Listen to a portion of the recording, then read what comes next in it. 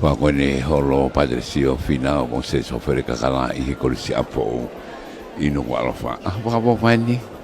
Ma awe whanau koe mo aheni patau koe ke polkalama koe laka mai koe ia ai kauwhaia koe kamata ke hongo fulu lotu koe kamata ia e patele walu siua. Lea tatari ko koe e memi pa e poate ko Frank Mateo Pale vali potu watau e abe ako me he pule ako patele kuas manu. Kamata lewa ai Foaki koe ia. O ngai pale Form 1 me Form 2 ai koe Form 1 e uia e sela fifita. E Foaki ia ko soane folau koe taxia o St. John High School I tahewa tahaua ko no mo puna ko Sebastiano folau te lehanga o whahako koe ia. A foriak wa mole mole nanga wa hoko ko ia ai Foaki o ngai pale I Form 2 ko e Foaki ai pa wasio fare maka ko taxi o St. John High School I tahewa tatolu wa ko ia no mo puna ko tulolo merikiola pale wa pale ari ai ka wifi me na me ai fo ko ne toki hopoki hoko le ke Form 2 e uia e Susana mama ko to tago de ne Foaki o mosese o tu hiwa ko taxi o St. John I tahiwa tahao no e Foaki a Emiliami o tu hiwa ko no foha I hika ke Form 4 e uia e Jessica Mori ya e Foaki a Vitale Takai Tupou ko taxi o St. John I tahiwa tolu futiu me tahiwa tolu walu e whafonga ia e ahoni e Suriana Moala Alo creva que ngahi pare makehe que spoti música bebe que tiveti me fon fitu e uia e tu aqui Latu e Foaki e Stefano Moala ko taxo St. John I taiva no I va taiva un fulu e vo ko ia e no mo puna ko Felice Moala e de fare aria e ka wifi higa que fom nima e uia e Cecilia Mele le akona e Foaki a Felice a feiafu e taxo St. John da hiva to walu wa fonga ia e sista Soana Talia Uri fo mono uia e walu siua e Foaki kerkori o kailao ko taxo St. John I tahiwa tanima ko fufua pule ako Tonga ia I ta ue tatolu e Foaki e Patelesio paia I muri waini koro Allora credo che Form fitu ko e oro level rises awards e uia e fata e quasmanu da e Foaki e bigo bo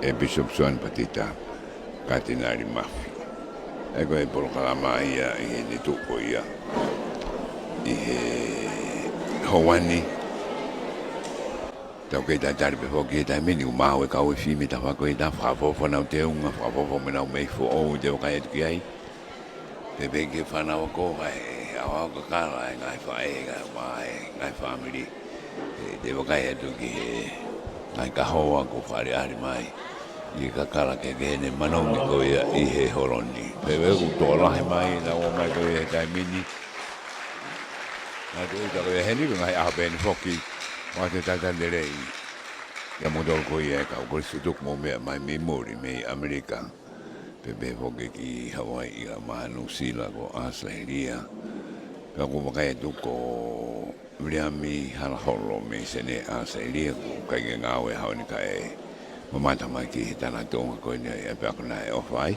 pe Foaki tata lerei ka Elisa Latu loia foto sublea foto pino fus malohi Ona o mamata mai na dolo me ken pela I Australia e tantari fia ko ia pe po katoni photograph ki a sotia I ken pela tantari fia te mo dolo mo ka mai ke tau ka fata ha mo na dolo ko ngai matu a ka dai fana una hen ga wa family ko ia o e fana wa ko te na ma una ngai pare I a honi e ka donga ko ia ko be ko Ouau Foaki pare ko ia Oi ahoni papa pito ai nego la agu papa Foaki de grito no fo mafana he ahoni ka o Sofia ka I fane ni ko mo ko ha bili mai on mai matangi me ai Tongalau hahake kilomita nai tahani ma ke wanoa e mo he ne ai go tari fi ta Tonga Tongatapu ka fataha i he Ouau ko ni ke lere pe ko be ngai tana Tonga i ke ta uni to ko Moimoi aki a ho tahani ma ai ko e ki to ai Kolisi Tonga ai ko hoko ko ke madon ki wa ko na ka Tonga a to ko ia hi tauni ka ko ngai a ba ko ni lere ko i tai mini e go lere to e radio 1.5 ma fa da mo live stream 1 ai Broadcom FM broadcasting ko Tupo High School i tai mini ko hiki ai radio kai lere live ya to ai live stream 2 ai Broadcom FM broadcasting e de mo lava pe o mamata ke ngai se no lo ko ia ele le beko ai fia flavor ele le tolo ai live stream 1 2 and 3 ai ko e Christmas Carol e ko se do bo fa ko e holo ko se consalote be voki ki Christmas Carol ai St Andrews High School e holo fa manatu consalote be voki pa ma ka tanga ko si hila ko e vai hake kamata e me holo mai po italfo kai whakaulo e ma lere kotoa e matatahi ko ia o haratahi o aloa ki kolonga lere peo a ukini utoa e whakawafa ai tau kai kai ko te talo minuki ngai polkalama ko ika tau whoku maki heni ko kai te kitua ke ka whai ako kuna ko mata wha maa mopa te taimini ke te te ko ia ai nau procession ko wangmaheni aki pe ngai tānak tonga ngai e bako maalonga nge ku mo mai whokea e Finau ako ai kuna u mau kailonga ka ko e hui high school be fogeni be ko Kolisi ko ia na u ko ka fai ako na u la ka me heni ka u fa lang i olonga o ka e to he da meni olonga ka fa lang i na o sma ka fa lang ko ia honi ko e ki katnari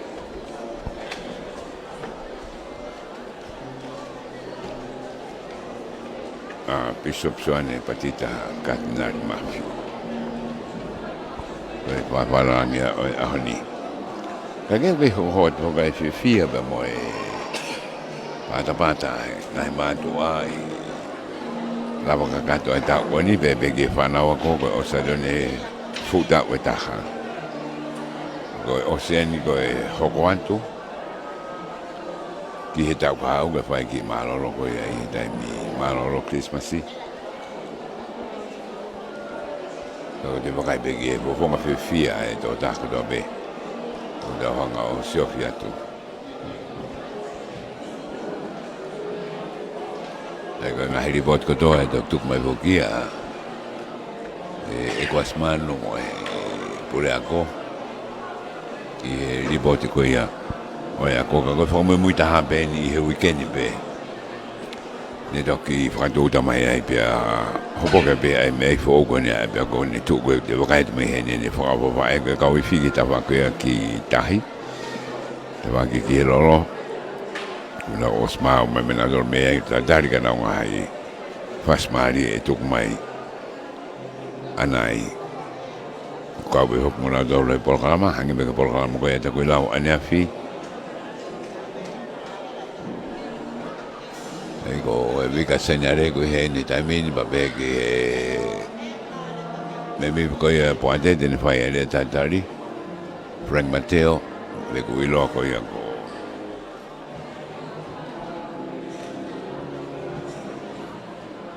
si ma fa uta bebe ke ka o fa pe ke pe na hen ko ia e taimini mo na tolu na ko ia Foaki aga whakafonga ia e nau whangakuina e na nau takse ni ki mua i he taimi ko ia o e apea koe koe kau whafonga ni o e kau tax tahi wataha ua soane Foaki whafonga ia no mopuna ko Sebastiano Foaki ko Pavasio Faremaka, taxi e tahi wata tolu. Whafonga no mokopuna ko tuku wafo Merikiola. Mosese o tuhiwa. Taksi tahiwa taha no, fonga ia no foha ko uriami o tuhiwa. Ko vitare ta kai tupou. Taksi ia tahiwa tolfitu me tolwalufa, fonga ia e suriana moala. Se te whana moala ko e taksi tahiwa nohiwa tahiwa hongo fulu. Ko fonga ia no mokopuna ko Felice moala. Ko Felice a fei afu taksi ia tahiwa tolfa. Wa fonga ia e sista soana tari a uri. Kere ko rio kailao, ko taksi tahiwa tanima, ko fuafua pure ako Tonga ia, e apea ko ta o ta tolu. Wa fonga ia patele pa e muri vai nikolo. Ai ko na tolu ia, na ka ko ia no Foaki ngai pare i a honi ko Foaki mai historia apea ko. O mai ngai manat meria ki time ko ia.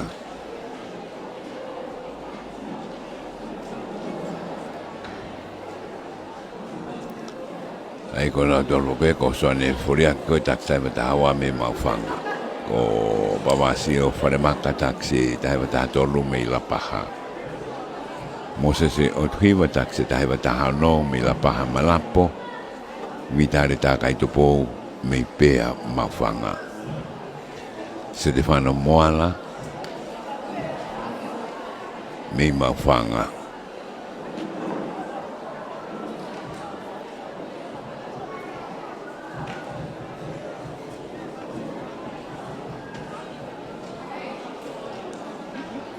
E koe tatata pawha e ua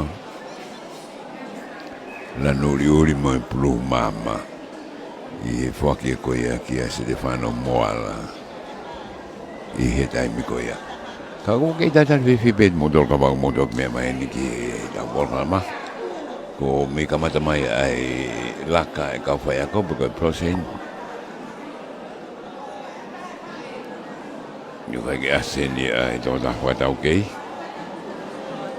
Ka koe kamata koe whanonga mai koe e kau whai ako. Lot kamata Patere walu siua. Lea tatari Frank Mateo me poate a pe ako. Report whatau pure ako Patere e kwasmanu. Form 1 and Form 2 ko uile wala ngahi maupare be aifi. Form 3, Form 4 be adoi Hawaii be moe fast me he koe special awards i spoti, musika, tiveti ne ka wako engineer mo ako tufunga ko ia programa whakavokasio pe bege form fitu o sie be aifi arwake ke form 5 form 1 pe whaerewa e whare ahri ai form fitu be o mai rewa ai mau kakato ko ia u pare pe ngai mea au ko ia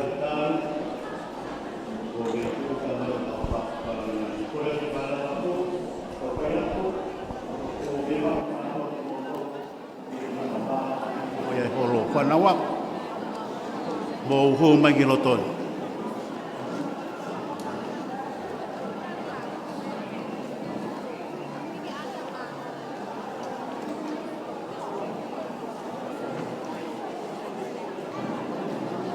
Apifo'ou o lunga ki tau taritare tau whaafua langi.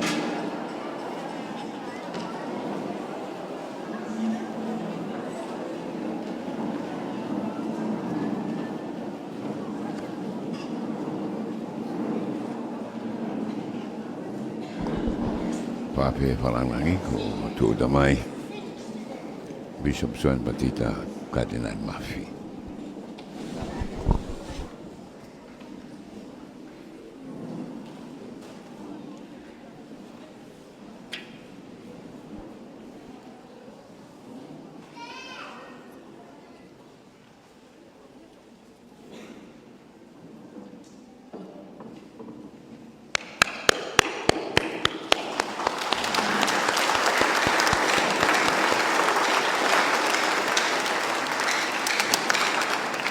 Malo Apifo'ou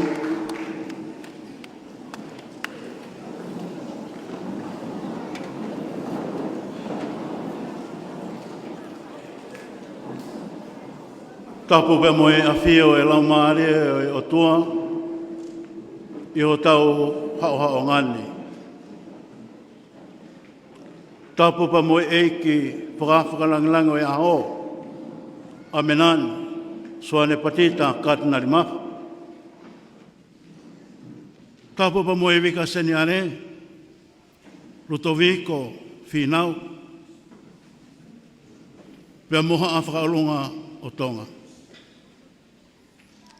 Tapu pa moe tareki tāko. Ngahi ako ai siasi. Tapu pa moe kautahene tāpo ou mo kau mo i whakawāhana kotoa. Tapu pa moe sea e puate ako. Tapu pa moe sea o e PTA. Ka pehe ki he kotoa o e hau eiki Kolisi totoku, o e Kolisi Apifo'ou. Nau mea mai he ngalu ea pia moe ope. Pia whakatulou pia moe ngahi tala whakatap o kwhaa au whekina i e whare whakamanat e bia pō Patelesio punou ki hifo Finau kau maa se Sofele Kakala. Kai tōku pe mua ke unga atu e motuani i he ngahi tala whakatap kakat o e whanuava moe lot. Kai tōku ke uta ke kina atu i tau programa e aha koeni. Fi au moe lot,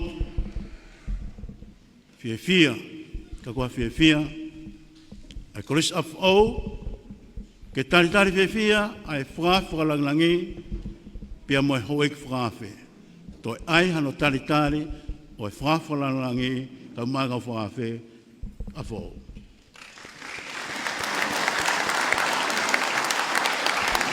Ikai ke toi whakaloloa, ka hiri pe e whakahoa ani, whakawhakalangi, tupe mua ke pure ako ka makau whai ako, pia mo e tau whanau form fitu o Kolisi Apifo'ou, te nau whai ha Patelesio me ta whakawhakake, o nau whakapapa ia lama kangato e tau ngau e koen.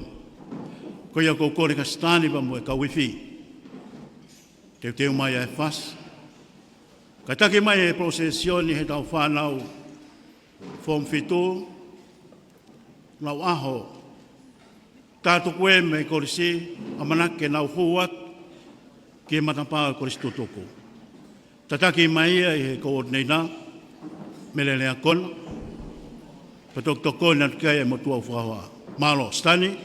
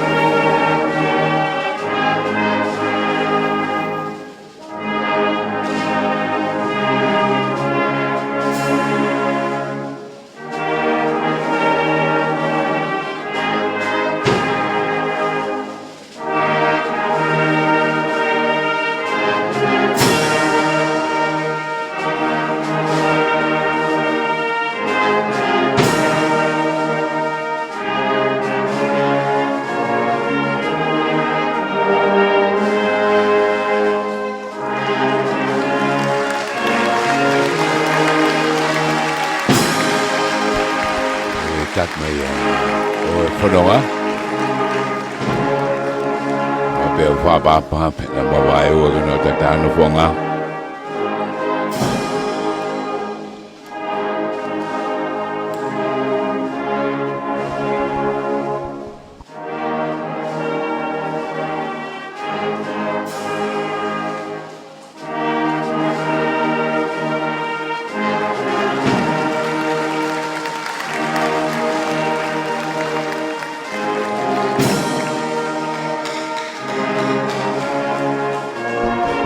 Video ko to Foaki nau kotelan puluki nau tolu. Kau whai ako e nu hoko mai.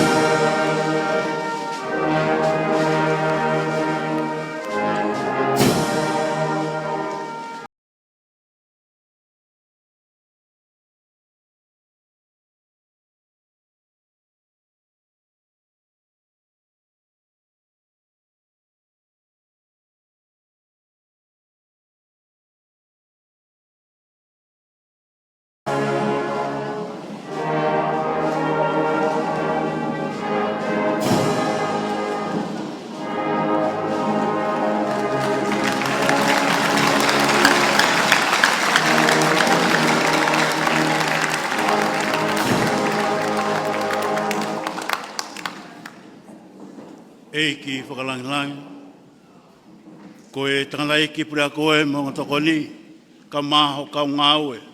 He Kolisi Apifo'ou ke wafe ma ua tolun.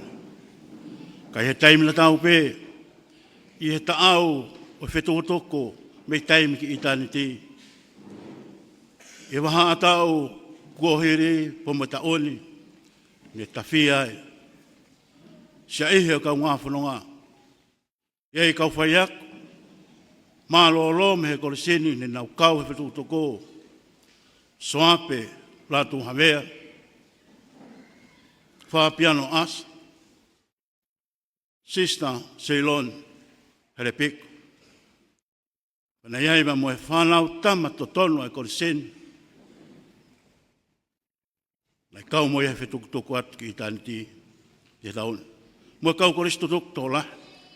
Ko ia ko kore, whamore more, ki miniti e taha koe ni, tau whai hano whakaironga, ai ngahi tōka kāwana nau whai, ro Tonga, ai whai whanonga.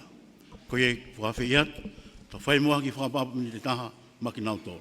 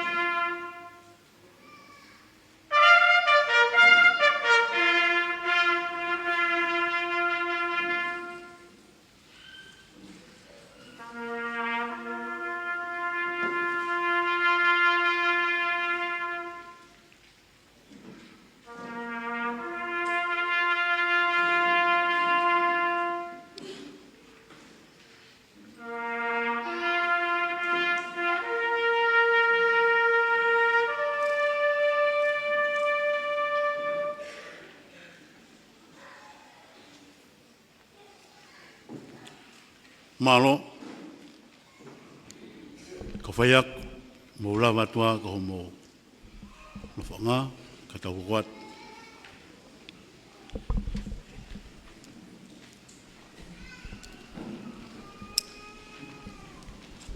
E taimina tau ko whakawhi i ato, Patere Malo Siwa, tokon pule administration, deputy principal, kene lama mai, whahoko e tau loto kamana malo.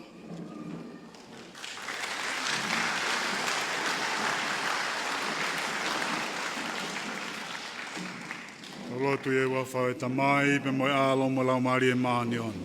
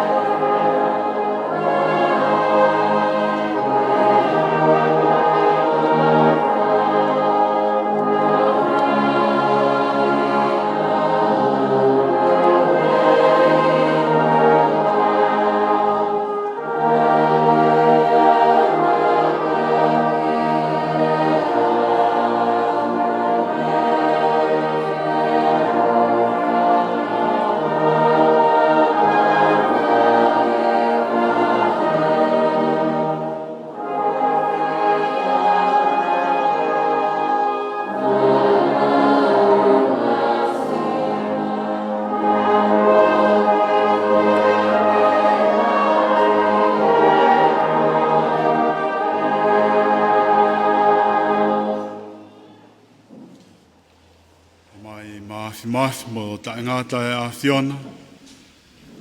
Mau puno mo e loto whawhita.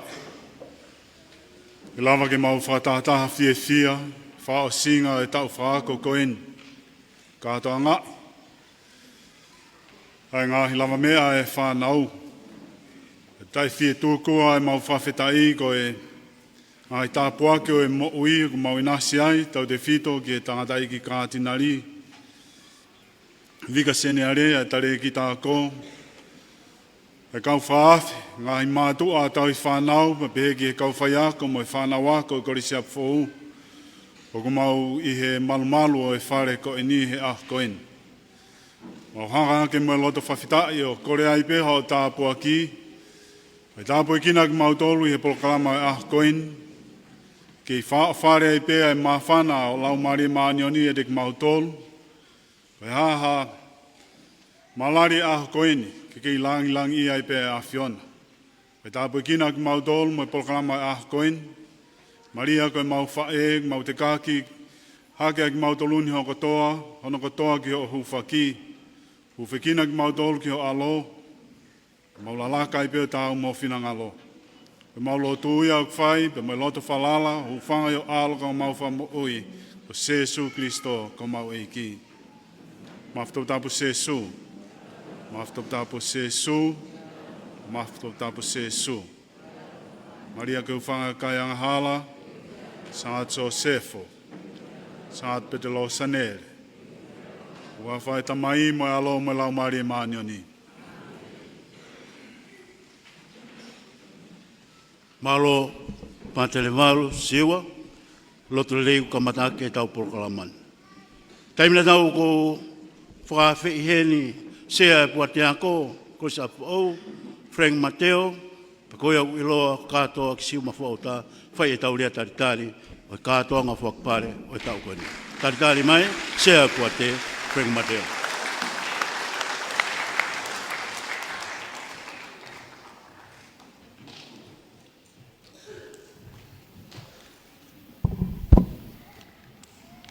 Kole ke u whakatulou, au whatapu ke ai one koula, ka koe insenisi o lotolangi, o ku amana ke tau whamanatua, ai pilinisi o e merino. O ku ne siwa fua uta ho tau lotolotonga, ko e lau maari e maa oni oni. Whatapat ke tātu whahoro kele kele hatakalaua. Whatapat ke sepita koula, tā sise o Tongatapu moniwe, aminani katinari mafi. Pe whatapu ke vika seniare, o seniolo luto viko Finau, ka maha whaalunga Tonga. Whatapat ke tale ki tā ako, pe ate whatapu, ke pure ako, mo e kawhai ako. Whatapat ke matua tai whanau,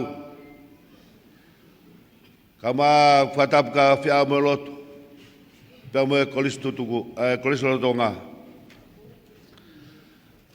Ka talangata mo e te au whai ki tua. Te rea nā kou nofo i api mori kau fuhala. Tala ngahi aho ka wenga aho koen.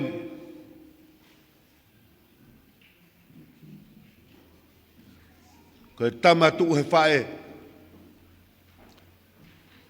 Kai amanaki e humai e te ki he apiako koe ni he. Ula ki humai ki apiako. Ne o mea e mātua ma mo nau wharala, mo nau whanau.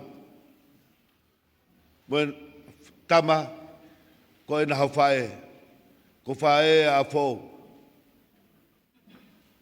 Aho ni whae.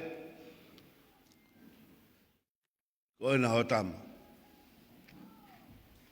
Ko ma oso singa, nake te tuka maulelei. Whakatoa atuia he wharara na ki Foaki mai he loki aho. Kore mo ke whake ukawenga. Whahako ata hataita loto fia. Loto mawhana. Ke wheituna. Aminan kandinan mafi. Lawe e motuani e maumaua ho taimi. Kau mai tau whaulotonga tō he tau sisi. Pehe ke he vikaseni ale, mua whaalunga Tonga. Tari ki tā ko, peko kori ke whawhonga iai. Ai poa te kau mai PTA, pa me Kolisi tutuku. Ke kore ki he Kolisi lotonga, ka whakaha kono taitali lei ki nā tole ka whawharangilangi, me tau mātua, ake tau pasipasi ke eiki.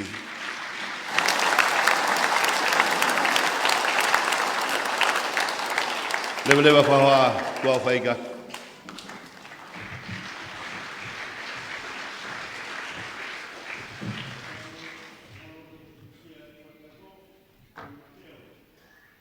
Taimene ko whakawhea e tangatai ki pure ako, pia mo ene ripoti whakatau o e Kolisi Apifo'ou ke tau ni.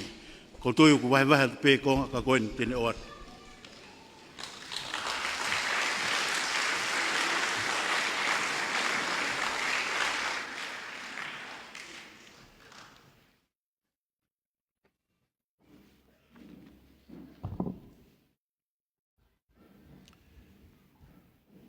Tapu pe moe e ki piko pō tasi so Tonga pe mo niwe a menani tatinari so ane patita paini mafi. O kore be ke u whamarumaru atu he tāna whatapu ka kato e whanua pa moe lotu. Whia moe lotu. Kore bea whainga maari e whakakato e whatongi a ke ahon.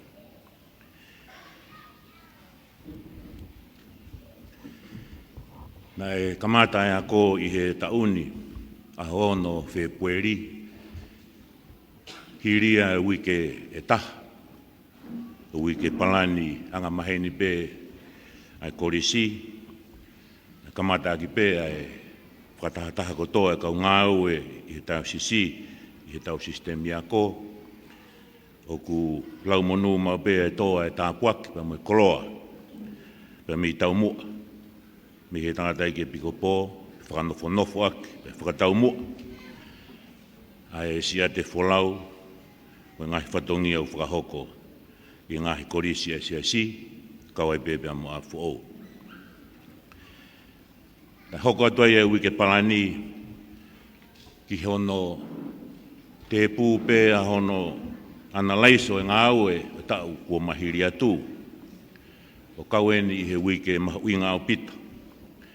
Ko hono whamaapo opo, siofia a ngā hiola o e whenga, te whito ki ngai whenga siwe e whanau. Pea hoko atu peki ai, ko hono, kamata hono mape, e mono whotu utu, a ngā whaunga, e lawa ke toi whakarere i ange, ai ola o tau ngā siwi whakapure anga, te whito peki re voro no pea mo e whitu. Mahina o bito pēka te ki mautou re kau whai ako ai mawhatuki-tuki, whatongi a koeni. Pea hiri o ai kai ke whenā pasi. A ngāhi Kakala, o kaluse whai, ngā au e i he tau ako, ka koe ola e siwi i kai ke au sia hatunga whakawhie maari. Ka kono ngahi lerei, o kutari lerei pe, e ki mautou e kau whai ako. Ka mahino pe, koe ngā au e ki hoko atu, koe ngā au e aku mamafa. Whai pe tu amerie, whai pe amanak lerei, whape eni e ki whalanglangi. Koe ke whoi ho kau ngā au e, koe ke whoi e motuani pe ke he ontoni pure ako. I hono ngā we, hoko mai pure ngā o tua i ho tau api ko Apifo'ou.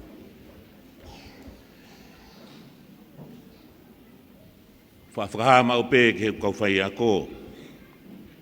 Matunga pe ngai au sia, ngai apiako, ngai whanua ke he kehe nā te whakakaunga tāmaki ai he mala e ako. I whaingata ape kia te au, ki whakahoa e apiakoni, ki hangahi apiako ke. ki makehe pe ai apini. Makehe pe ai ngāue o whakahoko he apini, kau ngāue pe pēke whānau wako. Ka kutui koe ngahi monueni, kia te ki mautolu, koe ki mau pēha whainga maari, whaia hono whukotutu.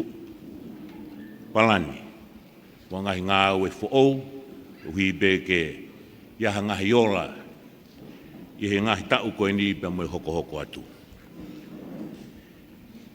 Nā kamata ai ako i he tauni le sita ai toko tahawhi te au.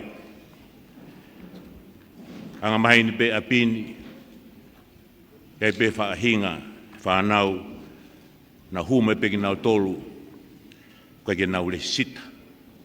Toki hume pe ku ose taimi le sita, pe o ku tokolahi pe koe tau whanau pe mi ho tau api koe ni ko mau whanga. Koe apia ko whukenia a mau whanga.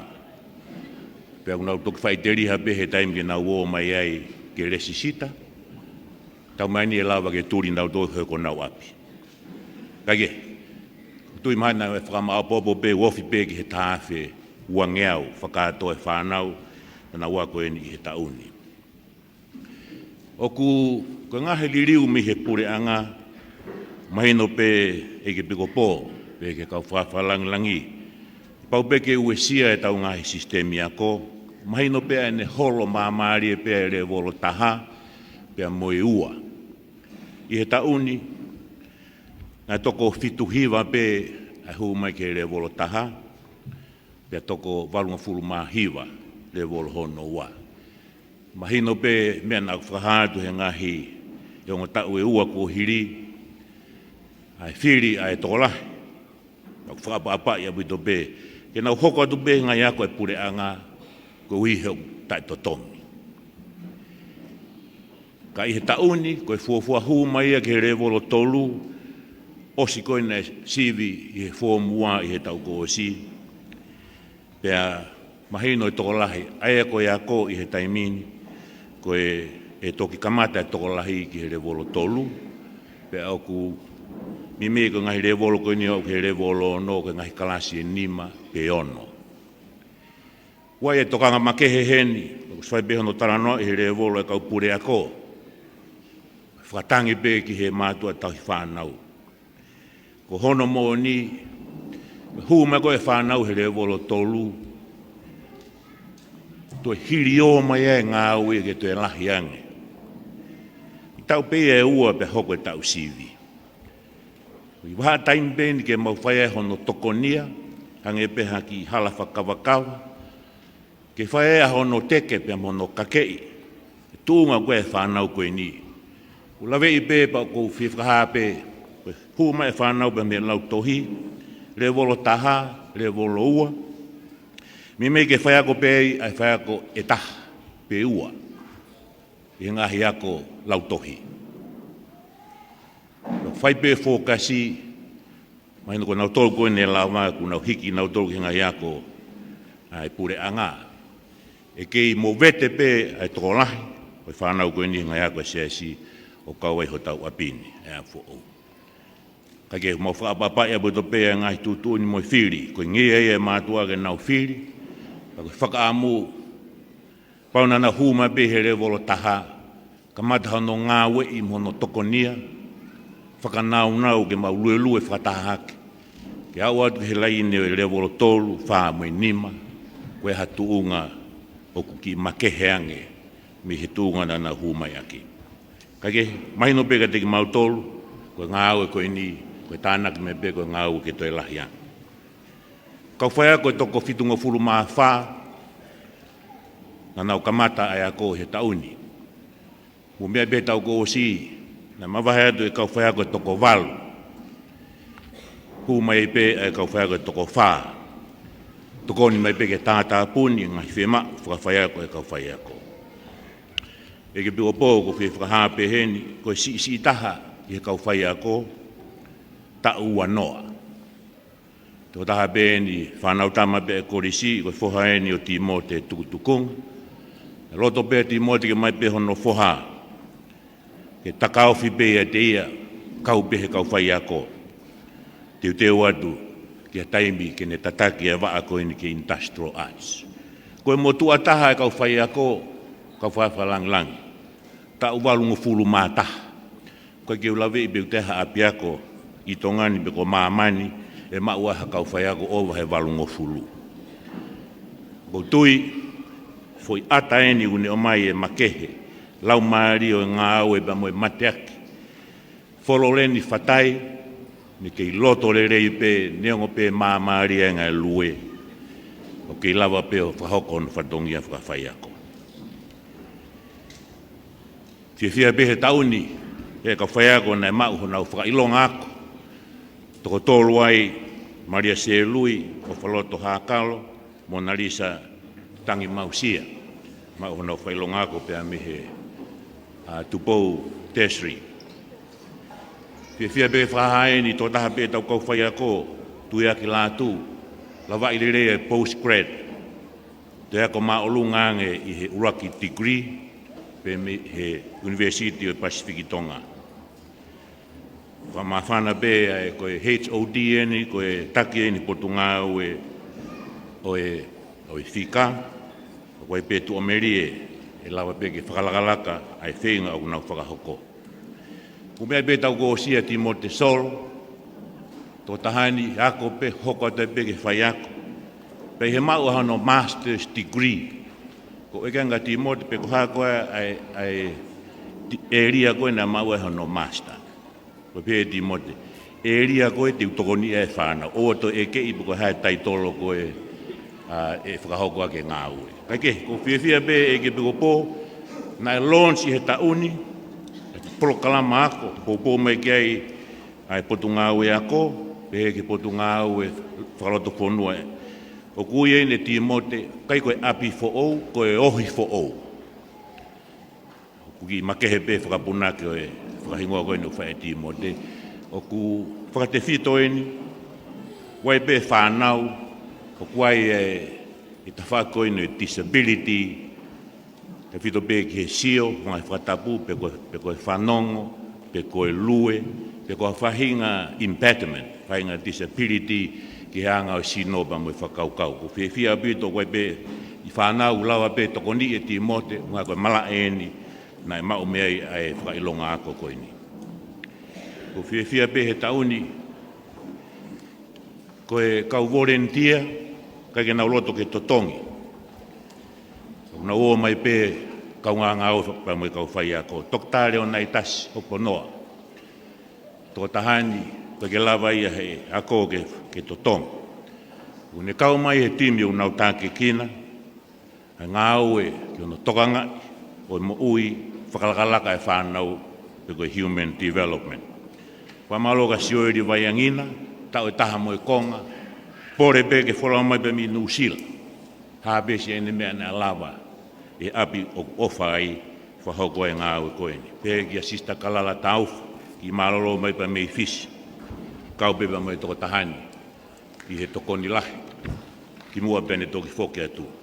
Ke whaha peheni nau kau atu ke whakataha lahi, ko chapter ai Oceania Province, ai Kautaha Maria, ai au mau whakaungatama ki kiai. Pena whakaha e whakataha koeni, ai kei Foaki kakato pe total commitment da Kautaha Maria ki Apifo'ou.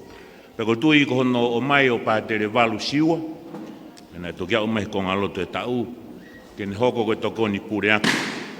Ke te au ko hono confirm, whakapapau i mai me he Kautaha Maria, te mau kei nofo pei Apifo'ou, koe hae lolo taha e whimau ai e mau ngā ue, te mau lawa whakahoko i hotau apini.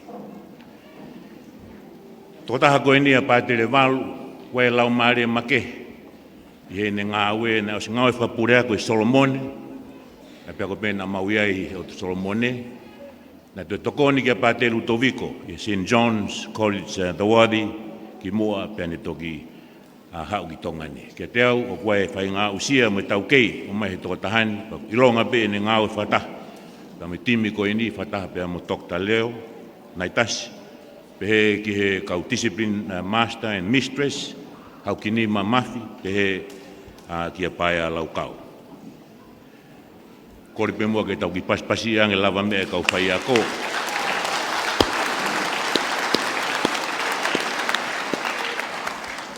Ko e sinoti whakaako e tau sisi na whakahoko ia i he uike whakaosi mahina ko Februari pea ko e tua merie mo amanaki le rea Kolisi ko hui ko ngahi whatu whakakaukau mo tutuuni na whakahoko e sinoti ko whi whakaha peheni kamata rea wahao no Moimoi e kau whai ako e a pia koni te whito peke ngahi proklama kono tanumaki pātoloa ke mui whalau maari e whanau i he taoni lahi ange e taimi na mao e taimi ke whai e whamamahi e whanau katoa ngahi re volo pepe ke kau whai ako whainga maari e tu Ouau he kamata pa mo e vai o tau e au peke whakao singa e tau na ki lawa pe hono whakahoko ai ngahi prokalama koe ni pa koe whiwhia makehe ai koe hui pe koe e mahino ke kau whai ako ai mahu inga ke whakawai pe whakanau ai ngāo e koe ni, ka lawa ke mauhano ola le rei,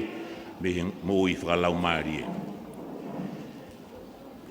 Lawa atu pa mhono whakahoko e Career Day, ai Kolisi, ka matanga peo tau, ka koe pe whiawhia heni, ko tahaine ngahi recommendations, pea me he sinoti, pea me he wahewahe ka whakalangilangi, na i heni ai Vice Chancellor, Tonga National University, Dr. Tangitina Moimoi pe ke tare ki ta USB Tonga Robin Havea.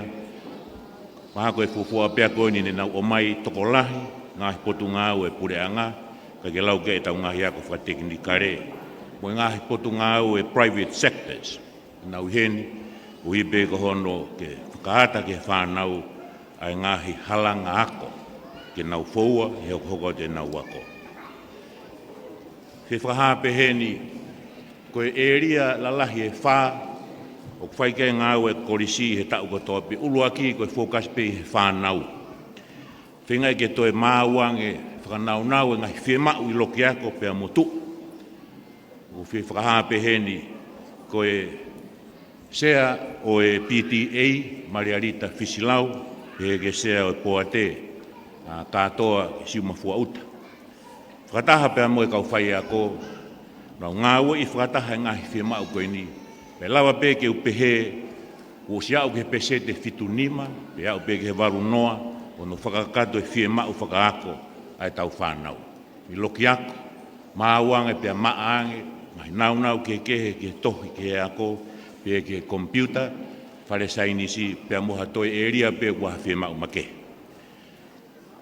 Iene pehe, koe ngahi tokoni lahi koe ni whakahoko mai, me i he ngahi waa Kolisi tutuku pa me i tua pureanga, o toi tokoni lahi apitoeni ki hono whakaivia, whakamana wai, ai ngāu koe ni oku whai.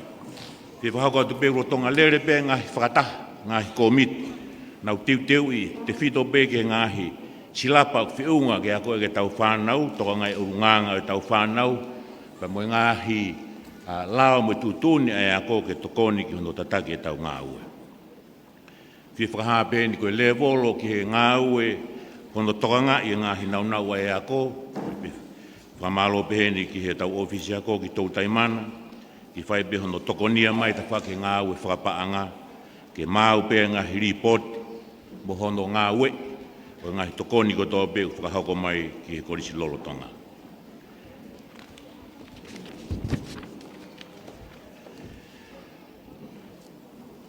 I tauni whakahistoria koe ahi mai pureako, koe apea koe ni koe sister school ia o Kolisi, St. Bede's College, pea mei Christchurch, na lau mai pureako, pea moe tarekita ke ta whākoe ministry, moe whanaua koe toko taha fitu. Whiwhia peheni koe apea koe ni skamata e whengau e aki exchange programs e tokoni ki Kolisi, pea i he mahina ko ako si, na lawa tua e tau tokoni pureako, tukau ngā tau lua. I fui aho e walu, koe whakatau kei, whai tokonia pe ke toi lerea nge ngā ue whakataki ako. Whai e whelotoi, pe mo pureako o e St. Bede's, ko hui koe proklama koe ni e whai e tua, ai timi akapuru e Kolisi Apifo'ou, under 17, whakausinga uke ko a kosi e tau Apifo'ou. O si whai e hao notari, pe mono whaupau e tua koe ni, ko whiawhia pe ke whahaheni, E whanau koe timeni a Apifo'ou na pehe i he ngai timi ki lalo na i rei taha e nau wainga. Ko tui pe koe e tokoni lahi pe ki hoko atu e ngahi whenga tare niti i he malae o e sipoti. Ko ngahi project ki he tauni, ko tui pe kataki whamore pe tuai hono tufa atu e koe kuri pōdi o spark e toki tufa atu pe ke mou toki mea ki ai. Koe tō la lahi pe ni o e ngahi project i he ako. Pako tui, koe project na kamata i he tauni, ko hono toe ngao ke toe whewhekaange, toe maange, ai ofisi me sangata maria, pe ke konga ki tua, ka mo ngahi whia mao pe i he St. Mary's. Hoko mai e ki he St. John's Block, ki ono aofi ko toa ngahi loke aku koe ni, pako whia pe kui heni, heni tonu pia i stokia pas, pe he ki ono tonga ane ki a manu pas, toi whia make he kui heni tangata e ki a tuitu. Si whamiri e nau whai hono whakapaanga, nau toi whai pe ngā ue, tatake ngā ue koe ni, na whia pe na kau mei pe kia e tau kau kore sutuk, pe pa moi whanau, pe me Montfort, pe kia alani mahoni pa moi ne kau ngā ue. Ko kore pe mua ki hene tangata e ki a ki whanongo re me tau pasipasi i mua tuitu.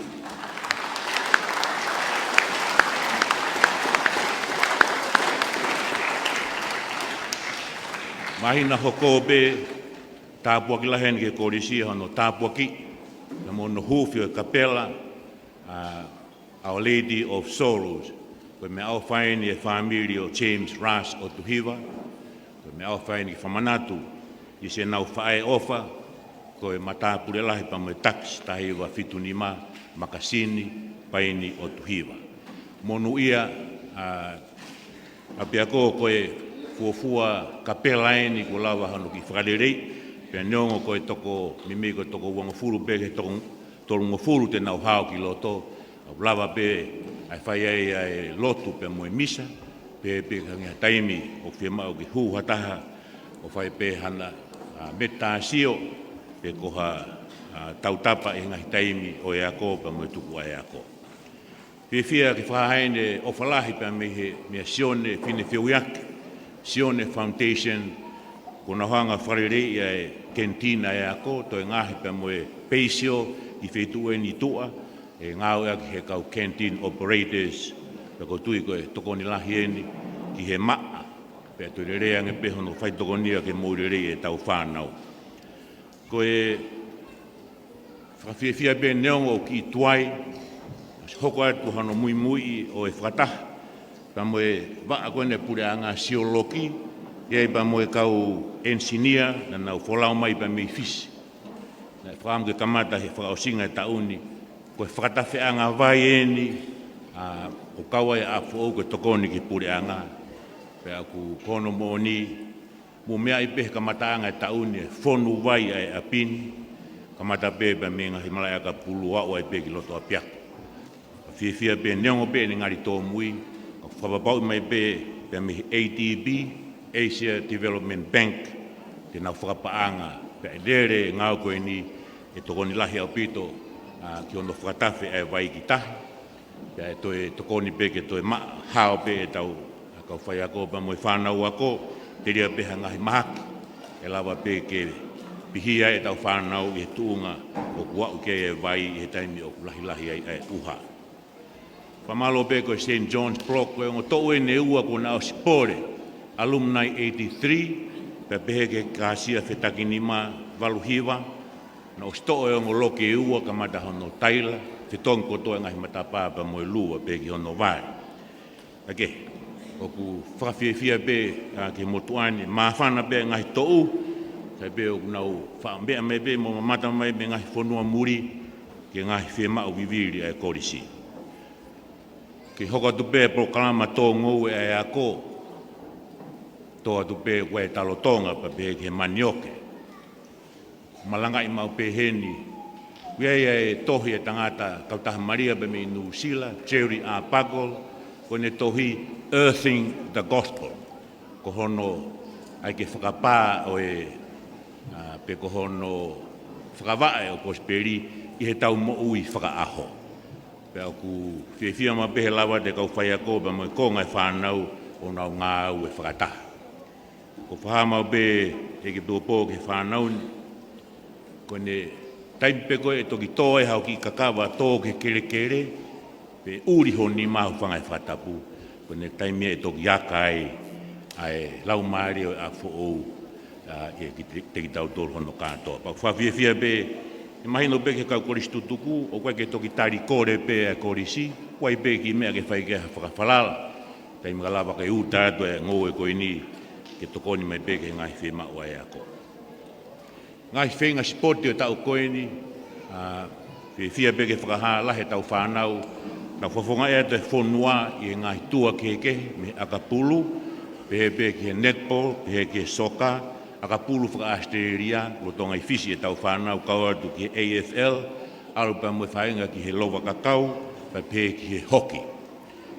Koe tau whanau eni, kunau mau whaenga maarie, pa ko whia pe ke whaheni, ko ku lawe atu ki mua, teke whakahoa Apifo'ou ki ha toi apiak, e makehe pe a hono ngai whounga, ki whaia hono tiu e tau whanau. Mo mea i pe i he aho pure lulu, na kātonga e fu kātonga lah. O whalahi pa me Kolisi tutuku, e whito pe ke tataki, a istokia, pe ke a manu, ma are ki Latu, pe ke a lui vaitaki. Kia te au, koe hui koe makehe o e profile o e whanau, o tuku mai ki ho tau apin, te tau whenga, mohu whounga, whanau nau tareniti sipoti, tau teke ho nau tareniti. Nau tolu i he musika, ngahi mea Apifo'ou koe ni, kou tui e koe whakaiwi alahe ni ka teki mou tolu, ngahi tareniti, hoka tua ko mou whenga. Nau tolu he tawhai koe tivet, whia pēna o si mau mai e ngahi mea ofa, pe me pure anga, ngahi mea ngā aue, na ea upe ki me e la wafe.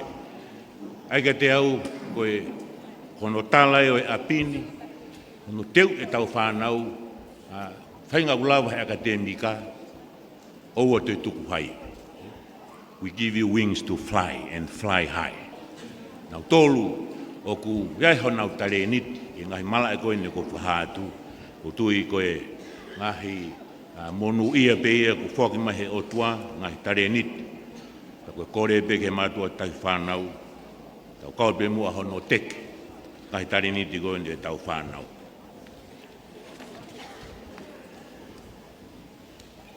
Koe ngahi pōre ki he Kolisi, mahino pe tau kotoa pe, e ki piko pō, mi mei koe awarisi, kau whaia koe toko hongo fulu, nau mamahe atu pe me he Kolisi, ngahi uinga ke pe.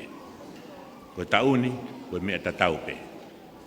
I he, koe kauia he ngahi pōre, kamatanga tau kotoa pe, kau whia pe, whaatu wai pe tau kau Kolisi tutuku, pe ke tau volunteer program, pe me Australia, o ku iai pe kau ngau i Tonga ni unau whetutaki mai pe ke si whaahinga, ke nau tokanga mai au Tongatapu ni mai ngai whia mau koe ni ai Kolisi.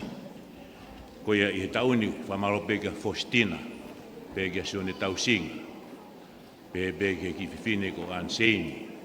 Tokoni mai whia mau viviri ngahi re soni, ka ke mau ke hawhaiako i he tauni.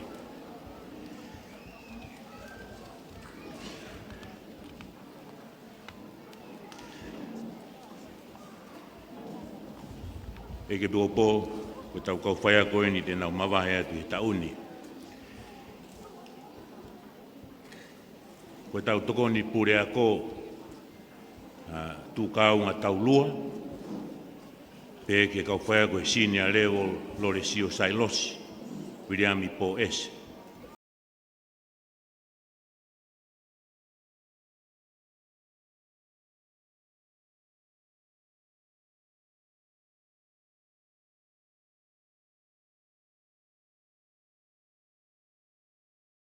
Kuni heke atuia ke Kolisi Tonga, vai ufia Foaki, whama be vai ufia ki lanu pulu be hono mafu, ka koe i toenga mo ui lerei koe no kui ai, lahi whatonga i api ke ne whakahako. Ka fia be si lau mai tō tahani tau i ne ua pe tolu, mai toko tahani o tau kaunga ngā o whakata. Pehepa mo i whaiako ko Mona Lisa tangi mausia. Puka pia whainga maare ko ini whamalo i make kātoa ko whaiako te nau mawahea. Te whito be ki tau tokoni pure ako, tu kaunga tau lua. Nā whorao mai pa me whisi, ko toko tahaini na whaike whakawhalala ke ne whakatau kei iau, i he ngāo ko ini api ako. O ku tau e ne hongo fulu tupu, hao tataki mai ngāo ko ini pa ko whawhonga ea tuheni, a ki mautore kau whai ako, pe ke ofisi ako e SSC, tu kaunga, maalo e kalu se whai tau lahi. Kwa ki whaha ofo, si o pe ke whonga o whine iki, tau pensone ngā we, kai kei mateaki i behono ngā we, o tau apea koe Nuku'alofa a whalaki ko asisi. O ku kai kia hatua tamaki, ui ko tare niti, pa mo ia usia, tunga whaago ke mau, e tokoni atu pe kia te koe, i halakanga, pe ko ngā we te ke hoko atu kei. Kore pe mua ke pasipasi i mai e tako whaago koe ni muna koe mau.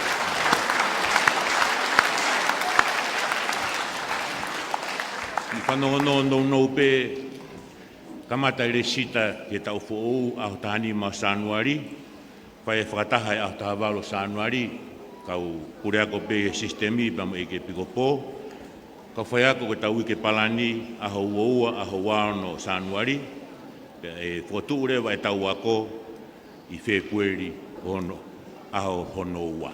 Katoa matua tai whanau, ngai taim ke resita, mo taim ke kamata e ako. Whamalo, eke pikopo, ke tōpe whangamare koe ni whawhonga ia tu e motuani, kong tōni pure ako, mho kaunga ako. Whamalo e ki wharoto lahi. Mai whaingamare ke ngā we, ngahi wakāsio ko ui matolu ki ai. Ngahi whakahino, mo tataki ko ke whakahoko. Tokoni mai ke ngā we, ko tau Apifo'ou. Rika seneare ma kau whaiwhikau, kau mui fuakawa, whamalo e tokoni mai, mai taimi whakatanga atua ke mua mai tokoni ki hono whakarere ngahi whakamama, e ngahi re volo. Whamalo ni ke tare ki tā ko SSC, so ane wahi, pia moho ofisi mo kau ngā aue, malo e tokoni ko muu whai mai. Sea e poa te, kātoa si mafua uta, sea o e PDA, Maria Rita, Mateo Fislao, ka pēki hongo komiti. Whawhungaratu ki mautolu, whakamalo, malo e tokoni, pia mo e ngāwe lahi e tau koeni. Koe pē tua merie, koe tau ngāwe whataha e tau ni, e mao pē haola, o dereangi e tau Apifo'ou. Kau whai ako pa mo e whanau ako, whamalo atu ko tau ikuna e tau ni, tau wāwhi ua tolu, ngahi pōre ko tō pē, ne hoko ko ngahi whainga maarie, ke tau whengai ho tau rere i taha, ke tau maua ngahi ola o whawhawhanga. Last but not the least, Form 7 students. Eke pōpō ko whangawa ko pērea koe ni ke Form 2, muna tōko tō pē unau mawahe atu. Neongo pē, koe ke mō wausia ngai tūnga mā o lunga. You may not pass the exams with flying colours. Wea e pē amanaki rei he motuani. O si whakatiuteu, nau ki mō tōru e whakatiunga. Koe ki personal moto ko whakaha, your last exit out of Apifo'ou, you may go with a sense of wholeness and holiness. Ma'u e ongo ka katoho mo ui, pa ke ongo ke ofi ke he maoni o ni, te ke lawa ikuna ia ke ngai pore ko toa pē, o hanga mai ni hala whanonga te ke fōwai. E ke pōpō, whamaro e mau whainga maari e whia mo lotu, whahau e whatongi a koe ni. Kotolahi pē mo tuani pa mo i kau ngā ue te whai o te hoko atu, ngā ue i ho tau apini, ke hoko mai pē pureanga o tua, ki o tau lotonga. Tua whatu.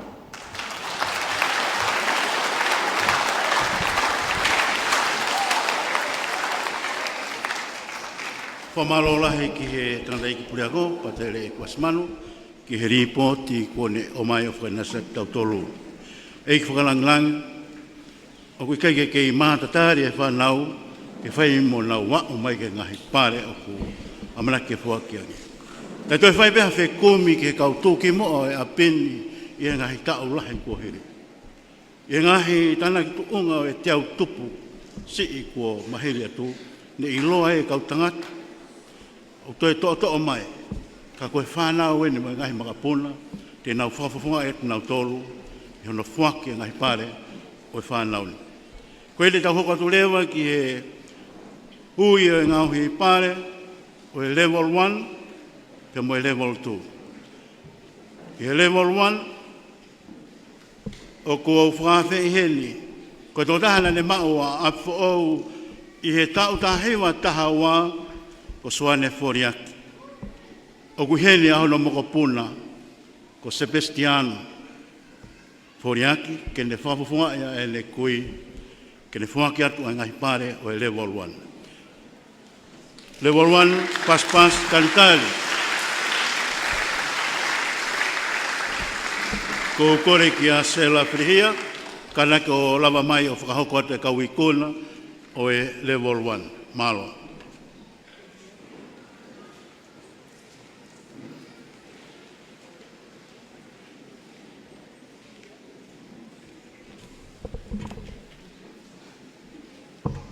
Kore ke u whamalumalu atu, i ngahi tala o Foaki kua Moaki, kai a tā mo oku, ke ui atu ai ni ihi, ko nau lawa i lelei ai whai tau whakaako, o i wā whiwa tolu i he levolo raki, pia moe wā.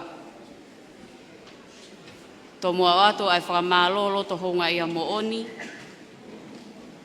pia me he taki o i St. Mary's, Sista Akanesi Riongi, pia moe toenga, o i kau whaiako i he levolo taha, pia moe levolo wā, ki he ni ihi, ko nau lototo, ke nau tokoni mai, ki he pale o e levolo ko e ni. Ai au kia e whakamanatu o Latu saverio ki i walu, o ne iafu tahi, wawau, mo kolonga, ko e paionia o e St. Mary's. Ia i pa moe ofa me he grupu honga ia, me San Francisco, US. Pea moe ngahi tokoni me he ex-student, Esto Fidelis, Valufaa, ki he pale o e levolo taha. Te tau kamata lewa pea me he levolo raki, ko e levolo ko e ni o kia ia e kalasi e tolu, pea o kutokanga i kotoa e levolo raki e sista mo unga taula. I he Form 1M, o te tokanga i pepea moe kalasi ko e ni e sista mo unga taula. I he raki o religion, education, Foaki e pale ko e ni tu unga i he anga lelei, a niana taulua, a taula, pea moe pale paanga e te au, uraki i he English, uruaki he leson fika, uruaki he leson i lea whakatonga, raki i he Tongan society and culture, raki i he science, raki i he music, o Foaki ia ki Fasmoe afi, ha atou ha apai, ki a Frederick Anthony Pauli Kautoke.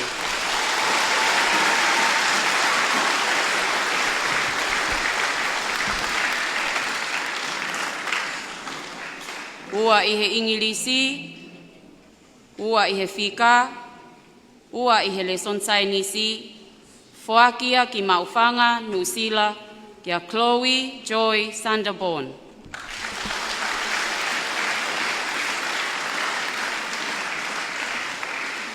Ua i he Tongan Society and Culture, ua i he Musiki, Foaki ia ki Falaleu, Taoa, Talau Vavau, ki a Zenui, Filomena, Cynthia, Watahausi.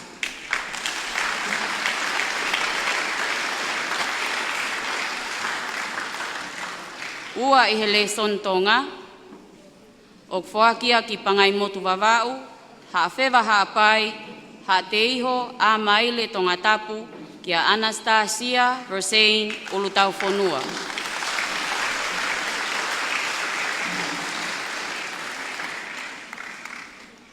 Ua i he religious education, o Foaki ia ki Maufanga, ki a Telekihi Siua Hau Feao.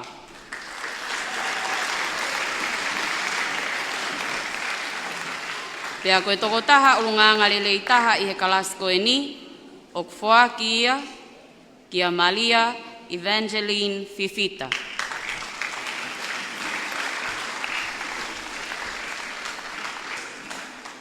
Te tau hoko atu lewa ki he Form 1A, ai au kutokanga i he kalasko e ni e Miss Maria C. Lui. Raki i he Religious Education, Foaki mo e pale koe ni tu unga hi angalelei a Niana Taula, ko e pale paanga e te au.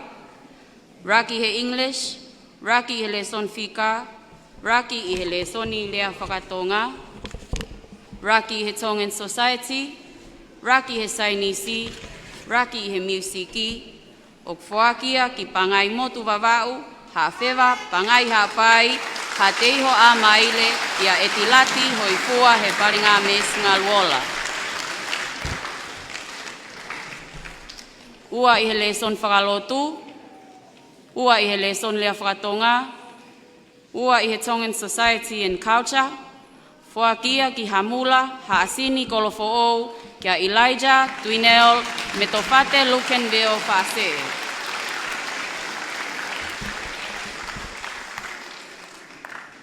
Ua i he English, Foakia ki Longolongo, Uiha, kia Henry Burke.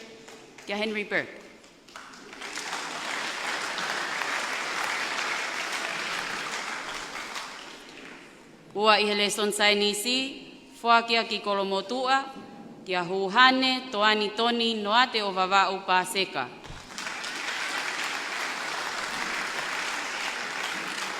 Ua i he lesson Fika, Foakia ki Pātangata Pelehake, kia Malia Faustina Latu. Ua i he lesson Musika, Foakia ki Nomuka Haapai, Maufanga, Tongatapu, kia Nikolasi Faitangane.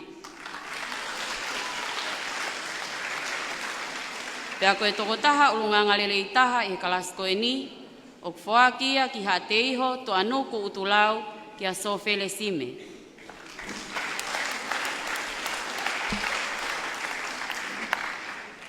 Te tau hoko atu lewa ke Form 1R ai au tokanga e kalasko e ni e Miss Losaline Koso. I rake Ingilisi, rake Lesson Fika, rake Tongan Society and Culture, Raki e Lesson Musika, Foakia ki Anana, kia Paula Pahulu.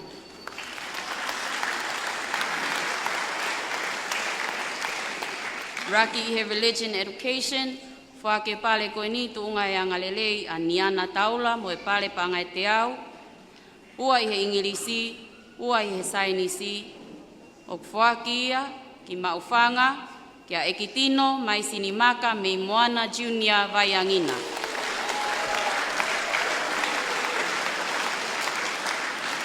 Raki i he Lessoni lea whakatonga, ua i he Lessoni whakalotu, ua i he Tongan Society, Foakia ki Longoteme, Folaha, kia William Poasi Venasio Tolu.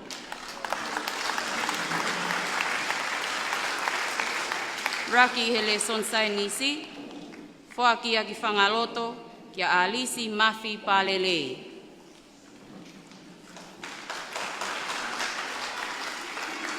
Ua i he Fika, ua i he Musiki, Foakia ki Houma, Haalalo, kia Pesvila Liukeina. Ua i he Lessoni lea whakatonga, Foakia ki Matahau, kia Sefili Tongatapu. Pea koe toko taha ulunganga lelei i he kalasko e ni, o ku Foaki ia, kia pō aloi ki te au.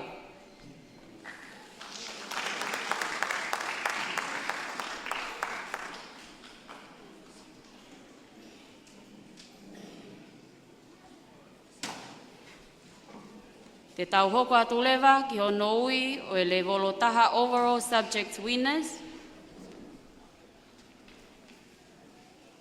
Raki i he Lessoni whakalotu, whake pale koe ni tunga e angalelei ai whamiri lalo kāsia hi wawa, mo e pale pa anga e te au. Raki e he Ingilisi, whake mo e pale koe ni tunga e angalelei ai ex-students no atolu ke no ahiwa, mo e pale pa anga e te au. Raki he whika, Foaki mo pale koe ni, tuunga anga lelei ai o kuha tau tolu AFC hiwa fitu ke hiwa walu, mo pale pangai te au. Raki he le son lea whakatonga, Raki he sainisi, Raki he le son musika, ua i he Tongan Society and Culture, o ku Foakia ki Fasmo e Afi, ha tau hapai, kia Frederick Anthony Pauli Kautoke.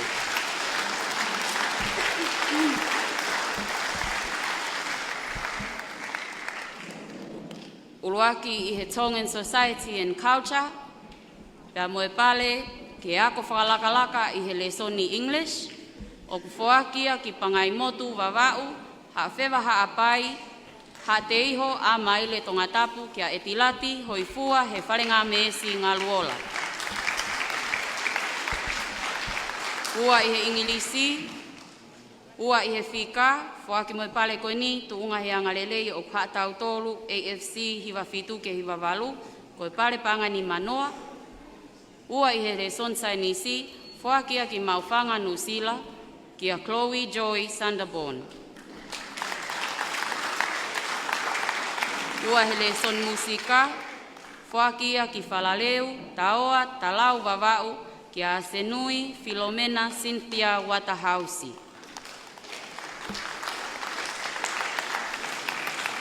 Ua i he lesoni lea whakatonga, Foakia ki pangai motu, Vavau, ha whewa hapai, ha tiho a maile, kia Anastasia Rosane Ulutau Whonua.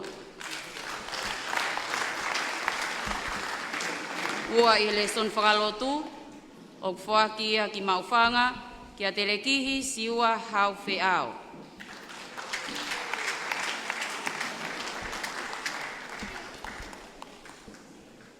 Pale ki he ako whakalakalaka i he lesoni whakalotu, Foakia ki maufanga, kia Andre Hayden Fisilau.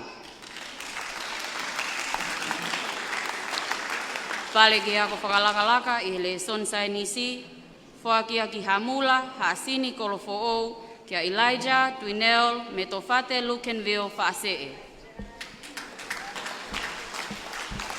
Pale ki he lesoni lea whakatonga i he ako whakalakalaka, Foakia ki Halaleva maufanga tofoa, kia Generous o Faloto Lolesio.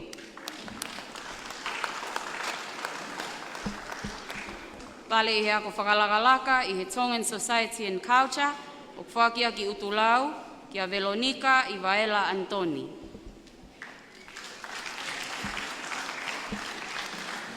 Pale ki he ako whakalakalaka i he leson fika, o Foakia ki Pātangata Pelehake, kia Malia Faustina Latu.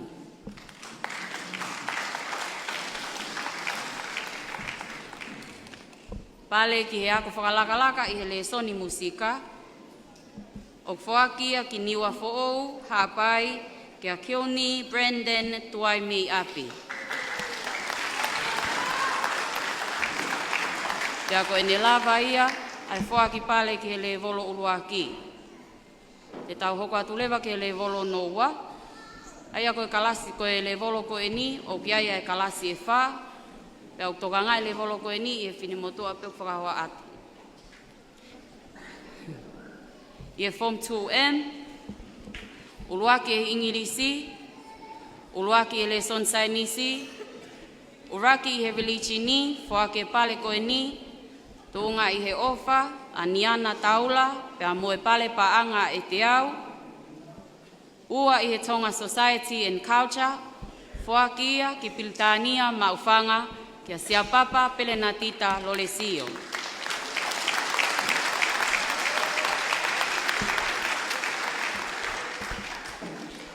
Uluaki i he leson fika, uluaki i he Tonga Society and Culture, uluaki i he leson ni tala o Tonga, ua i he leson whakalotu, Foakia ki Vaipoa hi hifo ni wa Tongatapu, Falaleu ni a whawau, mohavelu loto Tongatapu, kia Maris Karabandel ngā wamo. Raki i he leson musika, Foakia ki Falaleu wawau, loto foa haapai, matai ka Tongatapu, kia Finau Salome one one.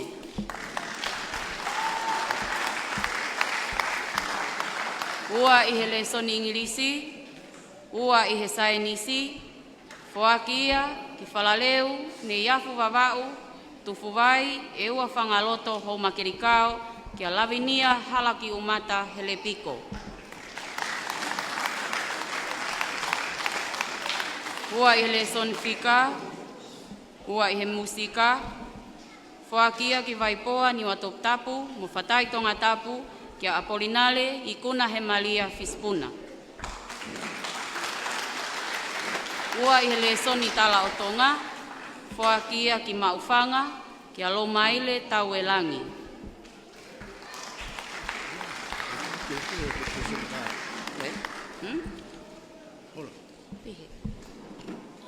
Wa more atu.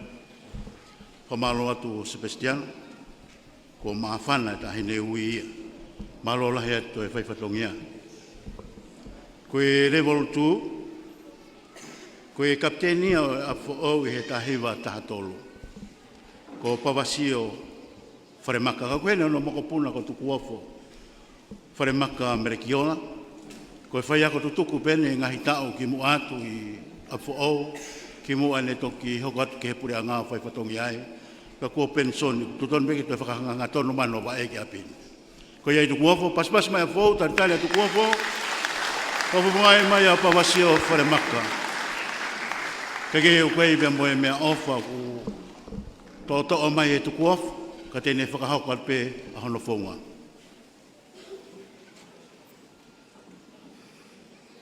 Ko le peke hu whanga he whakatapu ko o sanoa hawhaki. Kai a tā mai whine motuani. Ke ne whakahoko atu. Ha leo. Me he tax. O he taha hiwa taha tolu. Pāwasi o whalemaka. Ko le hendi ki he ure ako. Ko ki to koni eni.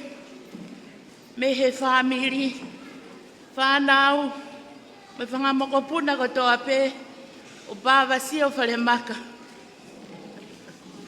O ko o atu ke wheitu una, ke hoko atu a ke whatongia, ko no tau he whangasipi, a he otua. Whangamore pe, e tō mui mai, ko lele pe mo tuwhi niu mahe hala, ke whai atu a ke whatongia. Ko iai, whamole pe, he whakamaumau polo karama, kai tuku pe mua, ki he whine motu ani, ke ne o atu, ha tā, ai toko taha ko e ni, ke tau atu pe homo ofisi, i he ngā ue ka whakawhana e le whai, maulawe ai, tala no ambeli e pe ki he toko taha ko e ni. I kai pe ko whakaata mai na ni toko ni iki mautolu. Pe amo whakalau maari e pe. Ko iai, kai ki aha lea ia. E tāu, e apongpong ko e ni, tua au whātu. Malo au buko.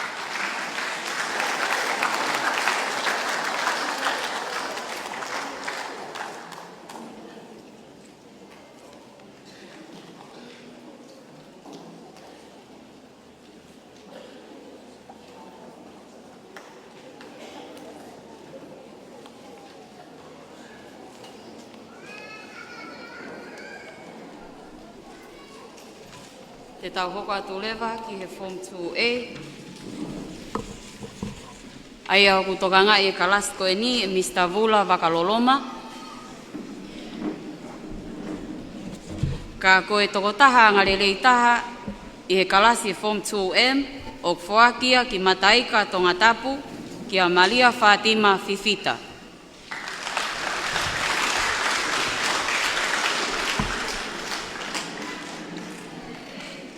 Uruaki i he lesoni ingirisi, ua i he lesoni musika, ua i he sainisi, ua i he lesoni whakalotu, Foaki ki makawe vavau, houma eua maufanga Tongatapu ki a Tiulini, paea i Toafa Junior Niukapu.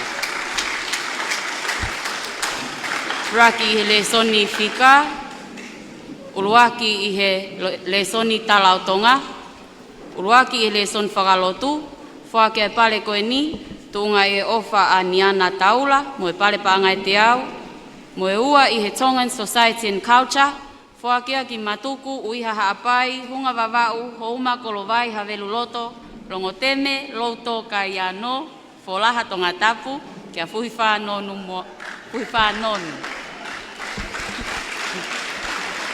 Raki ele son musika, Foaki ki vaini, maufanga Tongatapu, kia Crampton, Siro Mana, Pelenato.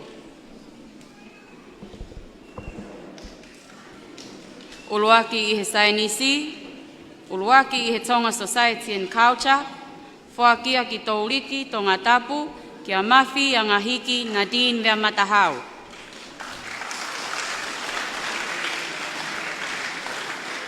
Ua i he lesoni English, Foakia ki Haafeva, Haapai, ngere ia Tongatapu, kia Viriami, Mosese, Mahe Masi. Ua i he leson fika, Foakia ki Touliki Tongatapu, kia Mele Tonata, si fila tawape amone.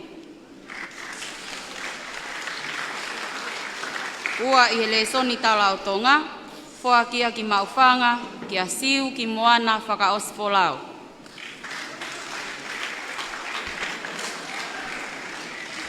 Pea koe tokotaha ngalelei taha i he kalasko e ni, o Foakia ki homa kerikao, kia David Kaisa.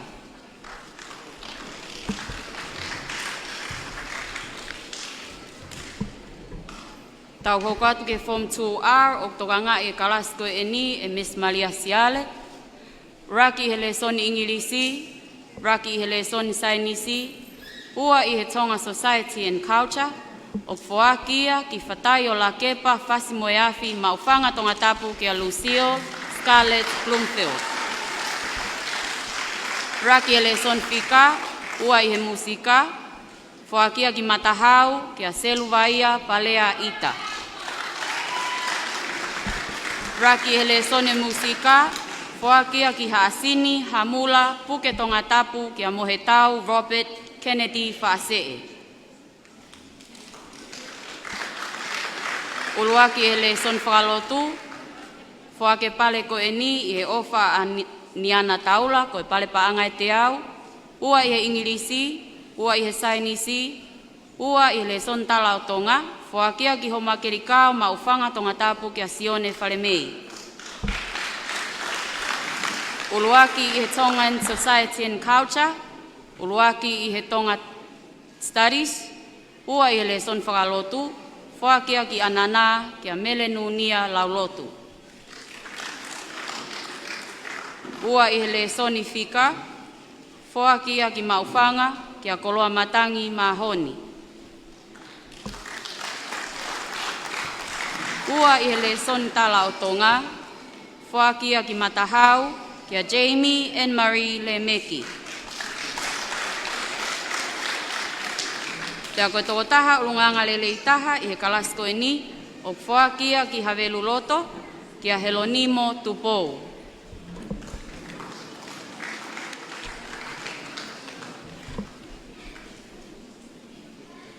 I he kalasi Form 2I, o tokanga i kalasko e ni e Miss Anna Whakawā. Uluaki he Ingilisi, Uraki he le son fika, Uluaki he musika, Uluaki he le son Sainisi, ua i he le son whakalotu, Foakia ki e weiki Havelu Loto Kolofo'ou Tongatapu, kia Ilaisa ane tupouta anea Perth.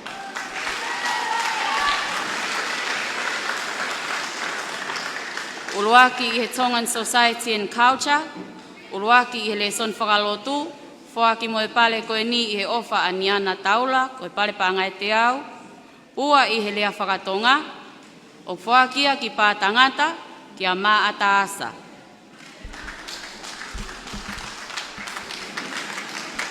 Ua i he Ingilisi, ua i he le son musika, Foakia ki vaini, utulau, Bea hauloto Tongatapu kia Malia Sakopo.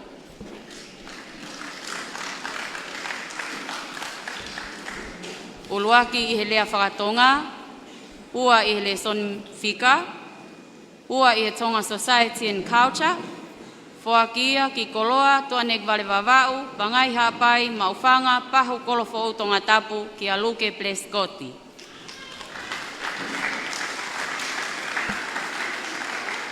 Ua ihele sonsainisi, ok Foakia ki fasi taoa vavau, ki asione folauhola fisi hoi. Pea koe toko taha ulunga ngalele i he kalasko eni, ok Foakia ki maufanga, ki a Michael Cook.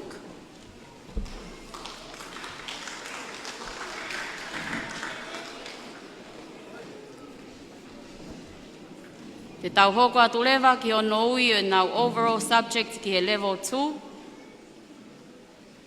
Raki i he ingilisi, Foake pale koe ni tunga he angalele a ex-students noa tolu ke noa hiwa mo e pale panga e te au.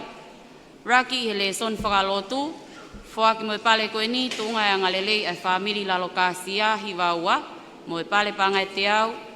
Raki i he leson sainisi, ua i he Tongan Society and Culture.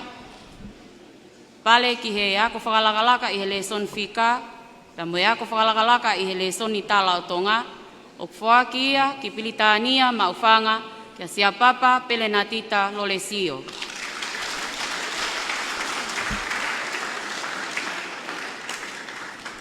Raki i he leson whika, Foake pale koe ni tu unga i angalelea o khaatau tolu e efasi, mo e pale pa anga e te au.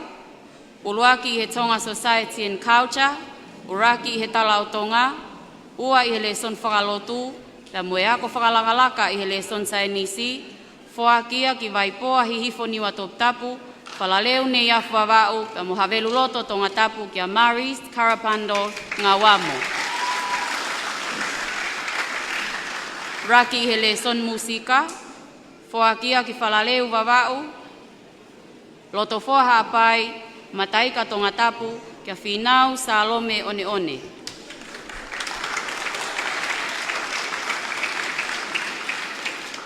Ua i he leson ingilisi, ua i he leson sainisi, pale ki he ako whakalakalaka he leson i whakalotu, pea mo e skolasipi to tongi ako ki he tau awhe ua wha, koe o whaia me a makasini paini o tuhiwa RAS Scholarship Fund, o Foakia ki whalaleu ne iafu wawau, tufuwai e ua whangaloto ho makerikao kia lavinia halaki umata hele piko. Ua i he lesoni whika, Foake pale koe ni tunga he angalelea o khaatau tolu e efasi hiwa fitu ke hiwa walu, mo e pale pa anga ni manoa, pea mo e ua i he lesoni musika, Foakia ki vaipoa ni wa Tongatapu, Fatai Tongatapu kia Apolinale i kuna he Maria Fispuna.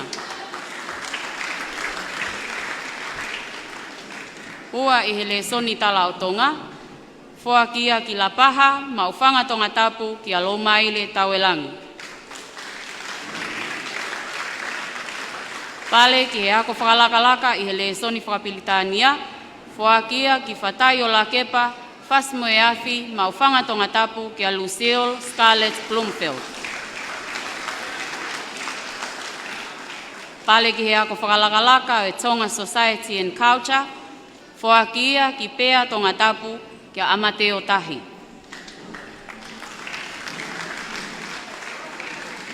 Pale ki he ako whakalakalaka i he lesoni musika, Foakia ki whalaleu wawau, whata ulua e ua, Fatai Tongatapu ki a Vika Palahame.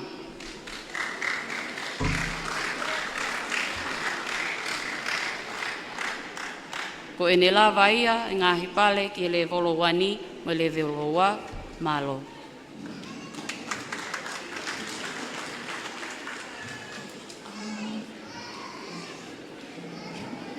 Pamalo atu sela frihia, kauma ai tukuafo melikiona, i lava lele e Foake e ngai pare koe ni. Karaki te tau hoka tu le waheni ke aitemi me whanau i fi. Whanau i fi, mātua tai whanau, kau koristo toku. Le kai ke moheni he pule lulu. Koe mea ifi fo o weni, nai tu uta mai koe ai aha pule lulu, e ngau ake he tau whanau. Runa rotonga ngau ake ahoni. Koe ai stani, whanau i fi, karaki koho mau taimieni, heri koe a teu mai lewa, ai level tolo ba mo fa form 1 form 2 kala kia tu mo pare ada ta na kai unu atu ai tau fa na ave ai pare ke matua time da tau pe foki mai unu atu le vai level hoko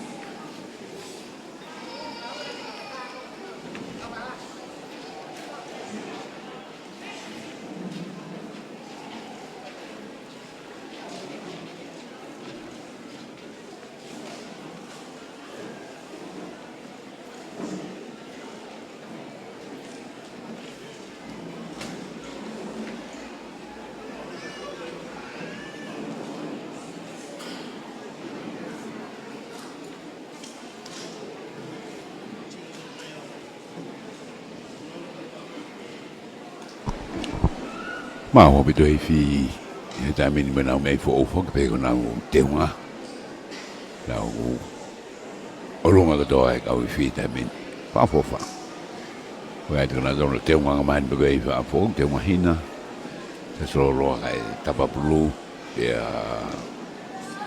Westland bulu be e lan be ko ya fo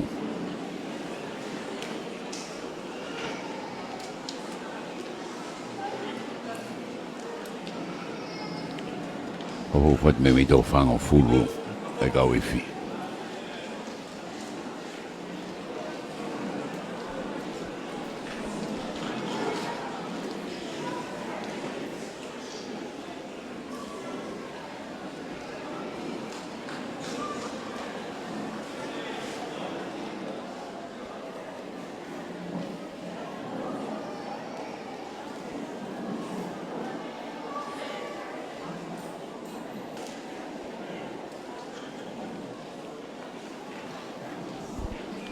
Tola fuk me whanau fe fini unau kau i hei fi.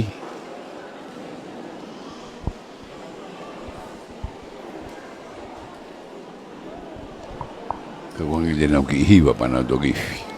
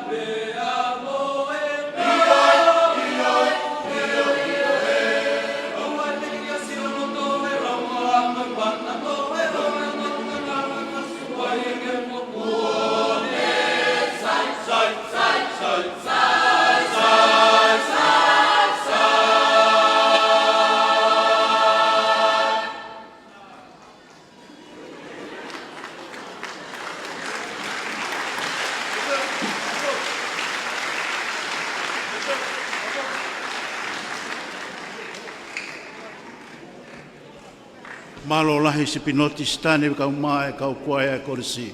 Toi whakamanatu mai ngahi whao kau punake i loa e apin. Mehe kohiri kau mou kei puke mai ngahi whasko ia. I kai keu toi whakaloloa. E karnari tau hokan mua ke he leo wal tolu. Koe kapteni o Kolisi Apifo'ou i he tau tahiwa tahono ko Mosese o tuhiwa o la paha malapo. O ku iheni a hono foha ko vriami o tuhiwa ko e lama mai pe mi nusila ke le whakafufunga i atu ai ne tangata eiki. Hono Foaki atu o e pare o e levolo tolu. Apifo'ou paspasi i mai. Ko vriami ko e Kosto toko ia na e hu mai a pōni i he tahiwa hono taha. Malo vria. Ko kore heni ka susana masima, lava mai mua, ui atu a kau I kuna re wolokoni. Malo ka te tuanga whakamare ko ni, viami o tuhiwa.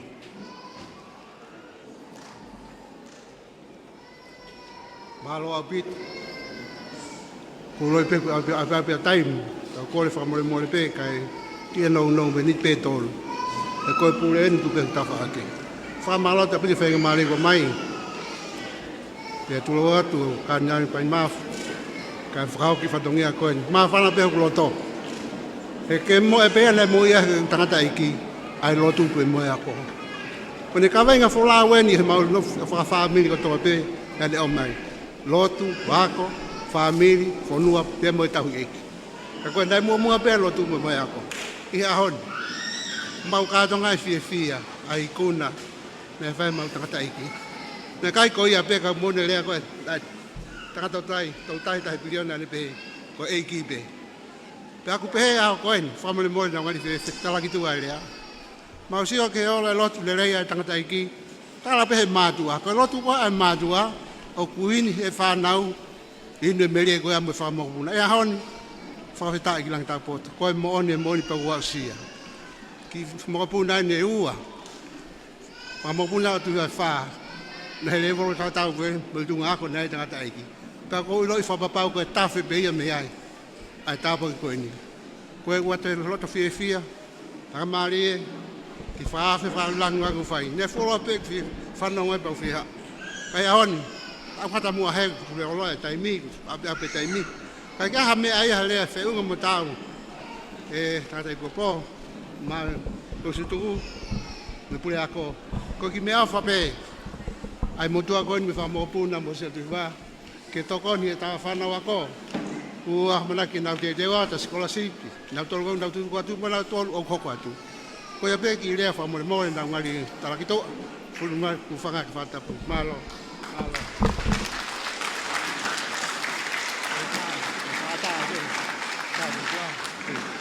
Okay,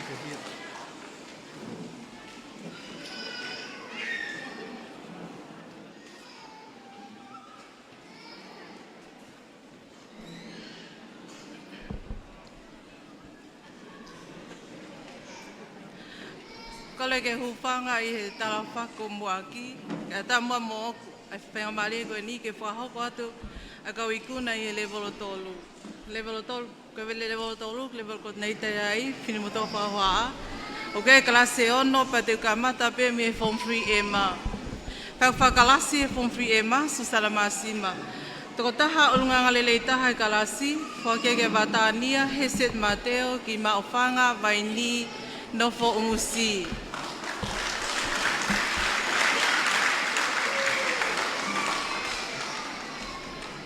Uluaki e religion, ua I mathematics, Foaki ki vaipoa ni o Tongatapu, whele mea haapai, utulau nofo ipea, a te laite Amelia Sisalina ofa ki vailea tahi.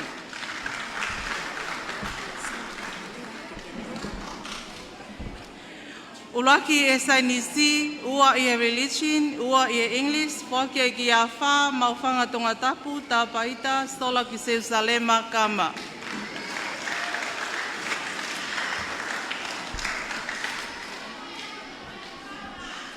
Uluaki e Ingilisi, ua I sainisi, Foaki ki whelemea haapai, havelu loto, nofo maufanga, anete seini vai ufia Christ a whiaki. Uraki I he Tongan Studies, Foaki ki la paha haasini pangai hapai nofo alak fonua, Meliana hola ki Wellington lelea. Uraki e Mathematics, Foaki ki matapa ko whang tungakoa whele toa wawau, toloa maufanga Tongatapu, kia John Paul Tausinga.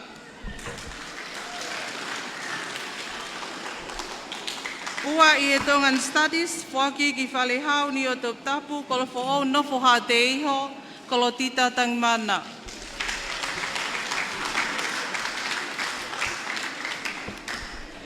Form 3A, whakalaski ai ko ofa hakalo, toko taha o lunganga lele taha ki kalasi, Foaki ki Ana Malia, paia he lota aufa, ki makawe wawau, folaha nofo hawe loto. Uraki I he religion, uraki e English, Foaki ki haapai, pangai tatamotonga Tongatapu ki a Chanteo, Forenta, Hasata, Latu.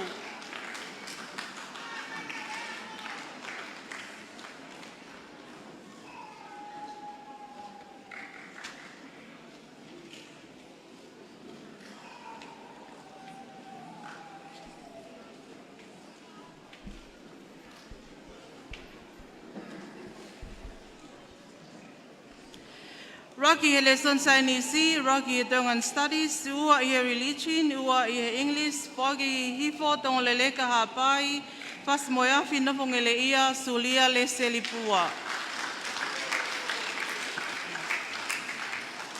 Ua I he Tongan Studies, Foaki ki popua Tongatapu ane lolohea. Uraki e Mathematics, Foaki tonga leleka hapai, ne awawau ke Amelia, Moala, Paluone one.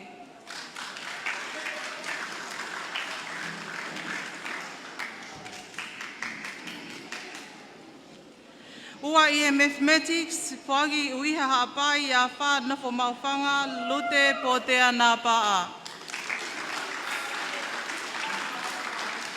Ua I he Science, nofo I kolomotua, Foaki ka Sarah Elizabeth Koka.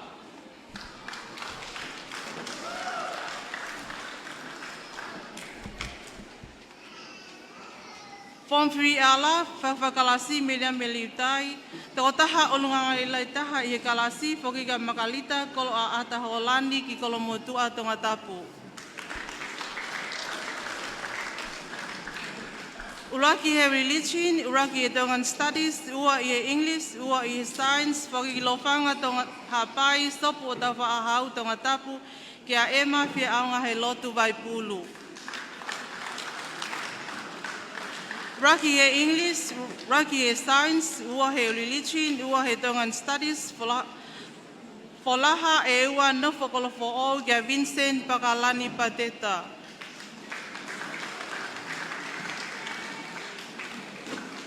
Uraki e he Mathematics, Foaki ki toa ki langi, folaha Tongatapu, Stuni Felice Christian Gaitapu.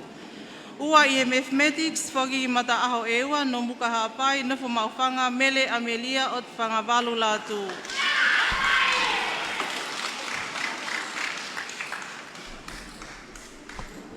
From 3AI, whakwakalasi tom tira tauwha. Tō taha urunganga lele tahe kalasi, Foaki ka Mele ana Latu ki hātou hapai, nofo maufanga Tongatapu. Uraki he religion, uraki he Tongan Studies, ua he Mathematics, ua he Science, pokotoa e ki maufanga, halalewa Tongatapu, kia una loto he ofa ki Aotearoa Tonga. Uraki he lesoni Ingilisi, uraki he Science, ua he religion, ua he Tongan Studies, pokotoa e ki hātou hapai, nofo maufanga kia Mele ana Latu.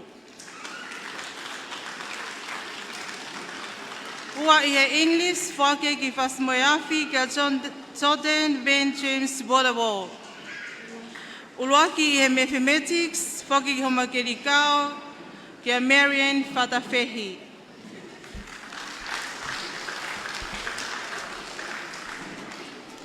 Form 3 esa, whakakalasi ko paia laka laka.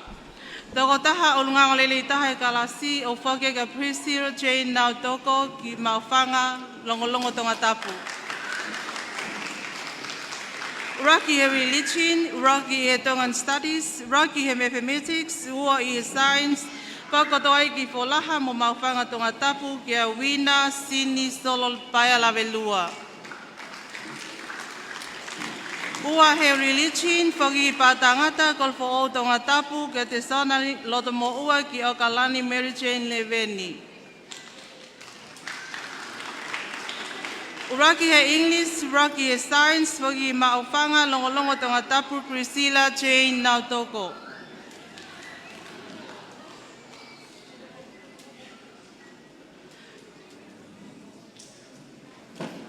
Ua he English, o whake kia John Common Time, tauke aho. Ua he Tongan studies, whaki ki popua Tongatapu, melaina sokai. Ua i mathematics, whaki ki whatai, vaiko puna pēa, Tongatapu, Violeti, Siwa.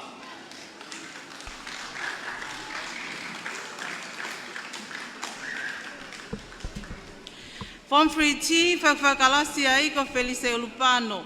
Tako taha orunganga lelei taha kalasi, whake gas paia, Simpson Day, ki loto foa hapai, ofu bava unofo piri Tongatapu. Uraki he religion, whaki ki mauwhanga Tongatapu kia mata moana mahoni. Uraki he English, uraki he Tongan studies, uraki he mathematics, ua he religion, ua he science, whakotoi ki loto foa, hapai, ofu wawau nofo pili, Tongatapu kia paea Simpson Day.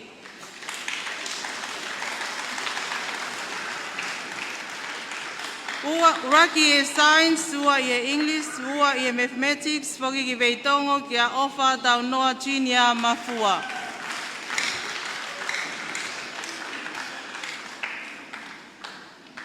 Ua i he Tongan studies, whaki ki longolongo kia Elaina Waiula Halapio.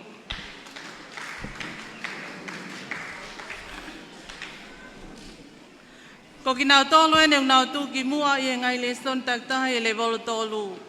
Tuki mua i he religion, ma moe pale pala pangatol nge au kes, whaki mi makasini baini o tuhiwa Ras Scholarship, te whaki moe pale panga te au kes, whaki mi whamiri lalokasia hiwa ua, ua i le son i mathematics, ma moe pale whaki me he haa tau tolu Apifo'ou College, hiwa fitu hiwa walu kes panganima noa, ua i le son accounting, whakato ai ki vaipoa ni o Tongatapu whele mea hapai utulau nofo he vaiko puna pēa Tongatapu ke ate laite Amelia Stella lina ofa ki vailea tahi. Rocky ele son i science, ua ele son religion, mau me pale pangai wangau kes, mihe makasini paini o Tuhiwa Ras Scholarship, ua ele son i computer, whakato ai ki a wha ma ufanga Tongatapu ta paita sola ki Jerusalema kama.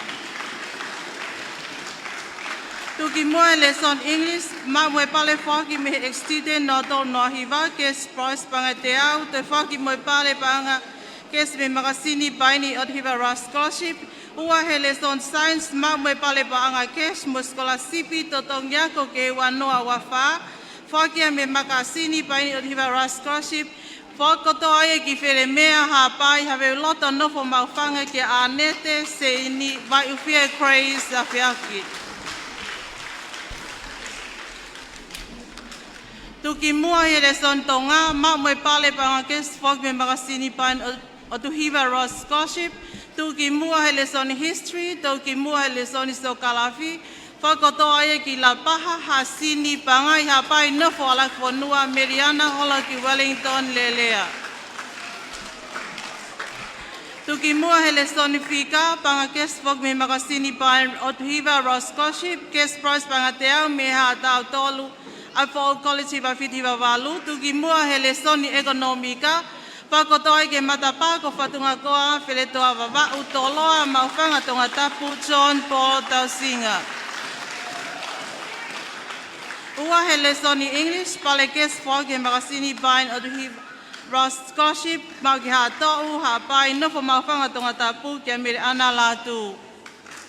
Ua he lesoni Tonga, kes price me makasini o Tuhiwa Ras Scholarship, tuki mua he lesoni accounting, Ua hele soni ekonomika, kotoa e ki whale hau ni o Tongatapu, kolofo o nofo ha te iho, kolotita tangmana.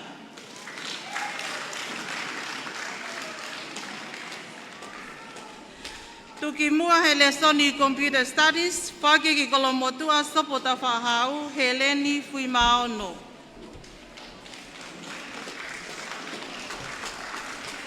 Tuki mua hele soni music, whaki ki pēa ha te iho so sefo o lie.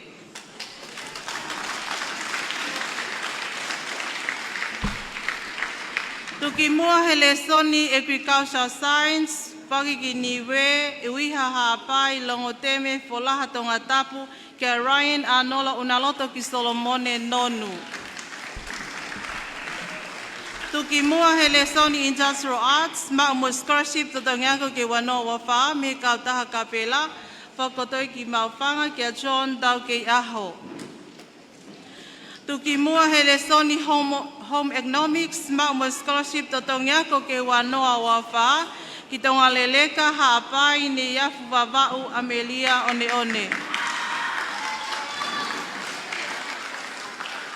Ua hele soni historia, maume scholarship to tongiako ke wanoa wafa, mi makasini paini oduhiva ra scholarship, maui ki ne yafu vavau nofo fast moyafi Charlene Loamanu. Ua hele soni sokalafi, foki uiha hapai, nofo makelikao Linda Falemei. Ua hele soni industrial arts, mau me bausia pangateau me Pacific Timber and Hardware, ki maufanga Tongatapu Jeremiah Lopeti. Ua hele soni musiki, ki halaleva Tongatapu kia Kisina Fahamokioa. Ua hele soni home economics, whaki ki makawe vavau folaha nofo have loto Ana Malia paya he lotu tauwha. Ua hele soni agriculture science, ki matahau Tongatapu Kristana Talamai. Most improved in religion education, whaki vaipoa ni o Tongatapu matafonua whatai Tongatapu kia Menelose Filipispuna.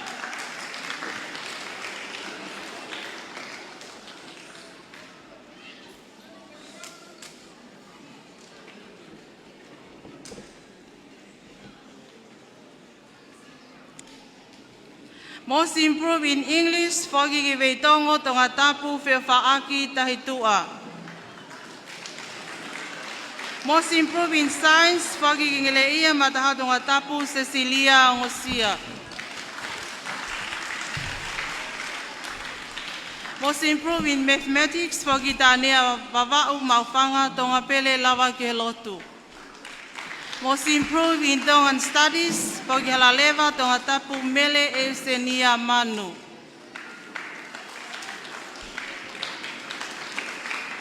Most improved in accounting, whaki ki ngeleia Tongatapu e seta rensei one. Most improved in agriculture science, whaki hātau hapai, nofo mawhanga Tongatapu mele ana Latu. Most improved in computer studies, pamwe whatakiai, pamwe most improved in economics, o whaki ki futu eua, futu niwa fo'o, nofo kolo fo'o, ke tupou fo'o wha'u e tu i Tonga veikune. Most improved in geography, o whaki ki niwa Tongatapu, pea nofo tofoa sa lote whinenga nofo. Most improved in history, no mai ki mawhanga Tongatapu mata moana mahoni. Most improved in home economics, whaki ki matahau Tongatapu malia e divise vai alua tafu. Most improved in music, whaki ki matahau Tongatapu kia Kevin Lemeki. Most improved in industrial arts, ma'ume vausia pangateau me Pacific Timber and Hardware, whaki ki vaini Tongatapu kia whenga monu o waha akeli paia.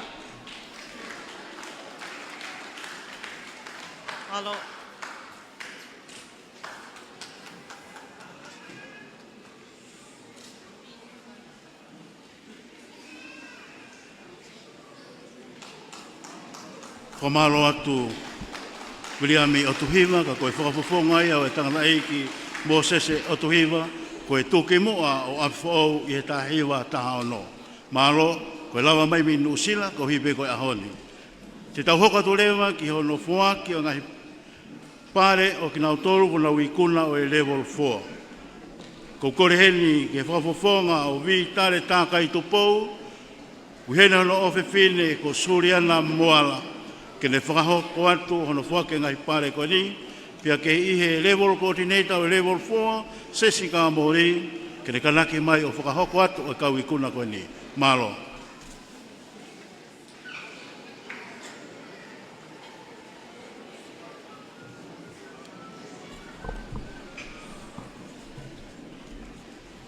Kole ke uhu whanga e ngai whatapu, kai ata mo whine motoani ke uia to ai kau ikuna me e level 4. Ko level ko e ni kui ai ai kalase ono, pe te ukamata uia tupe me e form 4M.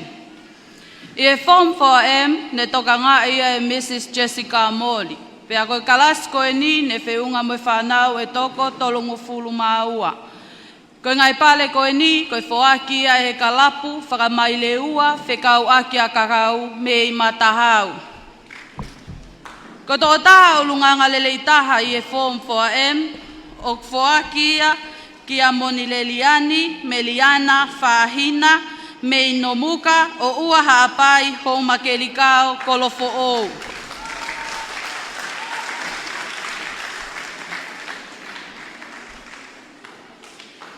Uluaki he le son whakalotu, uluaki he le son i whakapilitania, uluaki he le son i sainisi, uluaki he le son whika, uluaki he le son Tonga, o ku Foaki kotoa ia ki alika moana, paspi sa lesi kautoke, me whanganonu hatou hapai, folaha longoteme whongoloa fasimoeafi. Ua ele son whalotu, ua ele son whika, o Foaki ia ki a Jaden, wa folau i Tongatapu, wa ipoa ni wa Tongatapu, angaha e ua ma ufanga nofo kolomotua. Ua ele son lea whakapitania, o Foaki ia ki a Patrick Tonga, ni wa fo'ou, whalaleu wawau, ma ufanga. Ua hele son sainisi, Foaki ia ki a Asnate, Klea Pangataa, Whalehau ni wa Tongatapu a hau utulau. Ua hele son Tonga, Foaki ia ki a Seosiana ne Maiateo, me pili mo Samoa apia.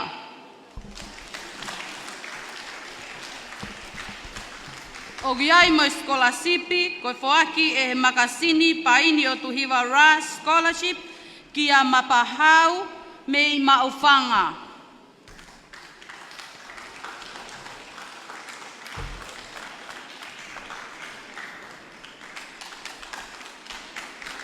I e form 4A, ko kalasi ko e ni ne toka ngā ia e Mrs. Whakanonoa Molitika.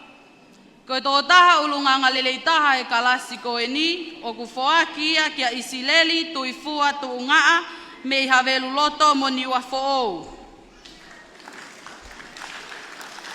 Uluaki hele soni whakalotu, uluaki hele soni sainisi, ua hele son whika, ua hele son Tonga, o Foaki ia ki a vika he wifanga ana sila koula maea me i vaiko o a puke.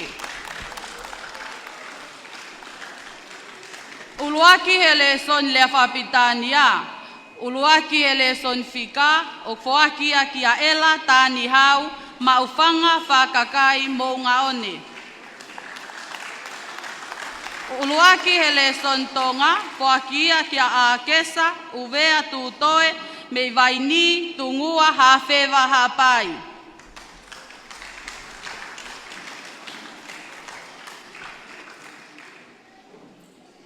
Ua hele son whalotu, ua hele son sainisi, Foaki ia ki a Nancy, Sofia, Watahausi, me veitongo.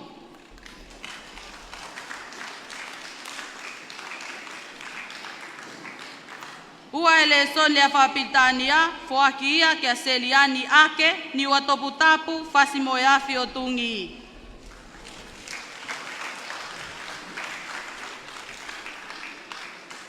I e whom wha aro ko kalasi ko e ni ne toka ngā ia e Amelia makatoa.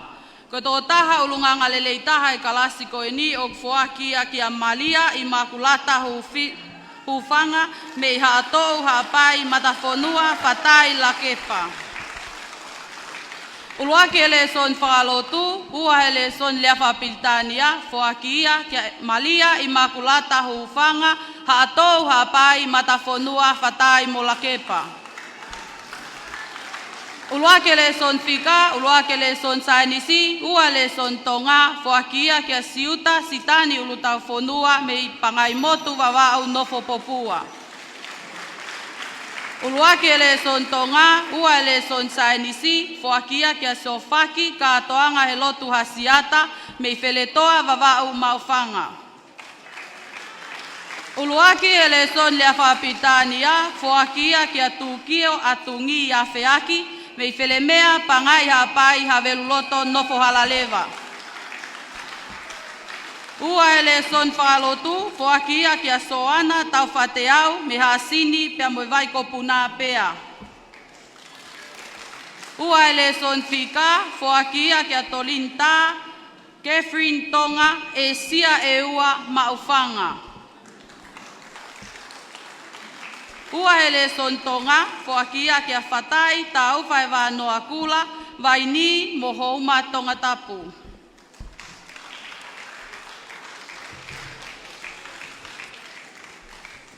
Fom foa ai, kalasi ko ni ne toka ngā ia Mrs. Etuina Takelo. Ko toko taha ulunganga lelei taha e kalasi ko ni, o Foaki ia kia ane Finau, lei mātua pia moe vai ko puna. Uluaki hele son whakalotu, Foaki ia kia Viliami tui pulotu pine ko ula, mi anana. Uluaki hele son lea whapitania, uluaki hele son sainisi, uluaki hele son Tonga, Foaki ia kia hanteli whahamokioa, me haveluloto tonga leleka mataika Tongatapu. Uluaki ele son fika, ua ele son Tonga, Foaki ia kia malein taula, milongo teme mo folaha. Ua ele son whakalotu, Foaki ia kia Manuata Junior, siua me i pētani e ua pea mo maofanga. Ua ele son lea whapitania, Foaki ia kia akapei, Sayam Ali me i maofanga. Ua ele son fika, Foaki ia kia Sione Violeti Latu, me i whatai vaipoa niua Tongatapu. Ua ele son sainisi, Foaki ia kia Setaita Finau, me i houma niua Tongatapu. I e form 4S, ko kalasi ko ni ne to ngā ia Mrs. Penita Moataane. Ko toko taha ulunganga lelei taha e kalasi ko ni, o Foaki ia kia Nancy Kasanita e te aki, me i he ngalu kilo ta whenga lolo matahau. Uluaki ele son whakalotu, o Foaki ia kia heilala ki te au, holonga vavau mo pātangata. Uluaki ele son lea whapitania, uluaki ele son fika, uluaki ele son sainisi, ua ele son Tonga, Foaki ia kia Sulieti halaholo, me niu wakai vai ko puna pea. Uluaki ele son Tonga, ua ele son fika, Foaki ia kia tuliki moana ta sola maile, me i maufanga angaha e ua. Ua ele son whalotu, Foaki ia ki timaima lau hingoa me te kiu. Ua ele son lea whapitania, Foaki ia kia Nancy Kasanita e te aki, me he ngalu kilo ta whenga lolo matahau. Ua ele son sainisi, o Foaki ia kia mo ui fotu, me i maufanga. I e form 4T, ne toka ngā ia e Mr. Navusto tuai mei api. Ko toko taha o lunganga lelei taha e kalasi ko e ni, Uluaki ele son whakalotu, uluaki ele son whika, uluaki ele son sainisi, uluaki ele son tonga, ua ele son lea whapilitania, o Foaki kotoa ia ki a Liliani, ki listala enva Finau, me i hasini la kepa pe moniwa Tongatapu. Uluaki ele son lea whapilitania, ua ele son whakalotu, ua ele son tonga, ua ele son whika, o Foaki ia ki a lu isakata, me kolofo ni wa Tongatapu pe mo matahau. Ua ele son sainisi, o Foaki ia ki a Loreta paea, me te fisi vavau mo maofanga. E whainga mali e koe ni te ui atua ia ki nau tolu e kautu ki mua e ngahi le soni whakakatoa e level 4. Tu ki mua e le son whakalotu, pale paanga ni manoa me makasini paini o tuhiva RA Scholarship, mo e pale paanga e te au, Foaki me whamila lo ka sia hiva ua. Tu ki mua e le son lea whapilitania, pale paanga ni manoa me makasini paini o tuhiva RA Scholarship, mo e pale paanga e te au me ex-student noa tolu noa hiva. Tu ki mua le son sainisi, pale paanga ni manoa, Foaki me makasini paini o tuhiva RA Scholarship, tu ki mua le son whika, pale paanga ni manoa me makasini paini o tuhiva RA Scholarship, mo e pale paanga e te au me to wako kuha atau tolu AFC hiva fitu hiva walu. Tu ki mua le son tonga, pale paanga ni manoa, Foaki e makasini paini o tuhiva RA Scholarship, to e tu ki mua le son accountingi, tu ki mua le son ekonomika, Foaki mo yongo ipu me he kalapu whakamaileu a whekau aki a kakau me matahau. O ku Foaki kotoa ia ki alika moana paspi sa lesi kau toke me i whanganonu hatou hapai polaha longo teme kongoloa pasi mo e awhia tungi. Tu ki mua e le son kompiuta, Foaki kia e ipu me kalapu whakamaileu a whekau aki a kakau me matahau. Ua ele son lea whapilitania, pale paanga, koe Foaki a e makasini paini o tuhiva RA Scholarship. To e ako whakalakalaka ele son seo kalafi, Foaki ia ki a Patrick Tonga, ni wa fo'ou whalaleu wawau mawhanga. Ua ele son whalotu, ua ele son whika, pale paanga, Foaki e makasini paini o tuhiva RA Scholarship. To iai mo e pale paanga ni manoa me ex-student o ku haatau tolu AFC hiva fitu hiva walu. Foaki ia ki a Jaden wa hafolau i no ke tatafu me i vaipoa ni o Tongatapu wa ngaha e ua ma ufanga nofo kolomotua. Ua ele son sainisi mo pale paanga koe Foaki e makasini paini o tuhiva RA Scholarship. Ako whalakalaka ele son ekonomika, Foaki ia ki a standi siuta ulutau fonua mi pangai motu wawau nofo popua. Ua ele son tonga, pale paanga mo scholarship ako tae totongi ke ta ua noa wafaa me makasini paini o tuhiva RA Scholarship. Foaki ia ki a siosi ana ne mai a teo me pili mo Samoa apia. Ua ele son tauhitohi, ua ele son kompiuta, to yaka whakalakalaka ele son whakalotu o Foaki ia ki a masata si ulua havea me maufanga.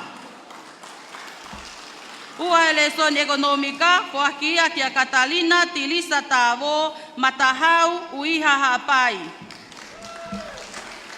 Tuki mua ele son historia, mo e ipu koe Foaki me kalapu whakamaileu a whekau a ki a kakau me matahau, o Foaki ia ki a kalo afu perk me longolongo mo kolofo. Ua ele son historia, Foaki ia ki a Nancy Naomi a laifonua me vaini mo folaha. Tuki mua ele son seo kalafi, Foaki kia e ipu me kalapa mai leua whekau aki a kakau me matahau, Alexander taulangovaka me whala leu ha tohu ha pai tua tākilangi. Ua ele son seo kalafi, Foaki ia ka Imelda asi me kolomotua. Tuki mua ele son agriculture science, Foaki kia e ipu me kalapa mai leua whekau aki a kakau me matahau, Foaki ia ki a Joshua Hamani me ha te iho pea mopea. Ua ele soni agriculture science, Foaki ia ki a John Paul telefoni me e fonu moimoa ho foa.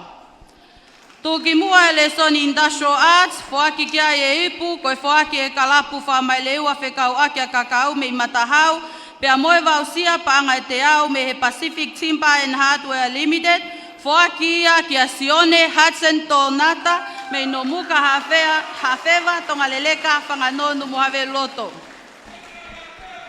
Ua lesson industrial arts Foaki kia e vausia paanga te au me Pacific Timber and Hardware Limited. Foaki ia kia Newcastle Francis Paul Junior Nuku'alofa me maufanga.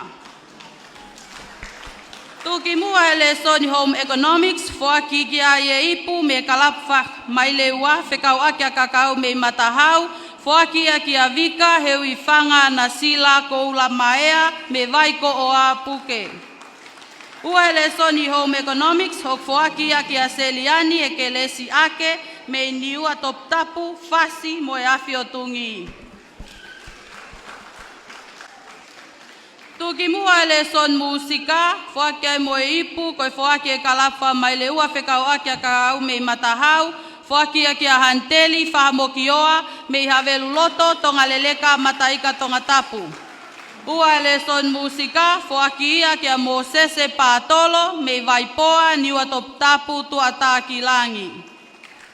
Koi ako whalalaka lesson lea whapilitania, ako whalalaka he lessoni Tonga o Foaki ia kia asnate klea pangataa me whalehau niua Tongatapu a hau utulau. Ako whalalaka e lesson fika, Foaki ia kia elahau maufanga whakakai mo unga one. Ako whalalaka e lesson sainisi o Foaki ia kia Nancy Sofia Watahausi me veitongo. Ako whalalaka e lesson accounting o kumau ia e fine naa Kakala vaipulu me lofanga sopo tau whaahau kolomotua. Ako whalalaka e lesson computer o kumau ia e soane patita se lui mangia niua Tongatapu mohala leva. Ako whalalaka e lesson historia Foaki ia kia taku i lau fotu me i popua.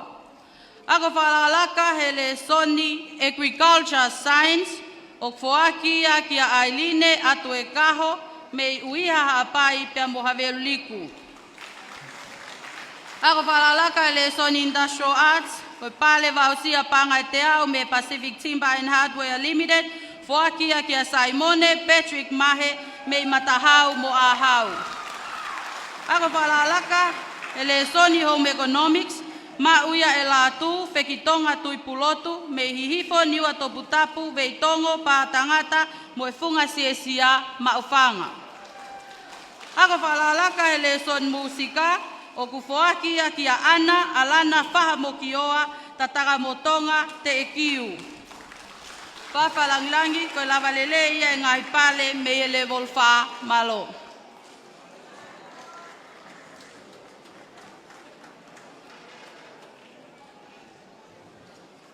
Whamalo lahi atu Suriana, moala o whafufonga i mai tangata eiki, vitare, takai tupou, ko tōki mua e Apifo'ou i he tahiwa tolu fitu, tahiwa tolu walu, malo lahi.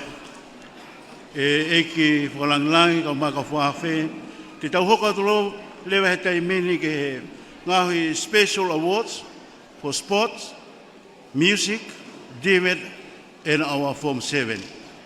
Ko kore lewa heni ki he whafofonga o sete whano moala. Ko tūki mua o Apifo'ou he tahiwa noa hewa, tahiwa hongofulu. O ku heni ai a wheri se moala ko moko puna ke le whafofonga i atu. Ko sete whano moala, na ne ikuna ai ngahi fo i ta tapawha e ua. Ai a koe lanu uri, whaka eka te mika, to e tō atu koe ki he lanu pulu moana, o toi mahulu atu ia. Ko iei o tau tantari mai a wheri se moala, moko puna o sete whano moala, Foaki atu ai pare koe ni. Koe ko kore ka tu yaki i Latu, ka laki mai whakahoko ate kau i kuna koe ni.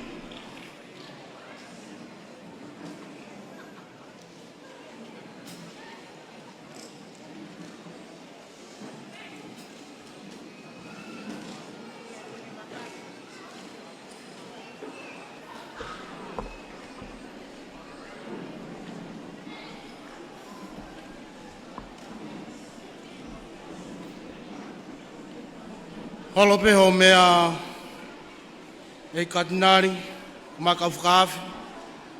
Pea tuke whamalmala te tala whakatapu, kamata ke tau maalare aho koeni. Katuku mua ke uia te ngahi pare makehe. Ke si whanauni, ka mata pepe mei he kauifi.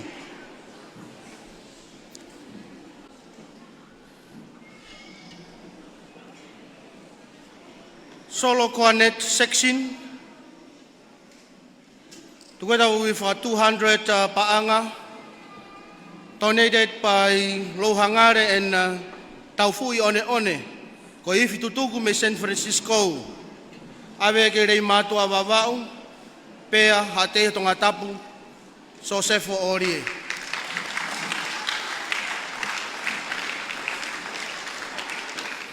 Second cornet section. Again with 200 paanga cash, donated by Lohangare and Taufui One, me San Francisco, USA. Goes to Kolomaire Eua, hihifo waipoa niwa Tongatapu, la paha Tongatapu, ko Kremtonda Perenato. Third cornet section with 200 cash prize, donated by Lohangare and Taufui One, me San Francisco, USA. Goes to Puke, Hasini Tongatapu, Mohetau Fase.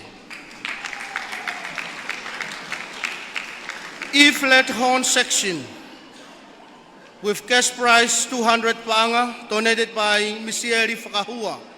Me kauifi tutuku me Nusila. Awe ki hawhewa hapai maufanga Tongatapu, Maria Law. B-flat baritone section with cash prize 200 paanga, donated by If Tutuku, one band, one sound. Awe ki maufanga Tongatapu, Soane Sefesi.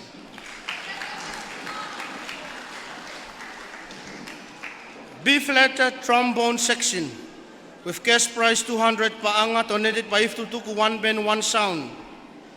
Awe ki hakio talau wawau, o ua hapai, Pelhamstone, North New Zealand, for ui Tongatapu, tofa taukapo.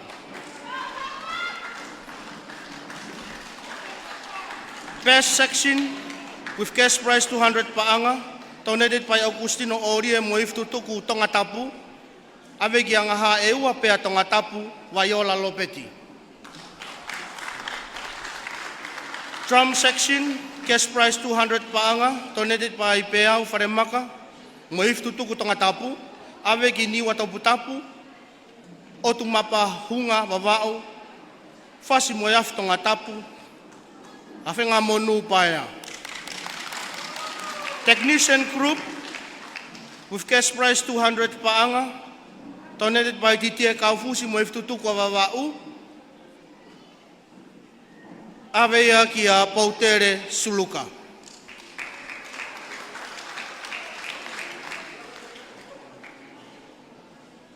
Librarian group, together with 200 paanga, donated by Water Lily, Mataitini Pehekia Christiani ke tau Moif Tutuku Tongatapu, awe ki hawhewa hapai maufanga Tongatapu, Maria Lo. The brass instrument group with cash prize 200 paanga, donated by Augustino Orie, Moimoi Maafu, Latu, Moif Tutuku Tongatapu, awe ke whataulua eua, whalareua wau whatai Tongatapu, ki a pita palahame.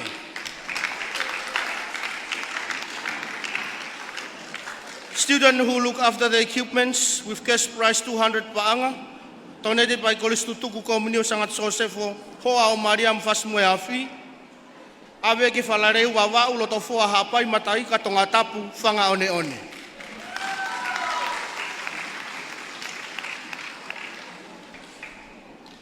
Most improved student on junior side with cash prize 200 paanga, donated by Sonneberg and Saulang Awamo. Pegi asina te kamoto Moif Tutuku Tongatapu. Awe ki whalareu wawa uloto fua hapai matai ka Tongatapu Finau one one. The most improved student on senior side with cash prize 200 paanga, donated by Henry Berg, mo ifi tutuku Tongatapu pia moe whelo aki tohi wharekao no mai USA. Awe ia ki Paipoan, awe ki Kolomotua, mataika Tongatapu tupou onesi.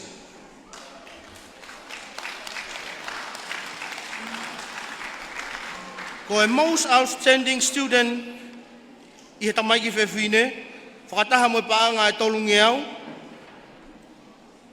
Ko e mea awhaya a Frank Mateo mo Frank Enterprise, awe ki piri maufanga Tongatapu Angelica Loresio.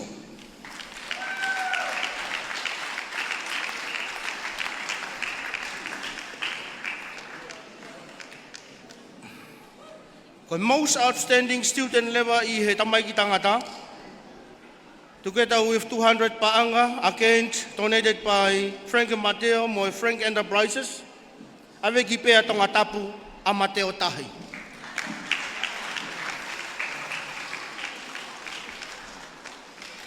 Ko overall pass at band o 2023 with cash prize 1,000 paanga.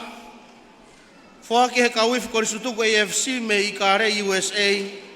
Awea ki whalareu wawau loto fua hapai matai ka Tongatapu. Hosea whanga one one.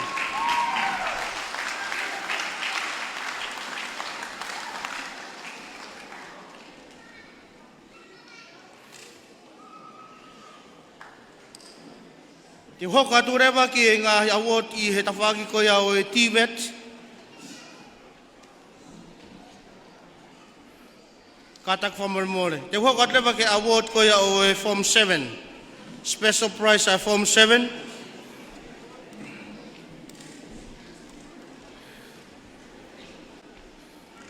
Hoki nau tolo ni ko nau lawa i a Form 7 a Kolisi Ouau ki he wafe wa tolu.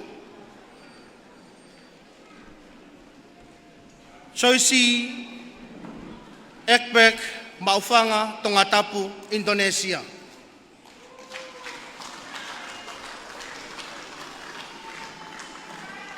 Tapenisa tupou Finau o koa wawau ho makerikao Maufanga Tongatapu.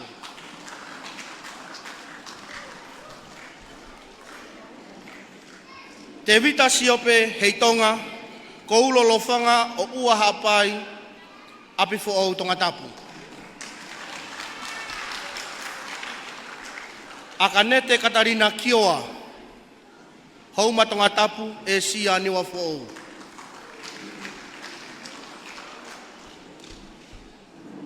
Ilaise kahoa koula Kioa, Hauma Tongatapu e sia niwa fo'ou. Mo ui he keresi manatu loto ofa me Iraq ki walu. Waigo ni utau wafu ngā piu o tawhahino a Tongatapu no muka hawhewa hapai whahewa Kolomotua Tongatapu. Mere taula takolo, whangare onga hapai e sia eua haumakerika o Tongatapu. Ana Maria Ngianga Kuma, rei matua wawau tofoa Tongatapu. Airine Olivia Langoia, Kolowai utulau anana homakerika Tongatapu mataika wawau. Marianne Loloa, niwa fo'ou la paha wao tuu Tongatapu. Anasina Lopeti, ne yafu wawau se sia maufanga Tongatapu. Seini watea manumua, maufanga longoteme na butoka Tongatapu. Siu tapenisa muni, waini loto hapai Tongatapu, no muka hapai.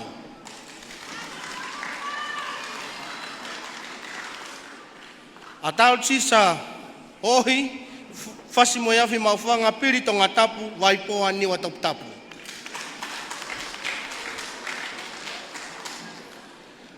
Patelesio foto aika ta ane pare maufanga kolonga Tongatapu. Maria Nive te wila aporonia pau utulau kolowai Tongatapu kapa wawau no muka haapai.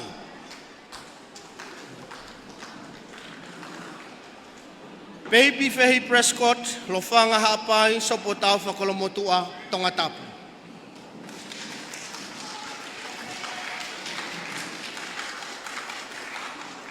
Mere toi tu se lupe te kiu kolovai Tongatapu.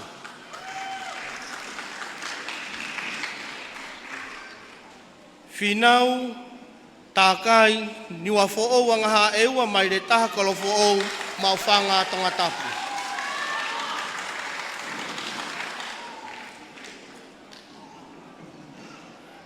Litea Latoya Anne-Marie Sylvester Burke Taukapo hakio wawau e sia ewa niwa fo'ou kolo fo'ou anana Tongatapu.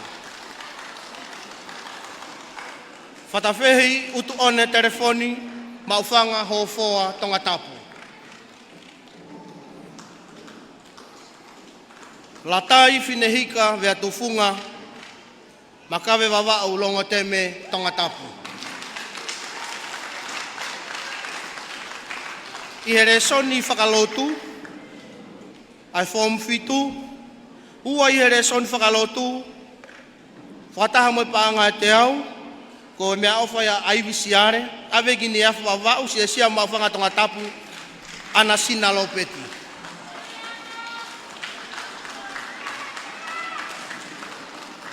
Koe ulua ki here son whakalotu ai form fitu whataha iwe moi paanga te au mea ofa ya mea ke somsiare ave ki o koa wawau ho makarikau maufanga Tongatapu tapenisa tupo Finau.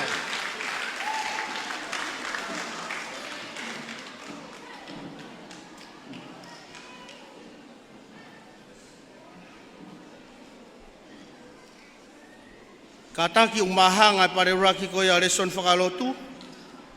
Koe mahanga re vaine taha ko Finau, whare lala tahakai, whataha ibe mo panga e te au, whamila lokasi ahi waua, niwa fo'ou angaha eua mai re taha kolo fo'ou maufanga Tongatapu.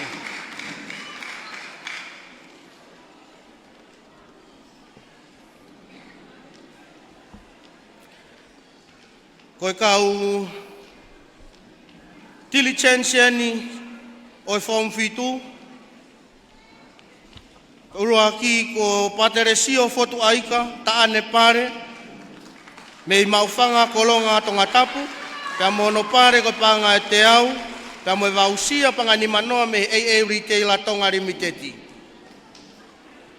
ko ua ka Tilicensia form fitu ave ki waipoa ni wa Tongatapu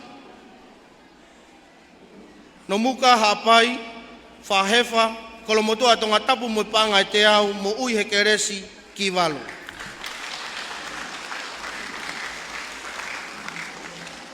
Hono tolu, whataha ibe mo panga e te au, awea ki houma, Tongatapu e sia niwa fo'ou akanete ki oa. Paka whao sai pare a form fitu, whataha ibe mo panga te au, ko mea ofa ya ex-student ni wafe mātolu, wafe mahiwa, ave gini ya whawa, use sia mawhanga Tongatapu, anasina lopeti.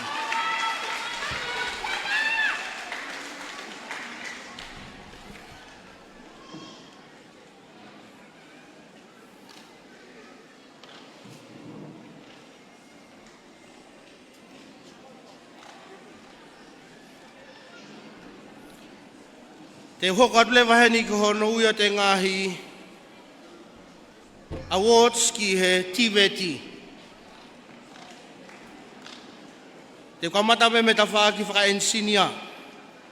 Toko taha ni kone lawa i le rei a ako whaka-ensinia, certificate level o ua,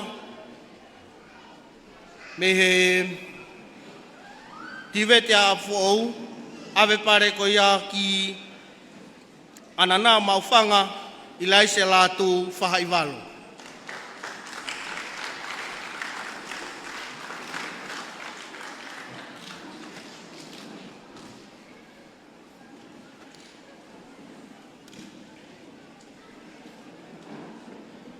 Tō taha ulunga ngarere i ta whaega TVT, whakatahaya pa me pare pa ngai te au, Foaki tania la Waitohi Enterprise, awea ki maufanga kia maake afu.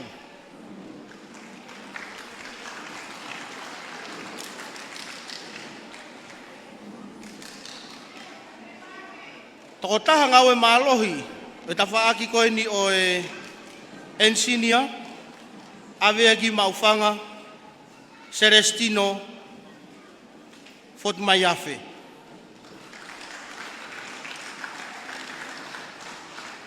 Koe toko taha tō kimu arewa I he ta whaaki koe ni o e Ensinia, whakataha mo e mea ofa pangai wangeau me he tania la Waitohi Enterprise, awea ki anana maufanga I laise Latu whahaiwalo.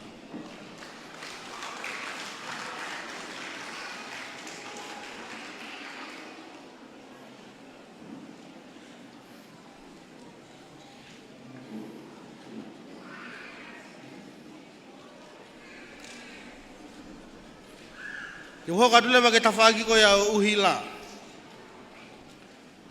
O ki nautolo ni ko naulawa I level ua, Steve Kate level ua, o ya ko whaka uhila. Pare ko Steve Kate uruaki, Foaki aki a William James, mo aki o la tākai, o kolofo au eua mo maufanga.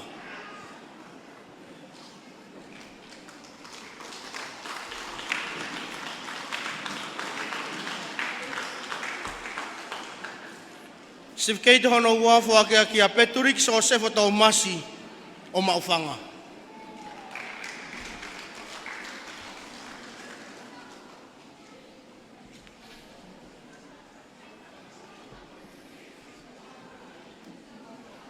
Maua ko le reitaha, ave ki matai ka wawa uno fopea, Latu se o katame paia I nā fualu tu vailala.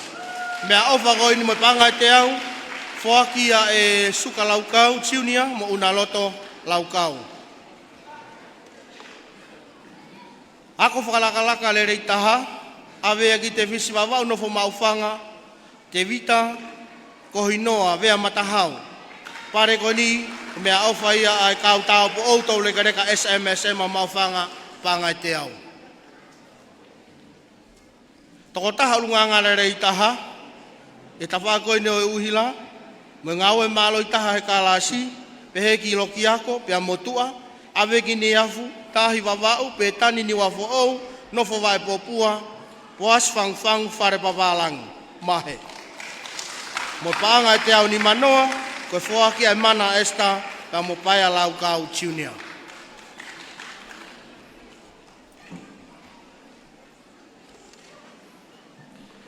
Ia tawhaki rewa koe ne o tufunga, Tamaike na wawale na Steve Kate level o ua. Hiri e nau whainga. Naomi palanite o tofoa.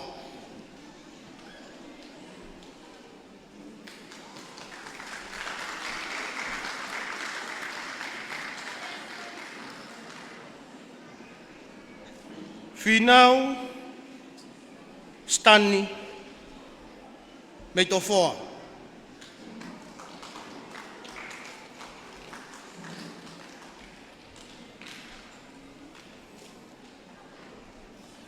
Sione uhila me irangi tai, no fas mo yafi, maufanga, pia mo pili.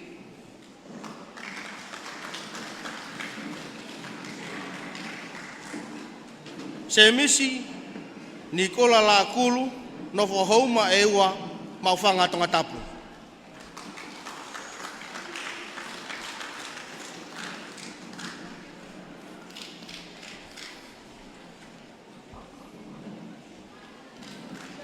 Pia mo prista ai sake, no fo houma kerikau.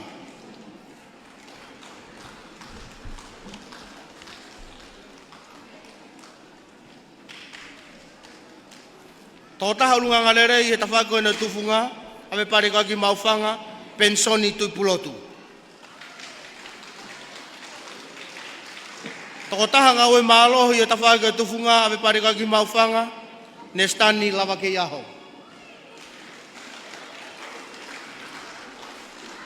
Tōtaha mauako he tawhako ina tufunga, Ave ki longo mapu wawau to foa Tongatapu kanisoni palanite.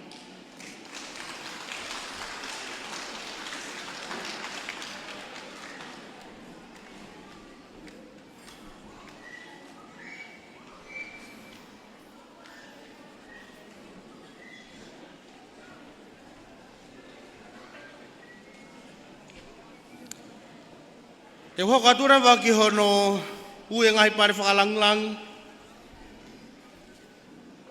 Uruaki pare, ko pare whakalanglang ki he head prefects o e wafe watolu.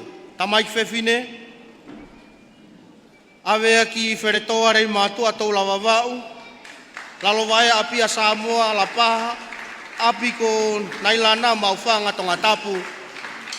Whakataha pa mo cash price, pa ngai te au, ko e tok mea ofa a kawinga tauweri ko het po e waf maua, pia pehe mo panga wangi au ko taneiti a SMSM kia Maria Kaihea.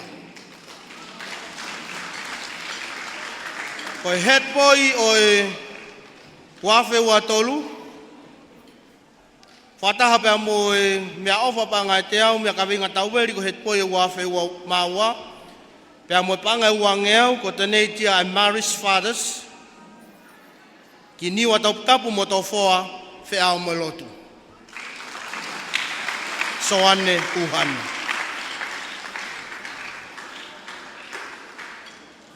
Ko Deputy Head Prefects, tamai ki whewhine, whakataha pa mo pangateau, ko mea ofa a Pasoni family, pehe pia mo pangateau, ko mea ofa ya ex-students o Millennium USA, awe ki wheretoa longo mapu, no fosila pelu wa, Lesieri mo uhe keresi Latu.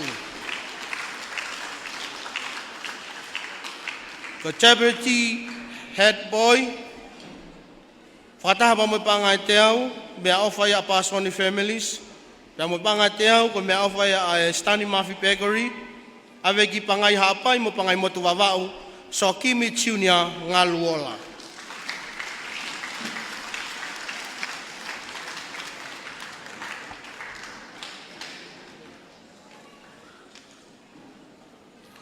Ko best all-round female students of Apifo'ou College ke Ouau watolu. Pare ko ni whataha ia pa mo cash prize pangani mangiau ko mea ofa ia Mr. Tuitu Paas from Auckland, New Zealand. Avea ki ha ano mokotu, nofo halareva ki arisita kai pouri.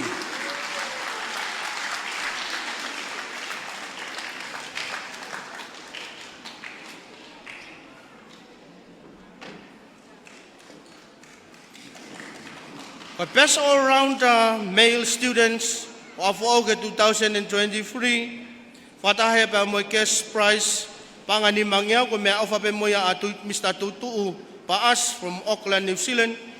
Ave ki niwa Tongatapu no fotofoa ki a wheao mo lotu.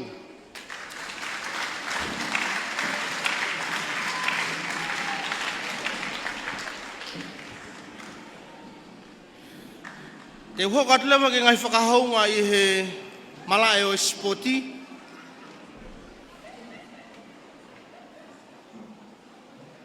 Ko e pesa sports a woman ke he wanoa watolu.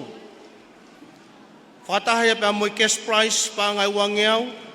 Ko mea ofa pe moi a Mr. Tuitu Paas from Auckland, New Zealand. Awea ki wawau mo mauwhanga ka Crystal Happy Sime.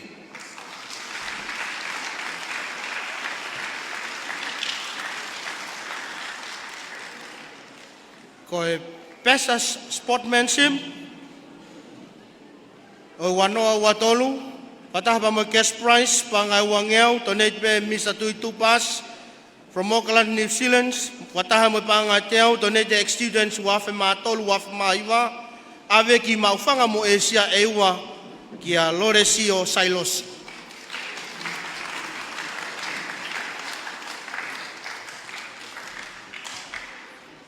Ko best rugby player e wano watolu. Pare ko ni ko Foaki whakatahia pa mo school fee e wano wafa mea ofa ia a Serina Paulo pe mo Finau i whamanato Stan Paulo. o ave ia ki a Solomone halai fonua.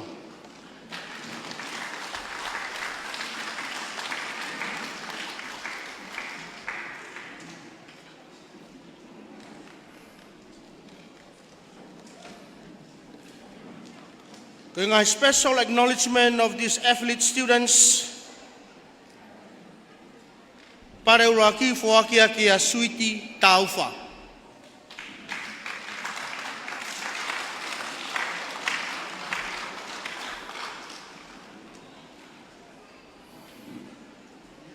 Pareuraki Foaki ka Sione vea matahau.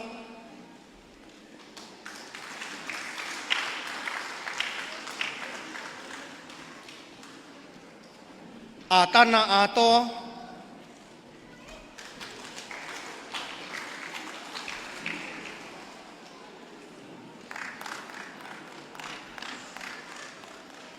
pea mo siniwa tukuafu.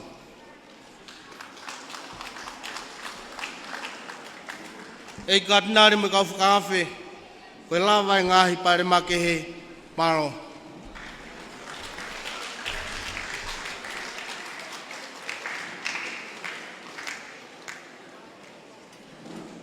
O malolahi atu Felice Moala, hono whafuhunga i mea o sete whanau Moala, hono Foaki ngahi pare whakalangilangi, i ngahi ta whakakoeni. E ki whakalangilangi ka maka whakawhe, matua tau whanau. Tuange whenga maari e koe ni ki he tau kauifi, ke o maiha ki fui fas, te uteu mai lewa ai levolo nima, ki Foaki honau ngahi pare. Sipinoti mastane, whanau ifi, mo taimeni.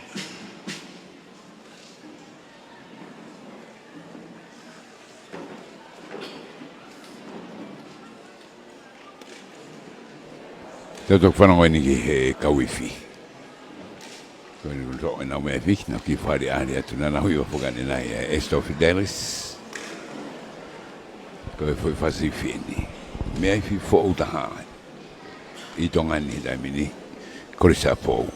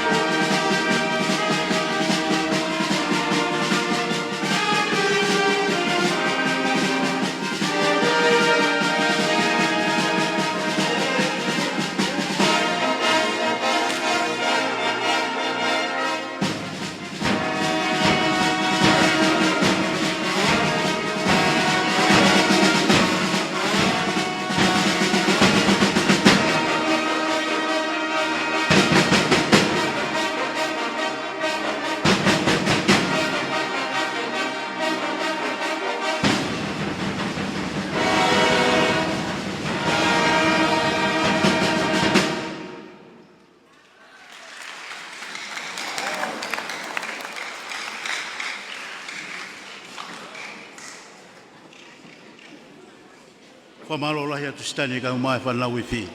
E whananglang ta hoko atu mua ki hono whakahounga e ka ulawa mea o e levolo ni ma. Pea ko kore heni ki a Sister Suana Taria Uri o kautaha Maria whakamafola lotou ke ne whawhunga iatu a Ferise a Feiafu Lailoa ko Patele Ferise a Fu ko e tuki mua o Apifo'ou I he tahiwa toluwha. Ko ia Apifo'ou paspas ta tali mai tahine tāpou Suana Taria Uri ka koe pure ako malo lo ia ia ngahi taulahi me sangata Maria. Malo. Ko le ning ta Cecilia melele akona whakahoko atu e kauikuna o level 5.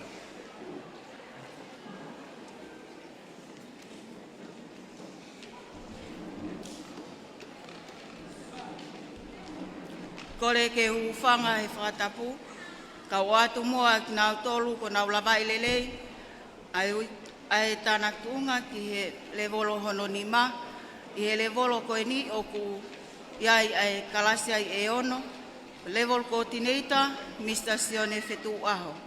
Aia te ukamata me Form 5M, koe whaiako whakakalasi, Mrs. Olivina Tuiono. E ulaki o ele soni lea whakalotu, ua I he Inglisi, o Foakia ki hifo ni Tongatapu, mo maufanga Tongatapu, Maria Gabriel Atelaite Kaihea.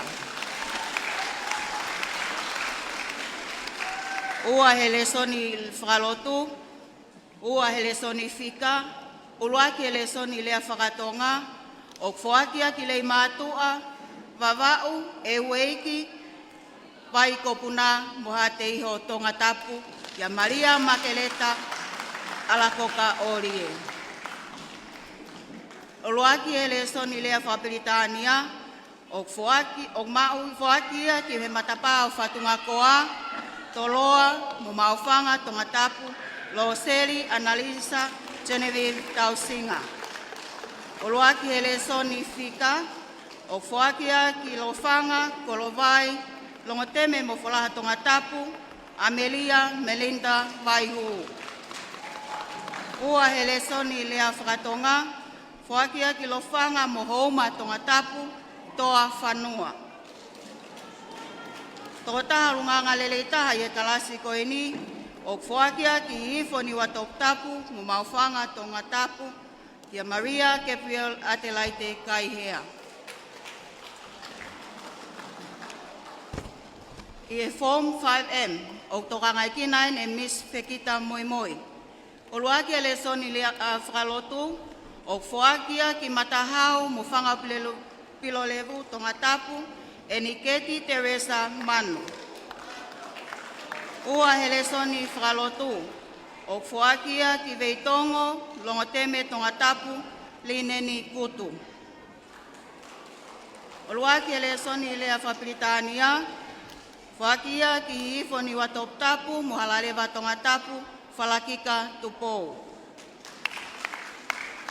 Ua hele soni lea whapilitania, ua hele soni lea whatonga, Foakia ki halaleva Tongatapu, talin he ofa whakalangi tawataina.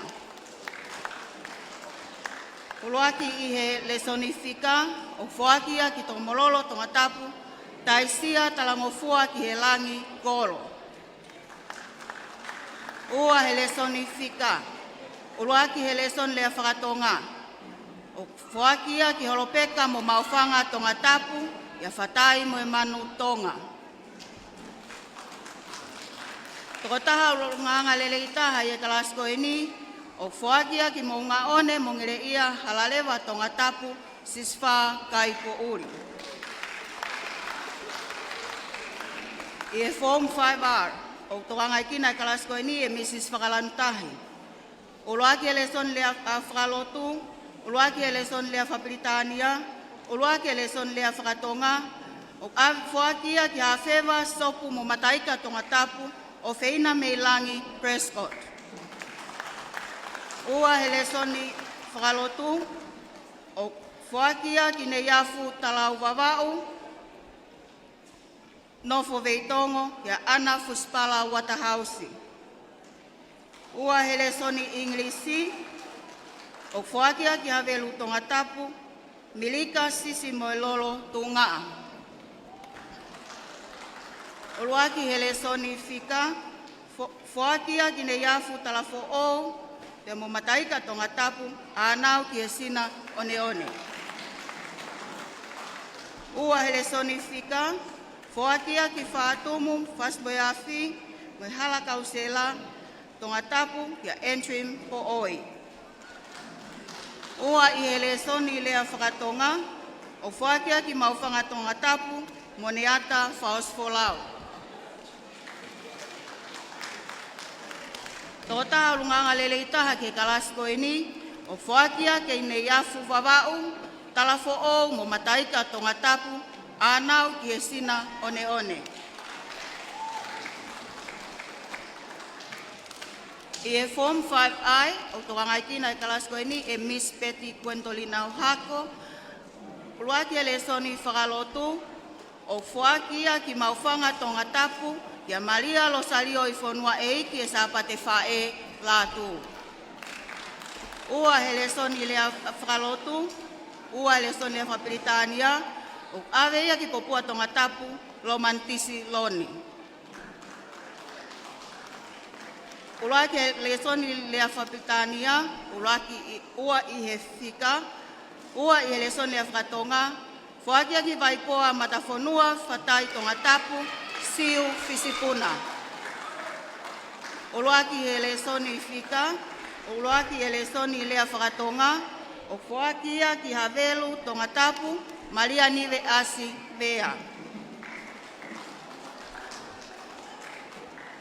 Ulunganga lele itaha ye kalasiko ini, o aveia ki maufanga Tongatapu, ke Maria lo salio I fonua eiki sa Patelesio Latu. E Form 5S, o tokangai kina ini, Mr. Sosafate Peawafi. Luaki ele soni whakalotu, ua he ele soni lea whapilitania, Foaki ki homakerikao Tongatapu, Maxine Victoria Kafalava. Ua I ele soni whakalotu, Foaki ki te kiu Tongatapu, mupangai motu wawau, Karim Afele Tanginoa.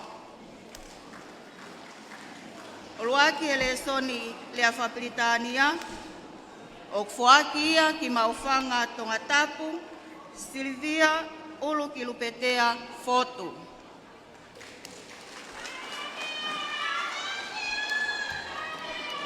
Uluaki ele soni fika, uluaki ele soni lea whakatonga, o Foaki ki anana Tongatapu, ila ise paea I vaitongi makoni.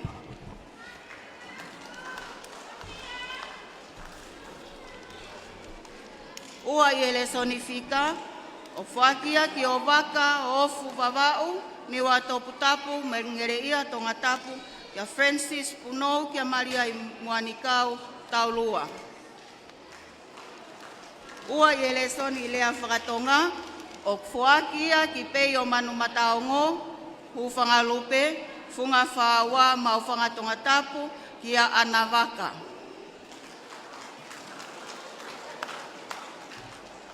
Tota lunganga lele ita ye kalasko ini, o Foaki ki whangaloto Tongatapu, moala tuipulotu. I Form 5T, toanga kina kalasko ini, sione fetu aho, o luaki ele soni whakalotu, o Foaki ki folaha molongoteme Tongatapu, mo unga te pola tolu. Ua hele soni whakalotu, o luaki hele soni fika, ua hele soni lea whakatonga, Foaki ki whasi moeafi atungi, tupou Violeti Whalahola. O luaki hele soni lea whapilitania, o luaki hele soni lea whakatonga, ua hele soni fika, o Foaki ki puke Tongatapu Malia Lilo. Ua I hele soni whapilitania, o Foaki ki ngele ia Tongatapu Elizabeth Luna Naulupe Tupa.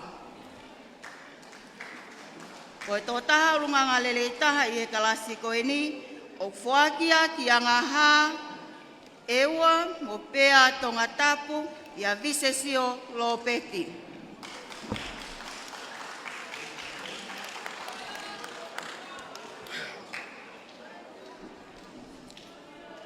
Katau hoka toai pe ke ngahi ma o Patelesio ni whakatoa o elevolo hononima.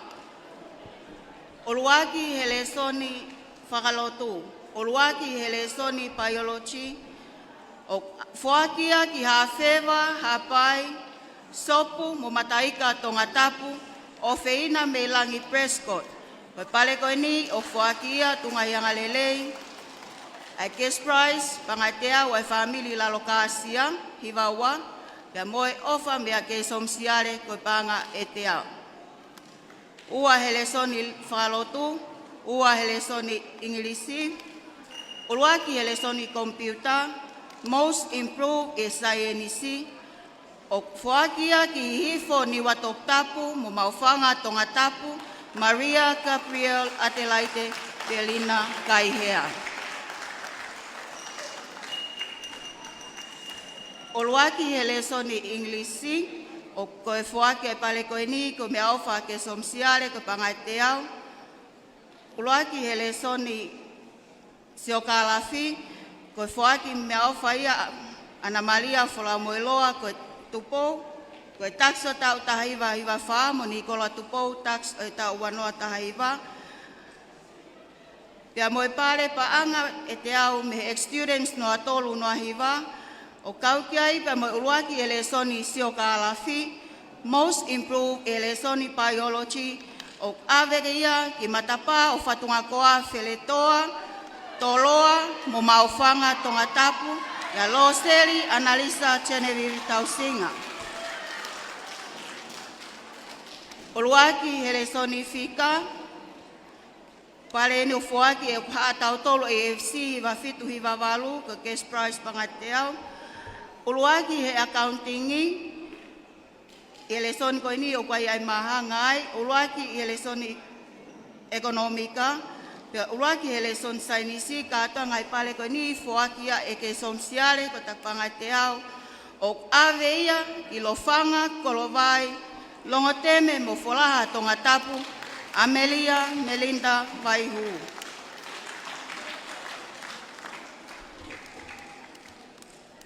Ua i helesoni fika, ua helesoni ekonomika, uluaki helesoni Tonga mo yanga whakafonua.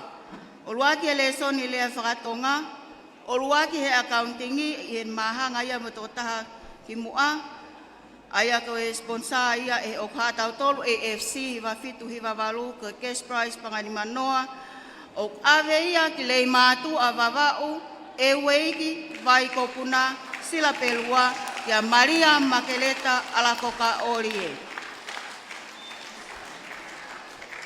Ua helesoni lea whakatonga, ua helesoni biologia, ua helesoni computer, ua helesoni sainisi, o Foakia ki lofanga hapai, houma Tongatapu, ki atoa whemaiaki whanua. Ua helesoni accountingi, o Foakia ki houma mo whahefa Tongatapu, ki a Elizabeth Arohanui Whakawā.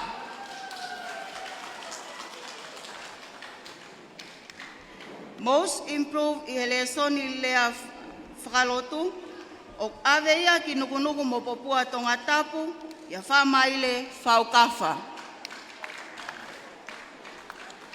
Most improved i helesoni lea Whapritania, aveia ki pei o manu mataongo mo maufanga Tongatapu, ia salesi sakalia stanselao mogofisi. Oi most improved e helesoni lea whakatonga, o aveia ki matahau Tongatapu, aisake le meki.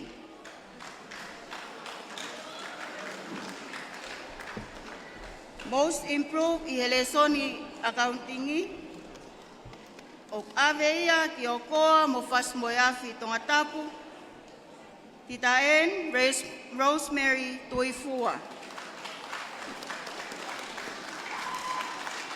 Most improved in economics, O Foakia ki Lotofoa, Hapai, Hasini, Hamula, Kolonga, Tongatapu, ia foki kata i he wiketapu Kakala.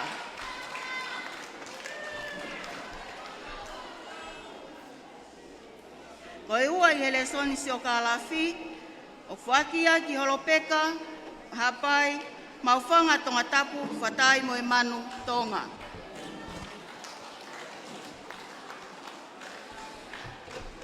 O Luaki i he lesoni historia, o Foakia ki Ouau, Tongatapu, kia Tirone Pateta.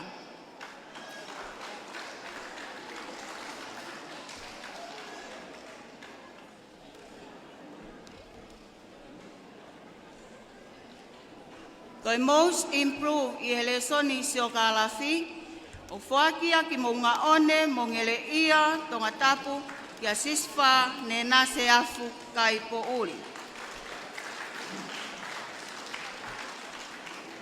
Ko e ua i he lesoni historia, mo most improve ai pe i he lesoni koe ni, o ave ia ki tofoa, tufuenga, kolomotua Tongatapu, matai asi lua holani.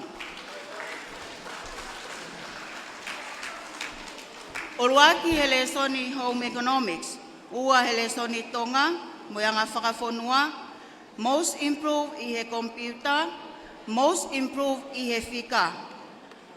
O ave ia ke funga piu o tawhahi, pe au maa o e funga whakaala, havelu loto o Tongatapu, ia Vitorio Iliesa Isileli whakaosi. O luaki he lesoni ngowe, o luaki ua he i he home economics, o ave ia ki hifo ni Tongatapu, muhalaleva Tongatapu, falakika tuitui vao he eiki junior tupou. Ua he lesoni ngowe, most improved i home economics, o ave ia ki uiha hapai, halaleva Tongatapu, Paula moeaki he lotu he maloto. Most improved agricultural science, o ave ia ki puke Tongatapu kia Malia Lilo.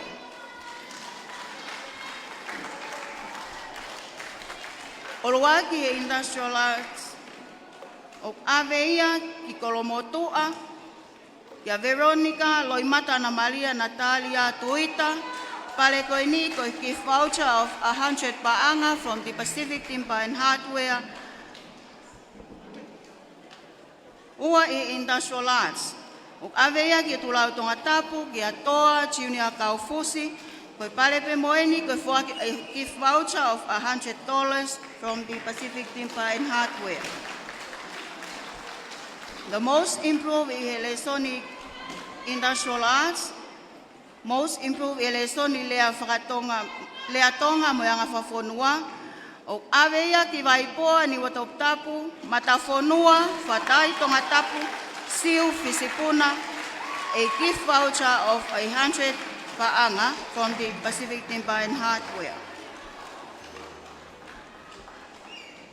First in music, Ulaki pe mo most improved i lesoni pe koe ni, o ave ia ki Hawhewa mo maufanga Tongatapu, Maria Palesete Finau Lo.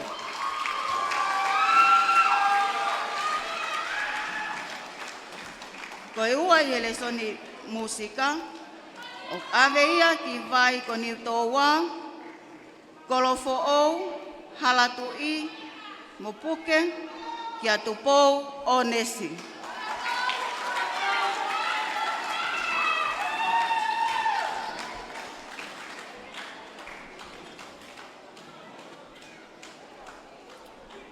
Koe lava lele ia ai pale, ko Foaki ke le voloni malo. Ko malola hiatu sista Soana Talia Ori, ko whafofonga e mai e tangalai Patele malolo atu. Ka koe tō ke mua a fōu e tahi watol wha, Felisea fe iafu. E ki whanangilangi ka maka wha whe ma rota whanau, te tau hoka tu lewa ki he Foaki ngahi pale o e fō mono. Pea, o kuhe nei a Patele paia i mōri i Wanikolo, ke le whakafofonga i atu a kere kōri o kailao. Na iloa ko mo seniolo kere kōri o kailao. Koe tōki mu ai a Apifo'ou he tahewa taha nima. I kai ko ia pe kohia e fuafua pure ako Tonga e ape a koni whiunga nai mo hatau e taha tolu ne fua patongia. Pa kōkore heni. Talitari maa paia, patele paia i muri mani koro, kwa funga yata mo seniolo. Patele malu, ke ne whakahuatu a kawikuna o le volo koe ni. Malo.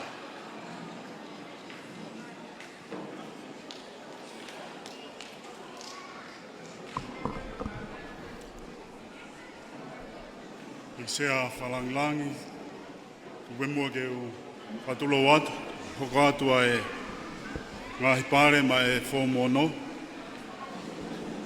Ko e coordinator e whomono ko Sister Cecilia Lamoti SMSM. Ko matape mi he whomono M, e homeroom teacher ko Sister Cecilia Lamoti SMSM. Ko pare I he religious education, ko e ua, ko Soakimi Junior Ilaina Ngaluola, e pangai hapai, pangai motu wawau, nofo amaile.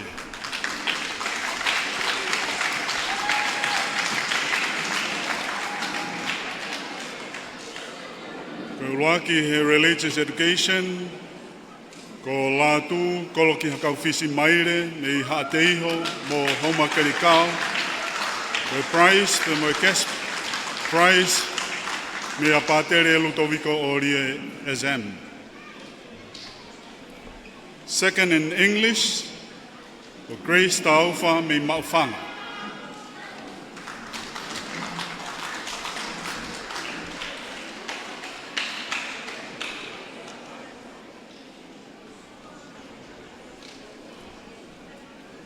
Ko Uruaki he English, o kumahanga ai, a Latu maire, nei haateiho, mo homa kerikau. Te mo Flolarin Fotu mei Popua.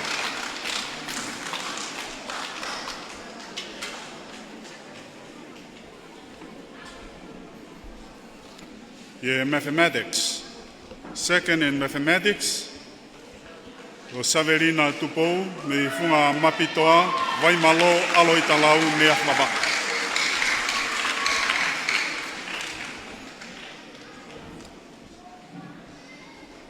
First in mathematics, Soakimi Junior Elaina Ngaluola, pangai hapai, pangai motu wawau, nofo amai.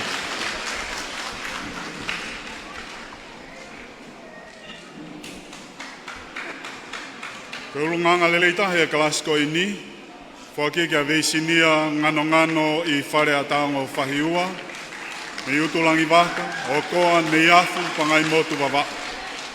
Te moe cash prize, panga te au, doneitia e Mr. Tuitu Upasi, i Auckland, New Zealand.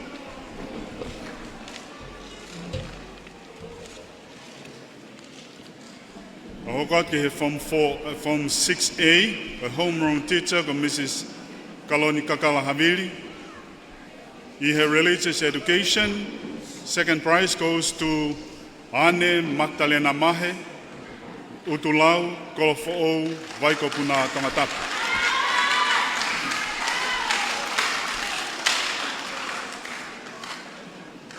First in religious education goes to Foliaki Sakopo, me Suva Fiji, Apifo'ou, Niuafo'ou, Hadeho, Tongatapu. The prize was cash donated by Father Ludovico Olie SM. Second in English, Kolisi Faustina Samisoni, me Ngalukilo, Whangaloto, Tongatapu.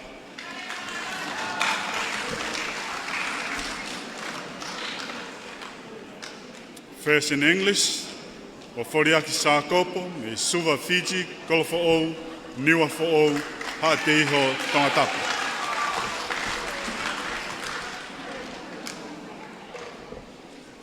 Second in mathematics, Loisi Faustina Samsoni, Ngalukilo, whangaloto Tongatapu.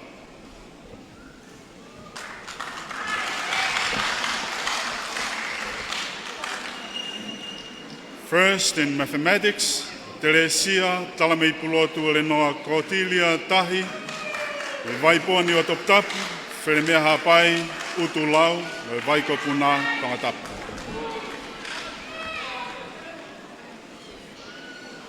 Ke unganga le reitaha e kalasko ini, Foaki ke a resieri he ke resi Latu, e matapa ko fatunga koa wheretoa, longo mapu wawau, e sila pelua Tongatapu. The cash prize, panga te au, toneitia pe mea tuitu pass, Auckland, New Zealand. Hogat ki he level 6R, ko e homeroom teacher, ko Mr. Patelesio Sailos. The second in religious education, ko Bin Jang, me maofanga, Kolomotua.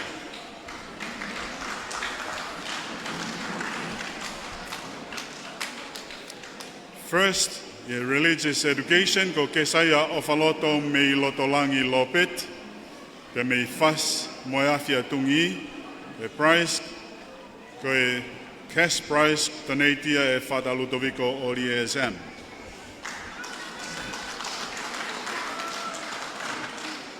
Second in English, ko Bing Jang me maofanga Kolomotua.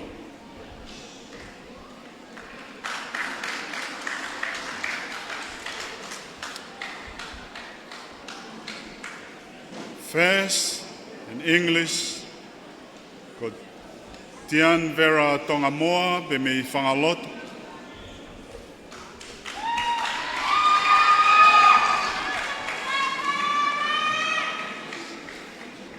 Second, in mathematics, Mauia ke saia o whaloto me lotolangi lopet, i e whasi moeafia tungi.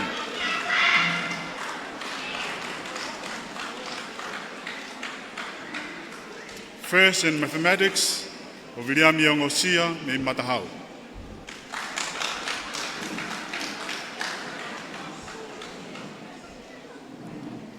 Ko e urunganga le reitaha e klasiko ini, Foaki ki a to'o fohe whewareaki me maofanga. The cash prize $100, donated by Mr. Tutu Pass, Auckland, New Zealand. Hokot ki he level 6I, ko homeroom teacher, ko Sister Lupete Avea, SMSM. Second, religious education, ko Abichan Krishna Raju Ali, e India mo maofanga.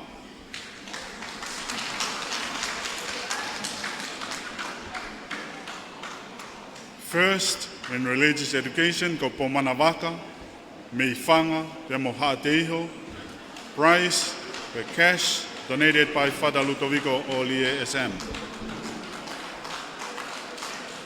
Second in English, o Pomanavaka, Meifanga, te mo Haateiho.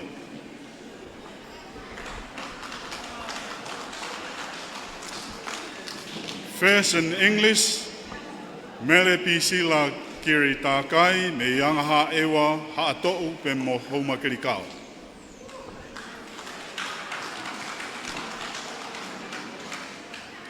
Second in mathematics, o Vasitai Maldilda Langi, me Kolomotua, Puke, Havelu Loto Tongatapu.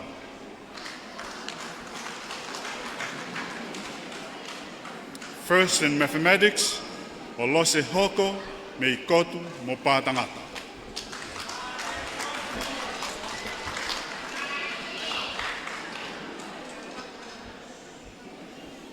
Ko taha ulunganga le reitaha e klasi ko eni, Vringaton Skal Foto, me maofanga, whataha mo cash prize panga te au, donate ia Mr. Tuitu Pasi, me Auckland, New Zealand. The Form 6S, a homeroom teacher, ko Mr. Tuyaki Latu. Second in religious education, ko Manu Le Meki, me Matahau, Tongatapu.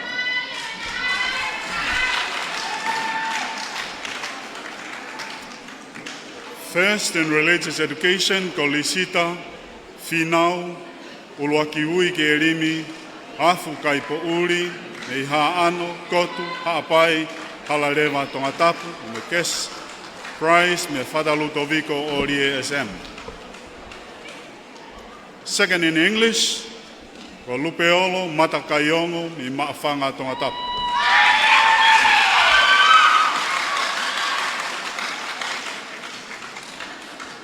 First in English, ko tilila mafua me veitongo polaha Tongatapu.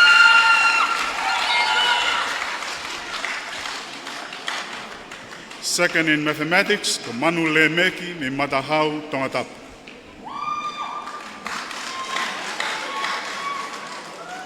First in mathematics, ko lisita Finau ulua ki ui ki erimi, afu kai po uri, haano, kotu, haapai, halarewa Tongatapu.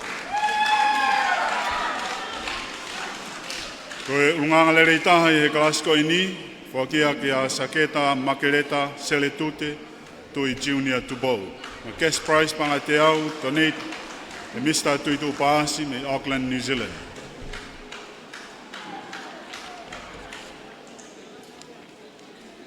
Hoko atu ki he klasi 6T, ko e whaiako ki he klasko ni, ko Mr. Tauwhateau Halaholo. Second, in religious education, ko Mary Luz Haveareta me Homakerikau. First, in religious education, ko Aganesi Whahaiwalu, be me Whanoifua Movaini, prize me kes, o Tonetia e Patere Lutoviko Orie SM. Second, in English, Aganesi Whahaiwalu, me Whanoifua Movaini. First in English, ko Mary Luz Havealeta, be me Homakerikau. Ile sonifika mathematics, ko second in mathematics, ko Losa Apifo'ou Mahoni, me halarewa mo maufanga. First in mathematics, ko Philomena Moonia, me haakame Tongatapu.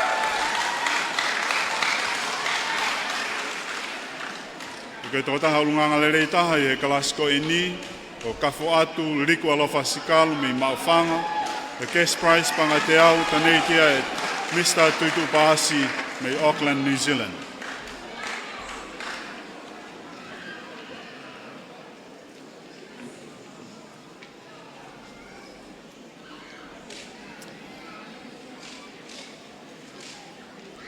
Hoko atu ki he overall subject awards. Second, in religious education, Soakimi Junior Ilaina Ngaluola, Pangai Hapai, Pangai Motu Vava'u, Nofo Amaire. First, in religious education, ko Latu, Koloki Hakau Fisi, Maire, e Sila Pelua, mo Homakerikau, prize of Tonetia, Eduate Sakaria and family, guest prize $100 from family Lalokasia Hivawa, Bible plus cash prize $200 by Melbourne Volunteer Program project in loving memory of Father Selwini Akawola. Most improved, ako whalakalaka ke re soni koe ni, ko manu le meki, me matahau, wataha mo cash prize panga te au, donated by Mr. Tuitu Paasi, me Auckland, New Zealand. The second in English, Tian Tongamoa Whangaloto.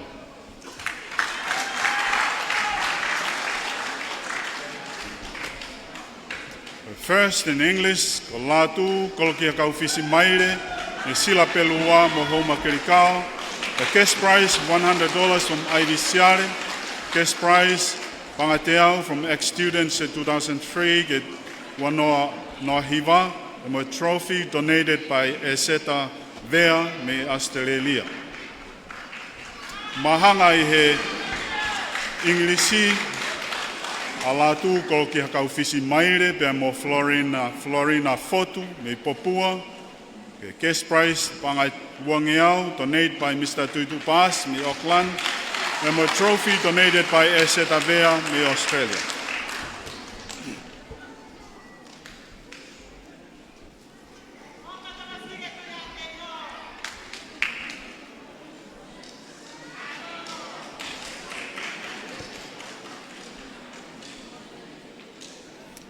Hokot ki he most ko ako whalakalaka he le soni ko ini he Inglisi Foaki ki a Foaki Sakopo i Suva Fiji Kolofo Niwa Fo Hateiho Guest Prize Pangateau Kanetia e Mr. Toitu Paasi me Auckland, New Zealand. Second in mathematics Olisita Finau Uaki Ui ki Elimi Hafukai Pouri me Haano Kotu, Nofo Halaleva, Cash Prize Panganimanoa, donated by Oku Hatautolu AFC ex-students Hiwafitu Hiwavalu.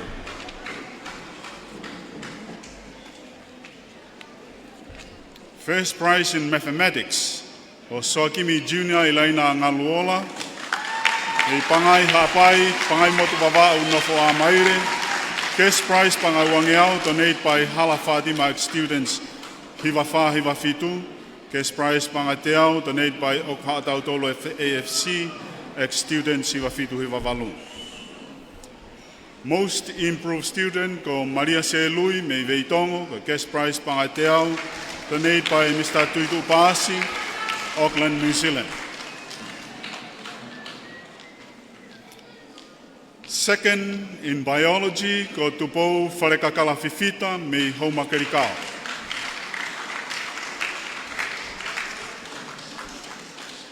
First in biology ko Katie Pekipaki me Uiha Hapai Vaini Tongatapu. Cash Prize Pangateau donated by Ivy Siari. Weako whakalakalaka e resoni ko ini, Foaki ki a Foaki Sakopo, Suva Fiji Kolofo Niwa Fo Hateiho. Donated a Lisita Finau Wakiwiki Elimi Afkai Pouri. Second in chemistry, Lucia Silvia Fifita Lea Aetoa, Fasi Moafia Tungi.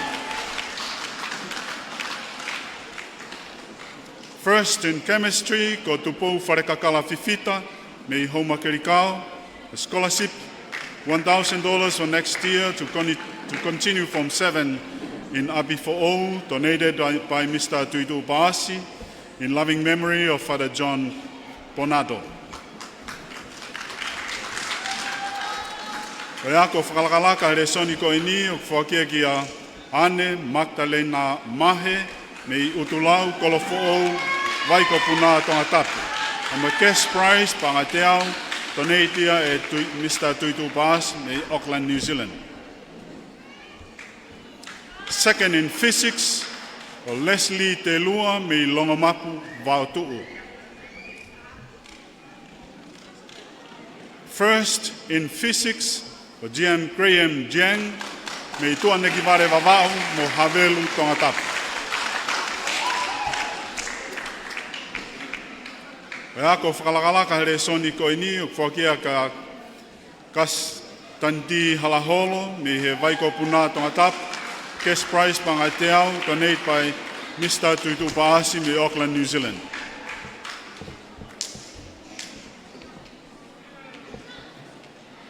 Second, i he Lea Whakatonga, Siausi Filiai Pulotu Suriano, Rea Taua Kaitapu, me Wharewai Pangai, Whanonu Hapai mo Havelu Lota.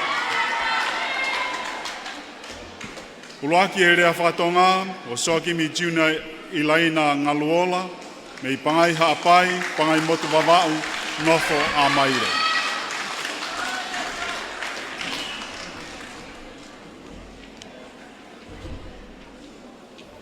Ako whalakalaka e re soni ko iniu Foakia ki a Whanga Hosea, e ilonomi one, me loto foa whalareu mataika Tongatapu. The prize Pangateau, donated by Mr. Tuitu Paasi, Auckland, New Zealand. Resoni Tonga, mo anga whafonua, the second Foaki e kia tirila mafua me veitongo mo folaha Tongatapu.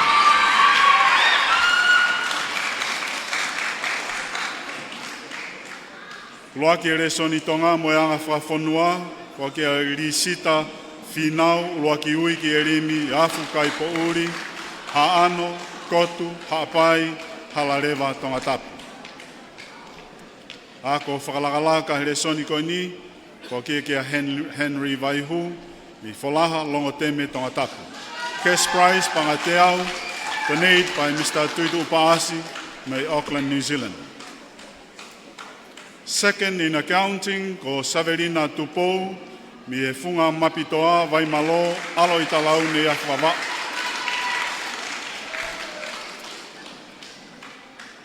First in accounting, ko Veisinia, ngano i whare ataongo whahiua, mi e utulangi waka o koa, pangai motu ne akwawa.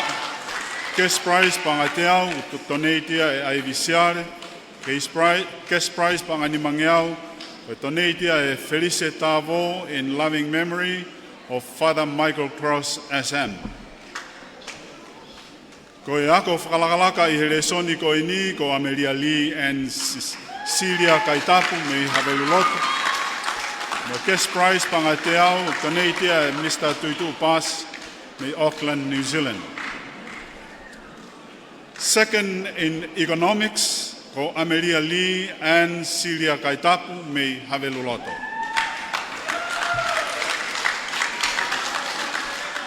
First in economics, ko Saverina Tupou me funga mapitoa vai malo, alo I talau me afwawau. Cash prize panga te au, donate e aivisiare. Cash prize panga nimangeau, donate e Felice Tavo in memory of Father Michael Cross. E mo e cash prize panga te au, o Whaiako volunteer ko Anseini Waitaki.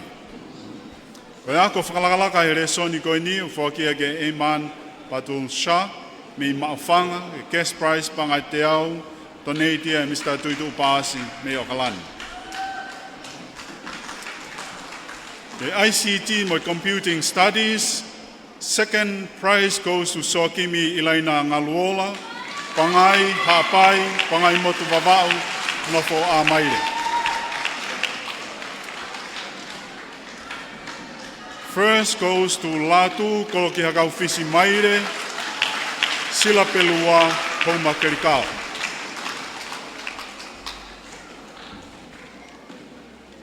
E koe ako whakalakalaka here soni koe ni, o ku Foaki ki a Melita Misloi, me folaha, o cash prize, panga te au, donatea e Mr. Tuitu Upaasi me Auckland, New Zealand.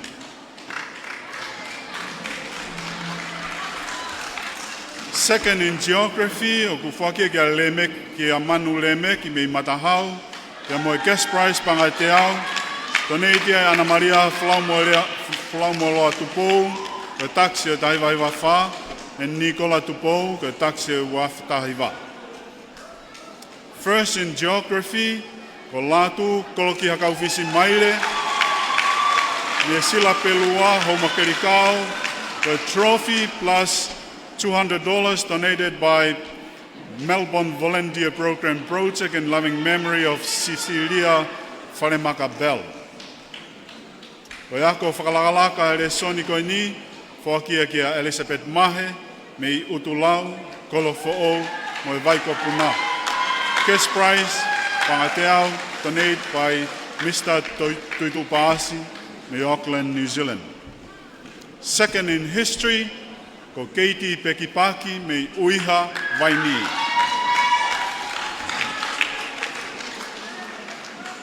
First in history, ko Latu, koloki hakau fisi maire, sila pelua, homa kerikau. Ako whakalalaka I he resoni koe ni, ko Manu Lemeki, me I Matahau Tongatapu, no cash prize panga te au, donated by Mr. Tuitu Upaasi of Auckland, New Zealand.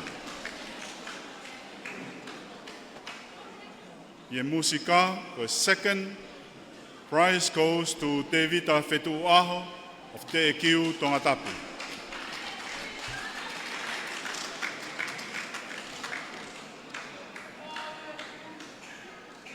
First in music goes to Whanga Hosea Hei Ilonomi One One Me Lotofoa Whalaleu Mataika Tongatapu. Ako whakalala he re soni ko ini o whakia kia Bing Jang Maufanga, wada mo guest prize panga te au, donated Mr. Tutu Paasi, me Auckland, New Zealand. Ye le soni agriculture of pare second prize goes to Elizabeth Mahe, me Utulau, Apifo'ou, me Waikopuna. First prize goes to Foriaki Sakopo of Suva, Fiji, Apifo'ou, Niuafo'ou, Mohateiho. My guest prize, $100 donated by ex-students 2003-2009. Ako whakalakalaka he le soni ko ini, Foaki ki a Sione Vaiangina o Halalewa, and my guest prize pangai te au, donated by Mr. Tutu Paasi of Auckland, New Zealand. Design technology, the second goes to Dian Tongamoa of Whangaloto.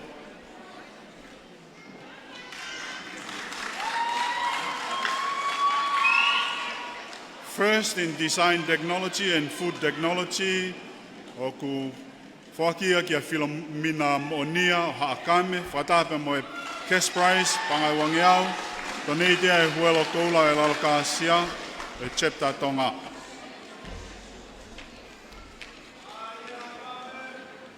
E ako whakalakalaka I here soni ko ini, o Foaki ki a Patelesio, talamei po uri, ere noa kotiri atahi, e vaipoa, wheremea, utulau, mo e Waikopuna, cash prize, panga te au, donated Mr. Tutu Paasi o Okalani, New Zealand.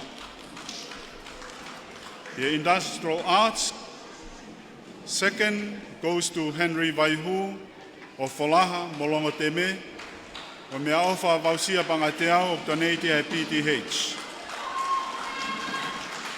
First in industrial arts goes to Saverina Tupou, o e funga mapitoa vai malo alo I talau ne awhawau.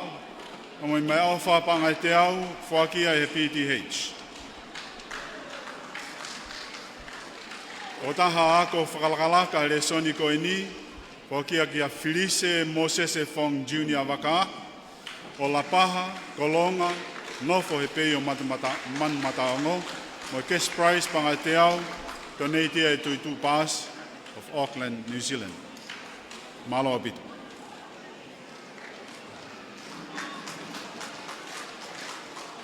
Malo lahi pantere paia I muri Vainikolo, whapufunga I mai a mo seniolo, kereko lio kainao, ko e tuki mua Apifo'ou I hita hiwa tahani maa, to e fuafua Pureako Tonga, mai Kolisi Apifo'ou. Whaafe whakalanginanga maa kau whakaafe, wange mua e whainga maa lie ko ni ma tau whanau form fitu. Ke lau whakahoko mai e lau ki item I he taimini. Form fitu, maa upe, lava mai lewa ki loto.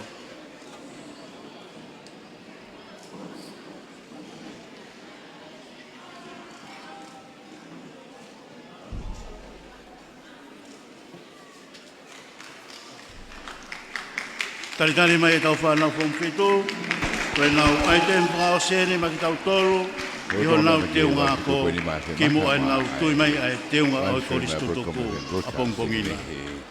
Ouau, whapare ai Kolisi Apifo'ou. Form fitu wente o sene o nou tue ngai pare. Ki he form ono. E koe form fitu wente me nau fui item koe ni pe koe hiwa mahalo. Pea oske pa hakorewa ki he ui ko ia o e kautuki mua I he apeako.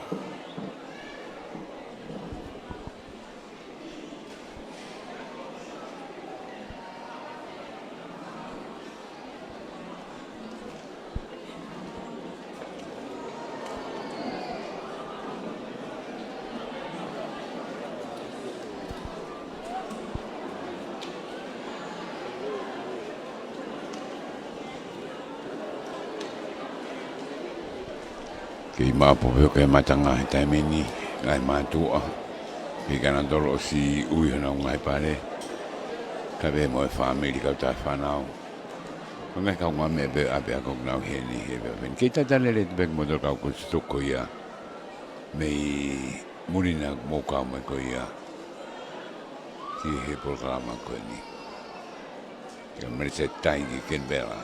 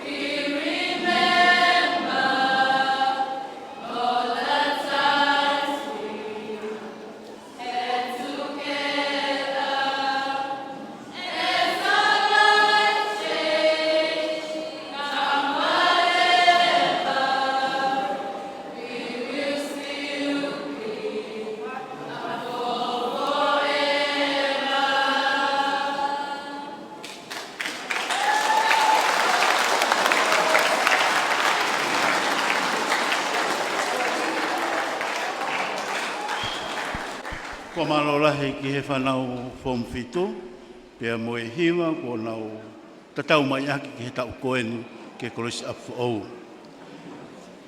Kana ki pe whiau moe lotu tuku mua ke whakawhei, ai tangata eiki whakalangilangi, a menani swane patita ka tinari mafu, ke ne mea mai mua o whakahou ngange e kauikula, tau hokadurewa ke Foaki ngai pare o Overall Level Prizes Awards. Ko ia, mea mai e tangata iki whakalangilangi o e aha koeni, ka whakahoko atu e tangata iki pule anko, agi nau tolu ku nau ikuna, ai ngai pare koe ni. Malo.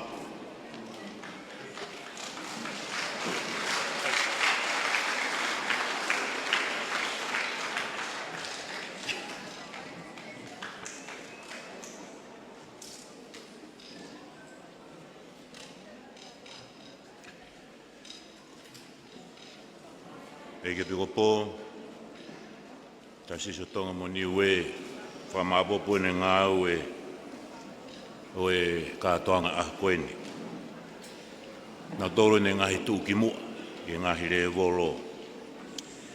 I re volo uluaki, third place, cash prize, $200 donated by the students, Millennium USA.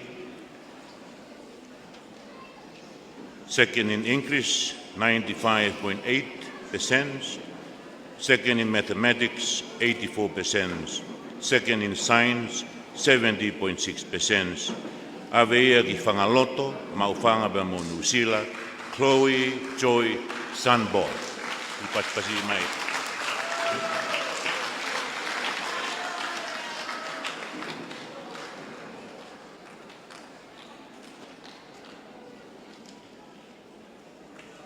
Paspasi mai kui Chloe. Second place, cash prize, $100 donated by the students, 93-98, cash prize $200 donated by the school. Uluaki here soni Tonga, moeanga whafonua, pese te hiwa wha poi niua. Awea ki pangai hapai, kamo pangai motu wawau, e tilati hoifua, e wharenga mesi ngalua.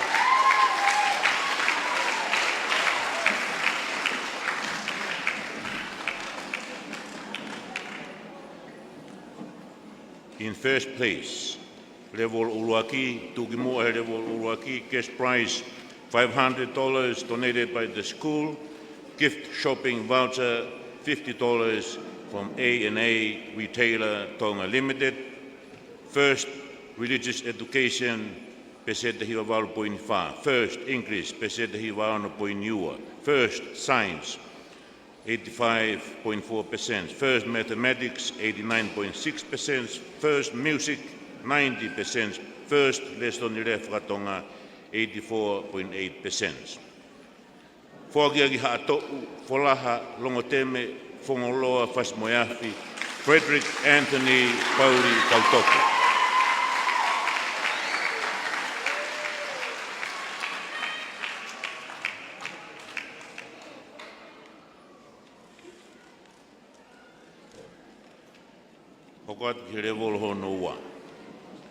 In third place, cash prize $200 donated by the Apifo'ou College Queensland students. First in music, 90.8%. Avea ki loto foa, falaleu, mataika, Tongatapu, Finau, Salome, one one.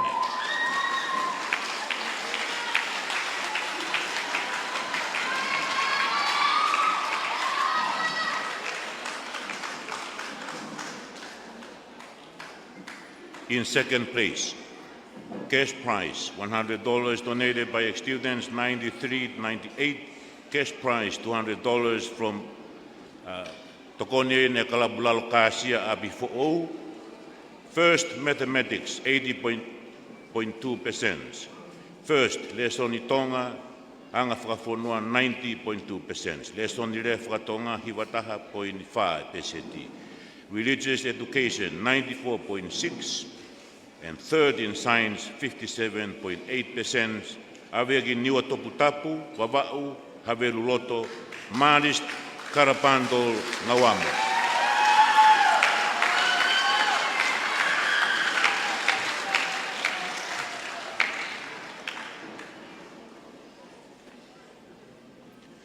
In first place, Tuki mua I here Volhono wa.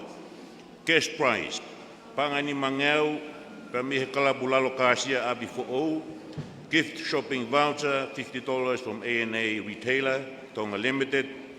First, religious education, 96.4%. First, English, 83.4%. First, science, 72.8%. Second, lesoni Tonga mga whafonua 85.8%. Third, mathematics 72.4%. Third, lesoni lefa Tonga 8.5%. Ave ki halarewa, pili, umaufanga, siapapa, perena tita, lolesio.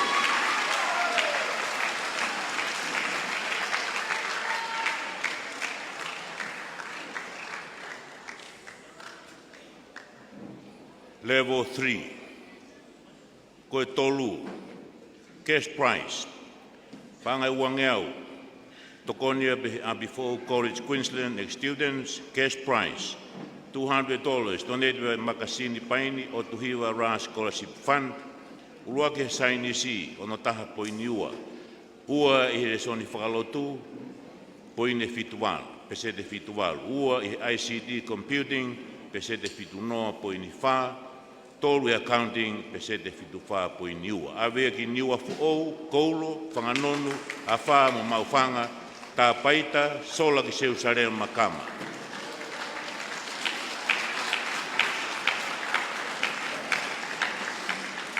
In second place, cash prize, $100 donated by the students, 93.98. Cash prize, $300 donated by Makasini Paini Otuhiwa Ra Scholarship Fund. Uruaki i whika, valua poinwha peseti. Uruaki economics, fitunima poiniua peseti. Avea ki wheretoa, toloa mo maufanga, John Paul Benedito Tausinga.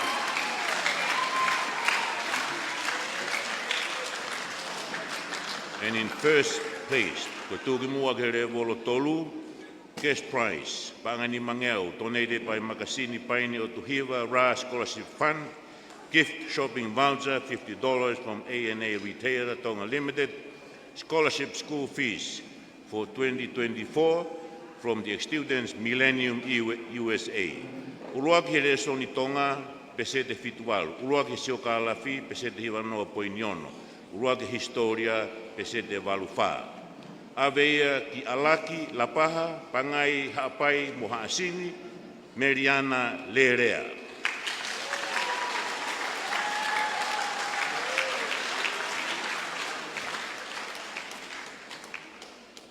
Level 4.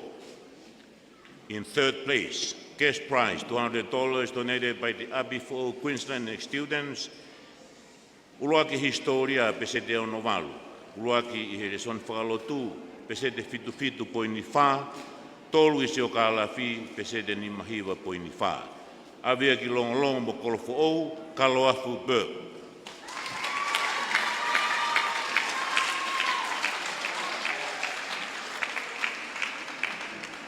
In second place, cash prize, $100 donated by the students, 93.98. Cash prize, $200. Me he kalapu lalo kāsia Apifo'ou, uruaki i he ICT Computing, pesete ono tolu poini walu, ua i he Ingrisi, pesete fitu wha. Avea ki whalareu, Kolofo'ou, Niuafo'ou, moni o Tongatapu, Patrick Tonga. Tūki mua i he revolo wha.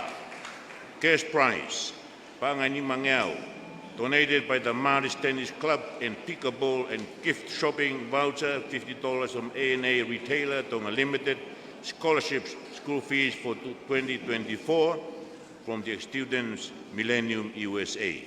Uluaki i he resoni whakalotu, pesete hiwa wha poini walu, uluaki he English, pesete wautaha poini ono, uluaki he whika, pesete wautolu, uluaki he sainisi, pesete fitu walu poini ono, uruaki he accounting, pesete fitua, uruaki economics, pesete hiwataha poiniono. Avea ki hato, folaha, longo teme, fongoloa, pasmoyaki, rika moana, pasti, saresi, kautoke.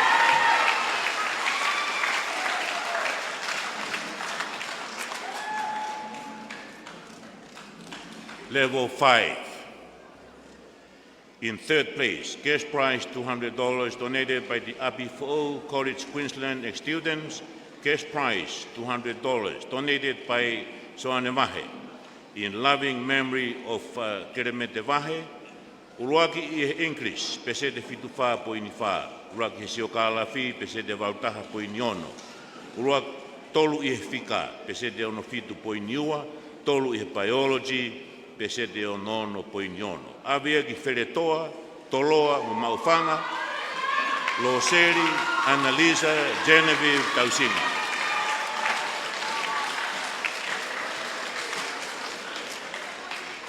In second place, cash prize, $300, donated by Soane Vahe in loving memory of Keremete Vahe, and cash prize, $100 by the students, 93-98. Uruaki he resoni rea whakatonga, pese te hiwa ua poini wha. Uruaki accounting, mahanga ni pese te hiwa noa. Uruaki he resoni tonga, moanga whakafonua, pese te walu wha poini walu. Aweagi rei mātua, moha teiho, Maria, Makeleta, Alakoka, Orie.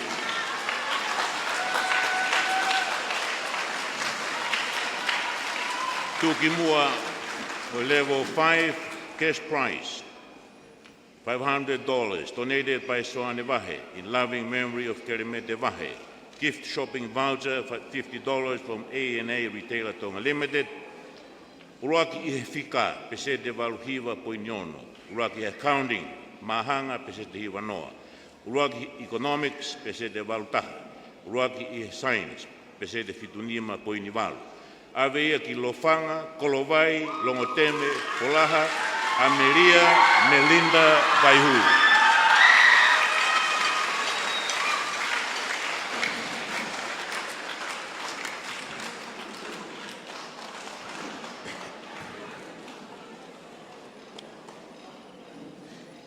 Eke bikopo, tawa umaini ki revolo whakaosi, revolo hono no.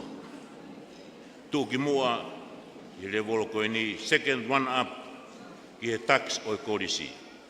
Cash prize, $400, me soane vahe. Mana tuofa ki hongo mātua, a kosita mo māsia vahe. Cash prize, $200, donated by the Apifo'ou College, Queensland and its students. Uruaki i economics, 55%. Uruaki i design technology, pese te fitunima poini wha. Awea ki vai malo, talau, neafu, tau taimana, Saverina Tupou.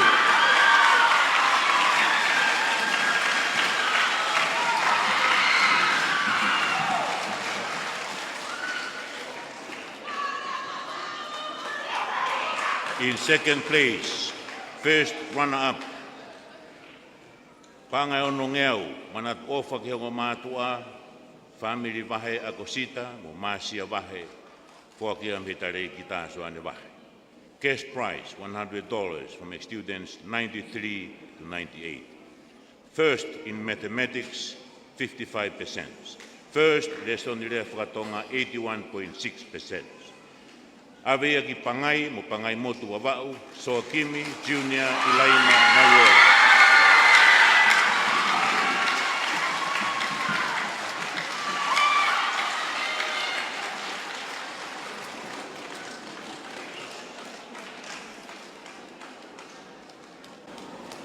Eke pokopo, ko e tūki mua ki he Kolisi Apifo'ou tax of 2023. Trophy mo cash prize $1,000. Me students Vautaha, Valunima, me Aotearoa, Australia, USA mo tongani. Sieke panga tahafe, manat ofa, ai beke o mātua a kosita, mo masia vahe, Foaki be maswane vahe pa moi family. Cash prize $100 from the students.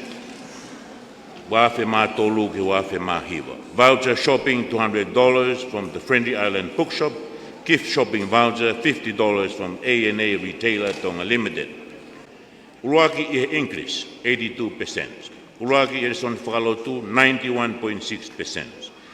Uruaki i siokalafi 90%. Uruaki Historia, 86.4%. Uruaki ICT and Computing, te se te valua po iniono. Awea ki hati, homa kerikao, hapai, baba. Latu, kolo maire, Latu kolo ki hakau fisi maire. Ku paspasi mai e tu ki mua e ako wāke ua tō.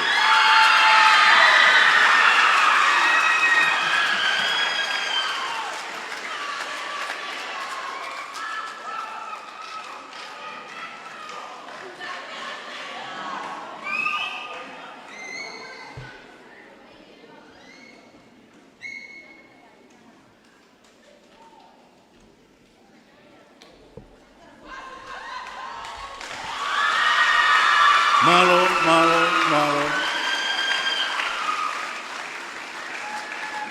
Pamalo la hiatu tarai ki katanari, e whakalangilangi ko Foaki e whanau.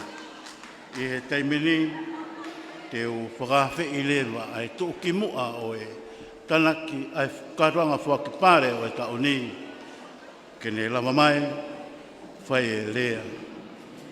Whakaloto lahi ke whanau. Ko ia mō talitani mai, ai tō ki mua e Kolisi Apifo'ou, ke tanaki tuunga o e uako, ma ua tolu. Latu, koloki hau fisi maile, malo.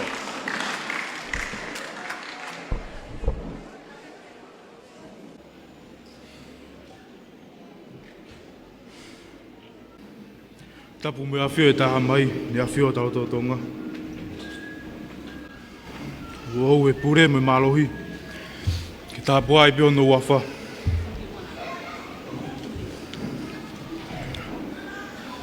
Mai na whātap ke i kātari, paki nau toro ngotoa nei, aso no whātapu. A tā moko i whainga mari koen ke whaagi rea, no pe. This has been an honor. This has been an honor. And I am very fortunate to stand in front of you all, in front of great audience, especially the feeling of standing beside our distinguished guests.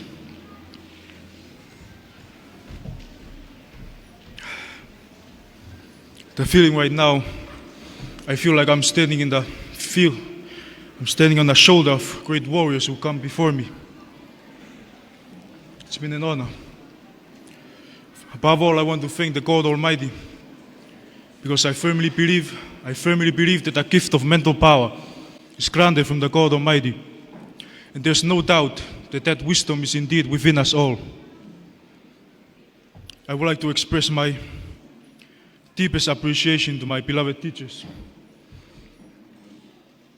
The beautiful experience with you all in the past 5 years, it's something that money cannot buy. And I am very grateful and I appreciate you all.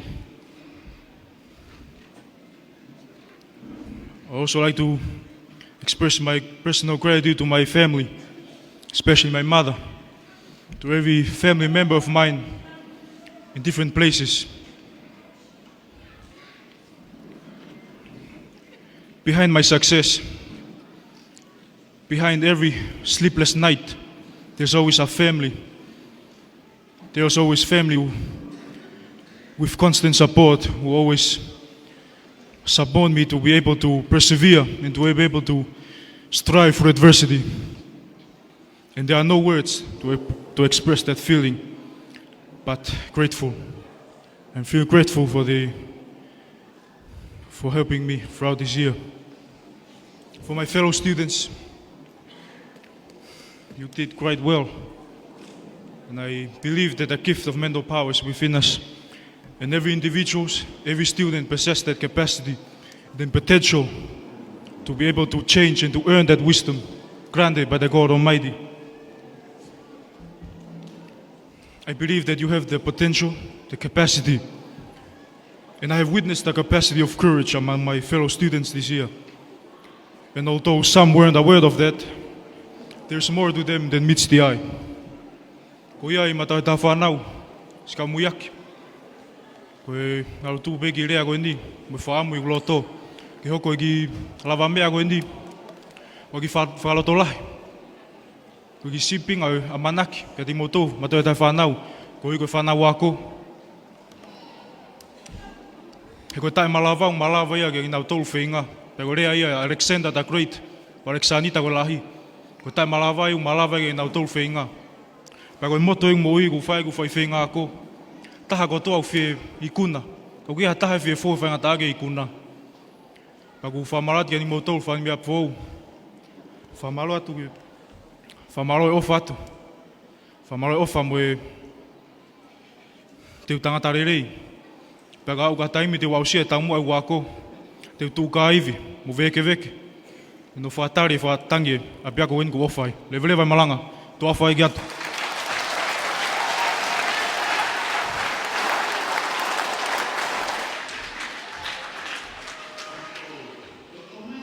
Pas o toe reo lai anga. Malo, pamalo lai atu ki he tōke mua e Kolisi Apifo'ou ki he tauni Latu kolo ki haka ofis maile, lea pa mo e whakarotulahi kua whakahoko. Kia o lotu tu mua ke o whakawhi a e whakarangulangu e aho, a menani soane patita kātinari mak, tō hakoloa mai hau whangani, kia ni hauka pe ki hatau tāpu aki, malo au bito.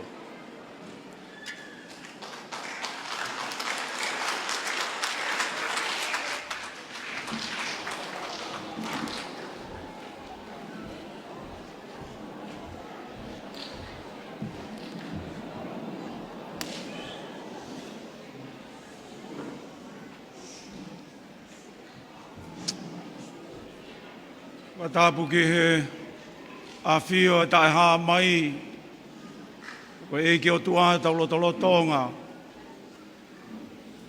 Tapu ki he vika seniare, o seniolo to vika Finau, au mai pure ako, o Kolisi, o Apifo'ou, ko asimanu, soane mahe ka tare e ki tā. Si kau whakafofonga e ngahi fofonga o nau i tāne ki nanga ka kua nau kau ngā whalangi mo i motuani whakahoa koe manatu meri ka kau tuu ki mua e ngā i tau ko holonga hiri atu ko kone ke u ngā tupe ka kato whakatapu e ka mata anga whatulo atu, mo ngā hitu unga, ka māsi fofonga, whae mo ngā hitamai. Ka beheng, ka whia mo lot, mo Kolisi lolo Tonga. Ka mo oku ai whainga maari koeni, mo whambehe kai te utau puke puke o mo taimei, o mo sia whanau aho eiki. A maa Kolisi totoku, mo kinao tolo kunao, ma mata mai me o pe. Ka ko whiawhia pe ke whamonu, whamalo ia. Ure ako, pātere kua simanu. Ka whiko te mau e whakamari e wanoa ua tolo. E ukau he whakamooni. E lama mea ko tau toki mata ton, o whanongoa. Kai ko hanga au e mo whatongia ma. Ka kono a kofi e tau whanau. Kei tu holoa ki pia mo oni e ko pou māma ia. Māma ia ko whakata mai. Pou māma. O teu tangata ka kato. Te koe ako lotu. Kau whatahai he whakawhita. Ngā hirea ki mua. I lau maari e honga ia ko ia. I o atua e whamalo, i o whatongia whatau i sipi. E ngā i kūpu whikau aku toa be, ne mu tāpa mai. Ritaka mai PTA. Katoa. O poate. O ea kololo Tonga. O mu tāpa mai. O tokonia e. Tau api ako. O whaanga ko Apifo'ou. O whiawhia e tau whanau. A ka mahuinga tāhaia. hui ngā tau lonu kuai e hoa tā koe. Whakaukau koe aha tokoni ke whai. Nā lora tonga whai a e ui e ngāhi tuunga. Foaki a ngāhi whakahounga me ngāhi pare. E tau te whiro ki he lama mai e kau whawhawhonga. Si ngāhi whawhonga ne ulawe ki ai ku nau pekia, nau momu atu. Ia whakafoki ai ki tau tolu ki hengo fulutupu, o ono ngo fulutupu. Pe koe he kamata anga o e api koen. Ngai kupu whakaukau a keke. Ua pe atuai e whakaukau. E taha e mooni. E tau no nofo e whakawaka si a si. E kātoanga koe lau lo taha. Ka tau lau koe tumu ia. The source and the summit ai e koe ritu sia.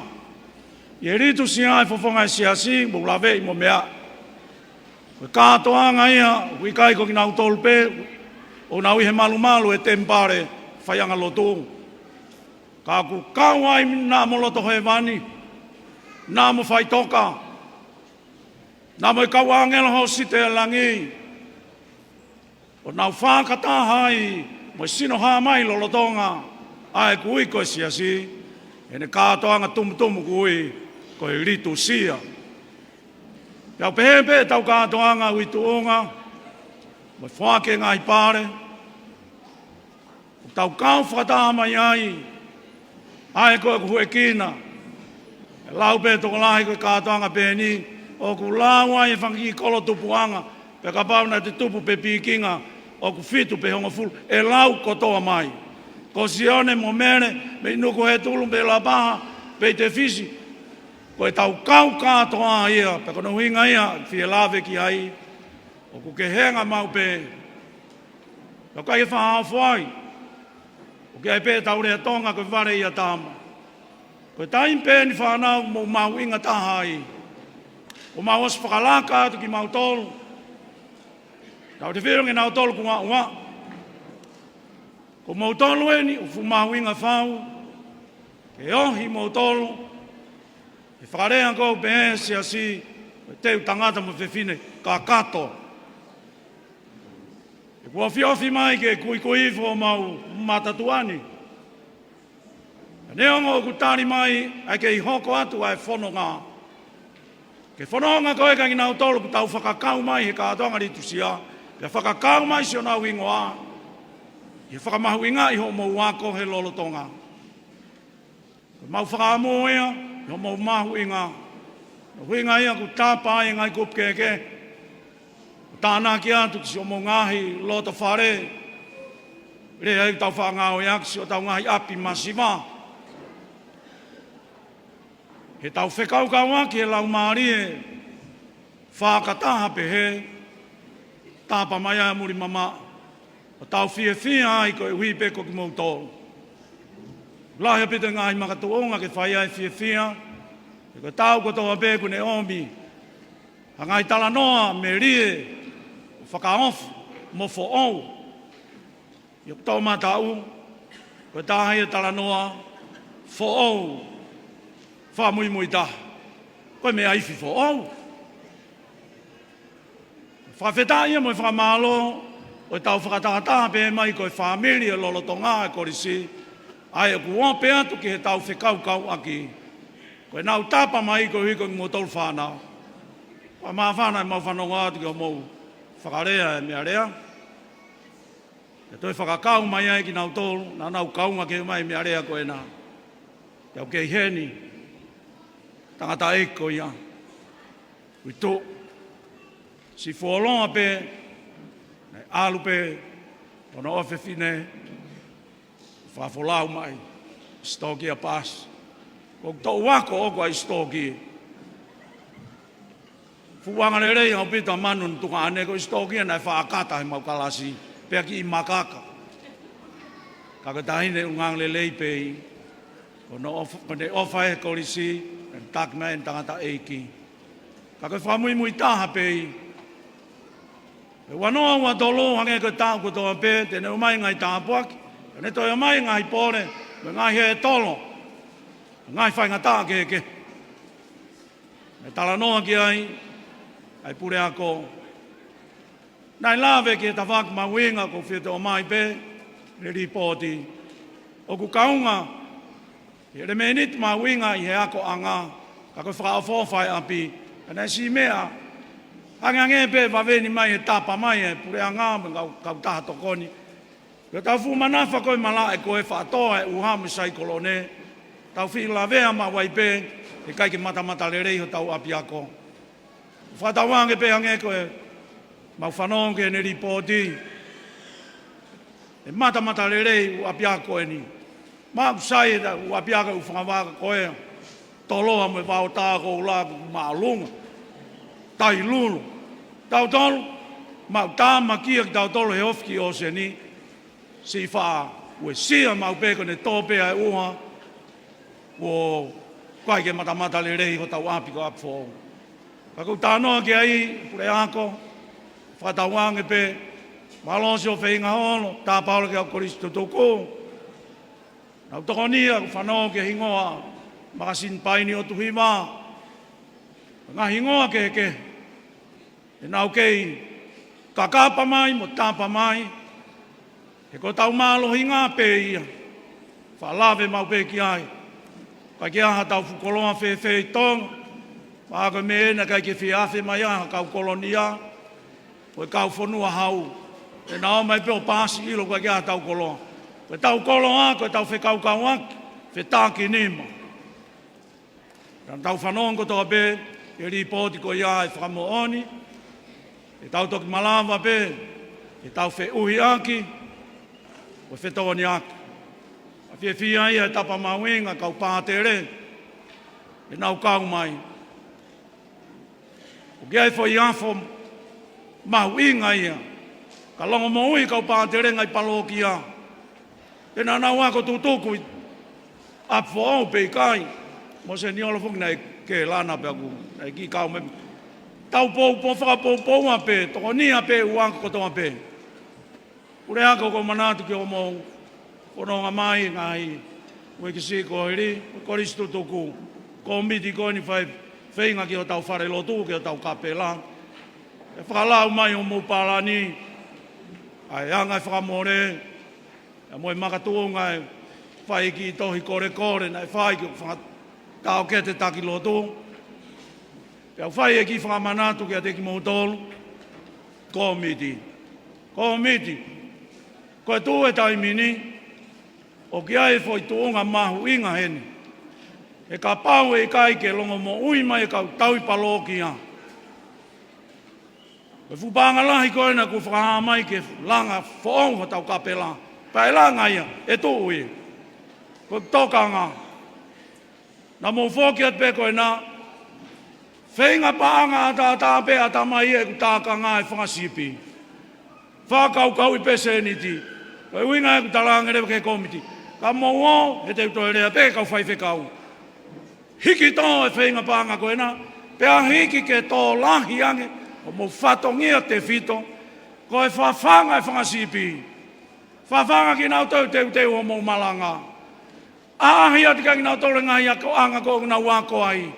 Toko ni atu si e nau ngahi totongi ako ka pau i kai malama. He ka pau e kai, e whai ate tau whainga pānga, o ngoi masivesi o whakalau maring nau tō, te nau au nau tō ke ufunga waka koe. Pe te nau tō tokolahi angi nā tōlang e ko ripoti pure ako. Au nā tō ke pure anga. Koe haku, ia e tau rea pe. Me a whakaware anga ka koe masiu.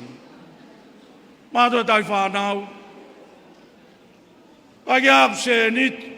Nā moe kau tāki lotu. E whai pe whakate tua. Whainga rere i taha. Kai o mai mo whanau. O whawhaina o pito ripote pure ako, o kwangange alu statistika ia, form 1, form 2, ma e tēnau toki asi mai tō kua, he form 3. O whangfu mawinga o pito, ke ohi ki motore tanumaki, he mooni whaka e whika, whaka molare, o kai koe pe o ate palaki poe, tō onga mo ui koi api ako. Tonga mo ui ko e kau whai ako. E whaka maa whana ia katoe o ngō atu ke mātua tau whanau. Ue, o nau tai mua e ulunganga rerei. Ue, o kai ke nau wha tō mui ke he ako e kau whai ako. Tāna ki ate fuivi ko e ni ki o ki matai tohi nei mau i USP pe katoe University ke. Whawhetai. Ka pauna ke mau hato ke tā ke tokoni ke ngai ako anga siasi. Neongo e lahi anga e waheia ha University. Pe ko ako anga pure anga ke whai ako ai. Ka ko mausi o whina pe ngai ako anga e whunga waka e lotu. Pe toi tāna ki atu ki ai hiki tō ki mo tolu kau whai ako. Kono inga e kuma mawhai a e onhe whanau i ke hiki. He kai ko whare ako pe me palaki poe me fo isi oka pe ko e whiteboard. Ko tōnga mo ui whakakatorika ke hiki tō mo ia. A koe korisi tutuku. A koe mātua e tā whanau kai to e ke aia. A koe pātere. A au e pikopō. Kono uhinga ia o kumakehe ai. A e ohi tama. I e fofonga e siasi. O whie mauia ke fofonga lahi. E kai ko api ako e kai ke lava ia he pure ako toko taha mune kau whai ako.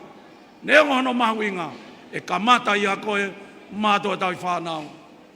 Neo la yo se ni ti ke totongi aki. Hape ngai tawhaki whie mau e tau whanau. Pea neo ngai ho masima. Pea tau masiva pe i tonga. Tau whetokoni aki. Kau whai ako e ngai ako anga lotu. Apifo'ou se o Moimoi.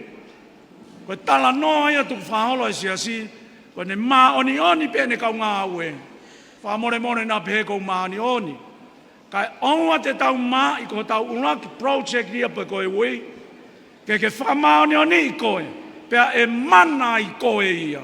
Ki mua ke puaki mai rea i whare ako. Os mamata te whangilau maari e koe ni. Ki o toonga mo ui. Koe whakapuripuri e siasi ten lava tānaki ke he pureanga. Pe tānaki ki hawhainga secular world pe.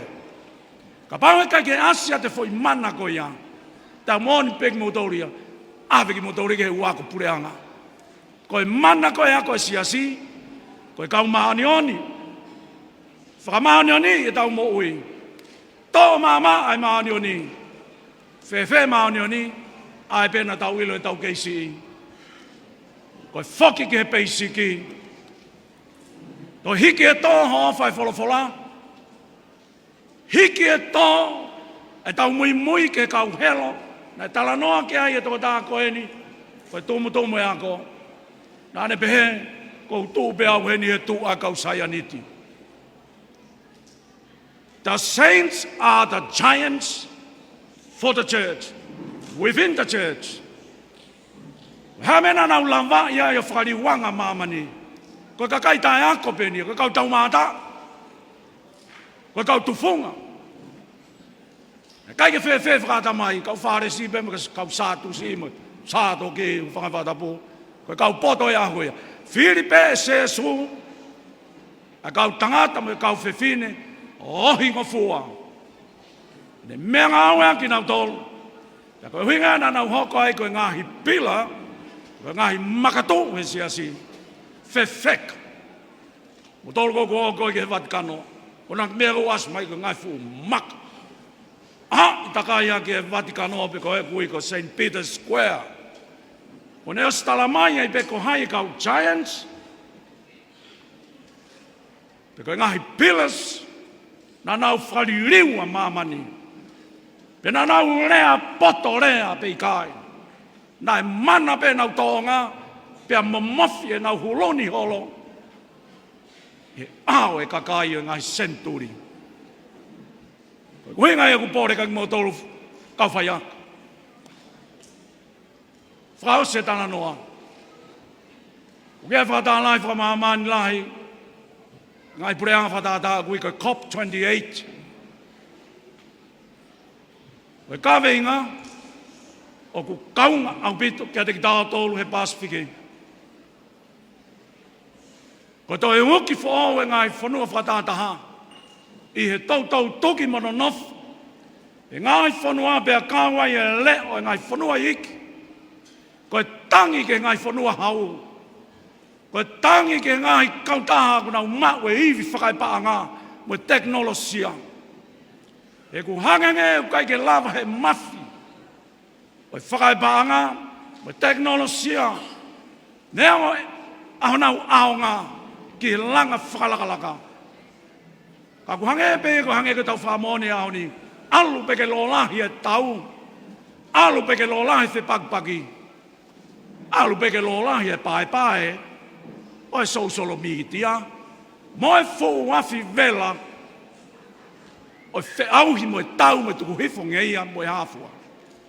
O wui le mai COP28. Ke o mai e leo e ngahi taki loto. Pe ko e leo e ngahi faith-based communities. Mo e fo i afo te upehe ko e afo mahu inga ia. E ugiai e tui. O giai e konga whakamolare. Pe whaka e fika. E umea whaka ekonomika. Pe a kawa e umea koe whiriuri wake e ea. Ai tā palasia ai kai ki whanua i ki. Whanau te mou eke kau graduate. Koe hae wenga ware lau ai tangata e ki. Ke umea koe a kai. Koe tala noa ke ai ko mou mamani eni e ka hao. Te mou atu ke mamani. O ku e sia whiriuri wake e ea. Ko hai tene ilo te mou ihe mamani. O e deep sea mining.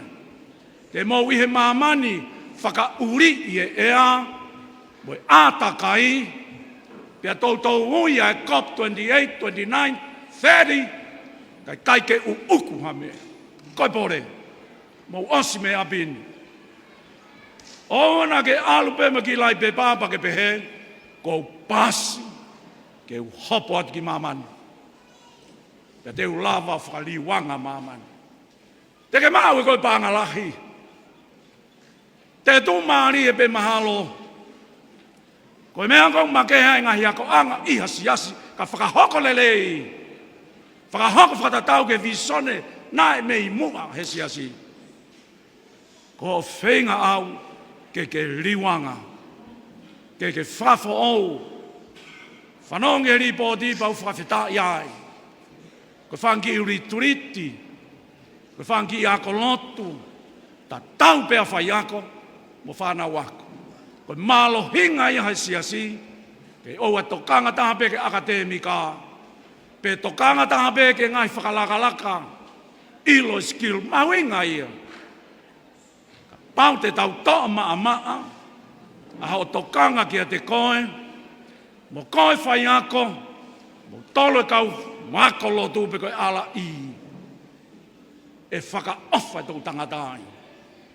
If mau hakau science, we need more giants, more saints, more great leaders who pastor for God's flock with real sincere love and with integrity and with power to witness. Then they will convert the generation to generation and generation.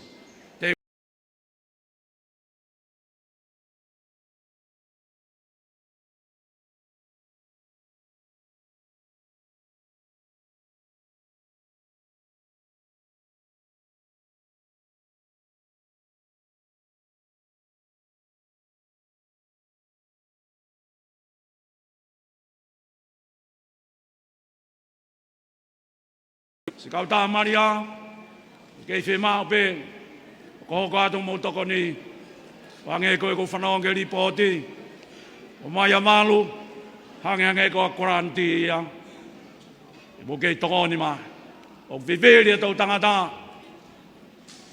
alu pe ke lahi whaingata, ka tau ia, a ke hiki tō, ai whakariwanga, ai kau ngāwe lotu, tau mau e kau sangato, mau ka mānio ni. O mai ki kulupa ahi mai. Tā kui lau. Nau graduation. Nau situ at ke o. A kau whai ako. Tō mai ki whewhine ta. Hepi o pō. I wahe at. Iyo. Ai wahe mai ki toi mai ki whoi ngawe ta. Nai hiwa ki tā hine ia I Tonga hai. Iyo. Ane even. hi vai ka Maria. Whaweta. Hi mai a pane toa ke ni ki whatata me papeat. Whaweta. Koe whamoni ke ngai sai ni tik tau tu ai. O ai ko whaha be au e kakai. Ka ke tui mon ge ai. Ko tau whae, ko tumu e ka manen misai ni tau tāno ge ai. Ofki ai. Ka ke whakamo oni ki whana wanko. E tokoni e korea ke ne tama e alo o tua tafe mea keresi.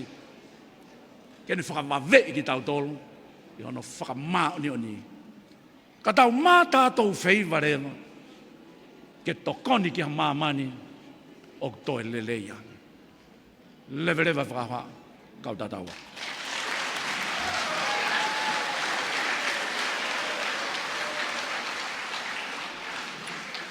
Ka wif, ke māpea maui, ai mā ki whai whas. Huimi, a tau whai tau tāpua ki. Mālo sipnoti mo e whai whi, tāklere e whānau. Kāta ka mo mea ki o lunga, e tau lot whawhetai.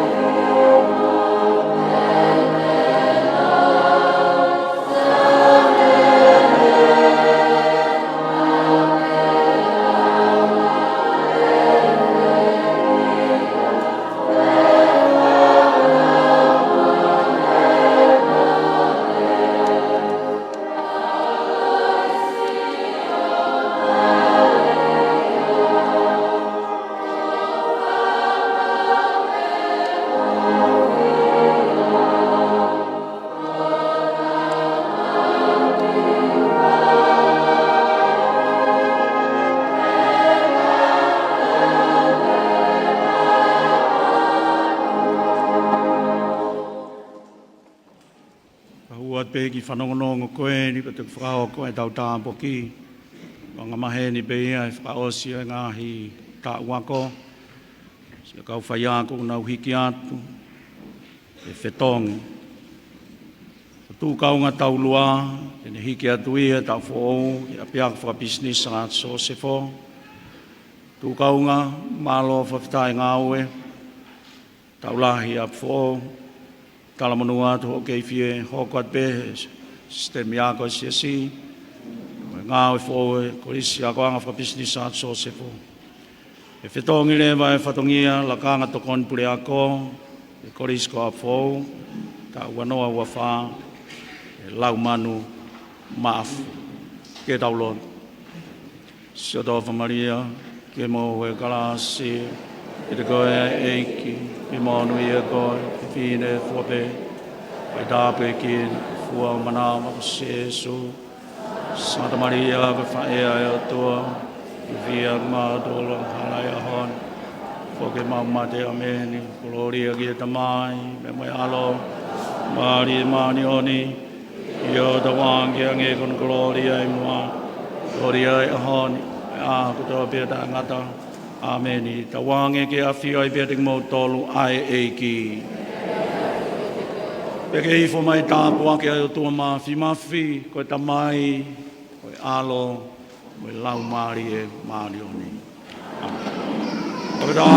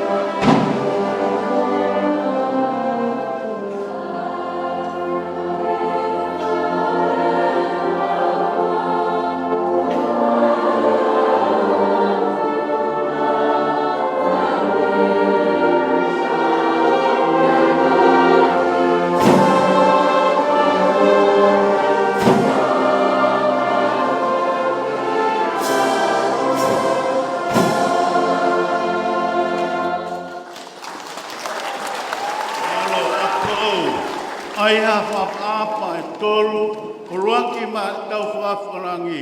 Hip hip! Ma ai kotoa e tau whafafonga o ki nau tolu le nau ikula kros Apifo'ou e ngai tau kulu. Hip hip! Ma aki tau tolu no kotoa. Hip hip! Ka malo lai atu whafarangai, whaafe. Matua tau whanau, o ku atawe ke mauatari motu. Ia, koe ka kato ia, ai e Ouau whakapare ko ia e Kolisi Apifo'ou, whao ko ia, i he holo ko ia.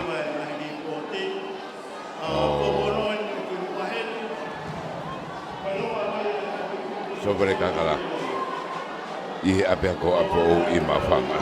Whatang nea ule e toa e whamawhalai here, tio pepe Foaki, ki he live stream by Broadcom FM Broadcasting, ki tawa wahe au i moko motolu. Motolu i tongani pape moko motolu ko ia i murina.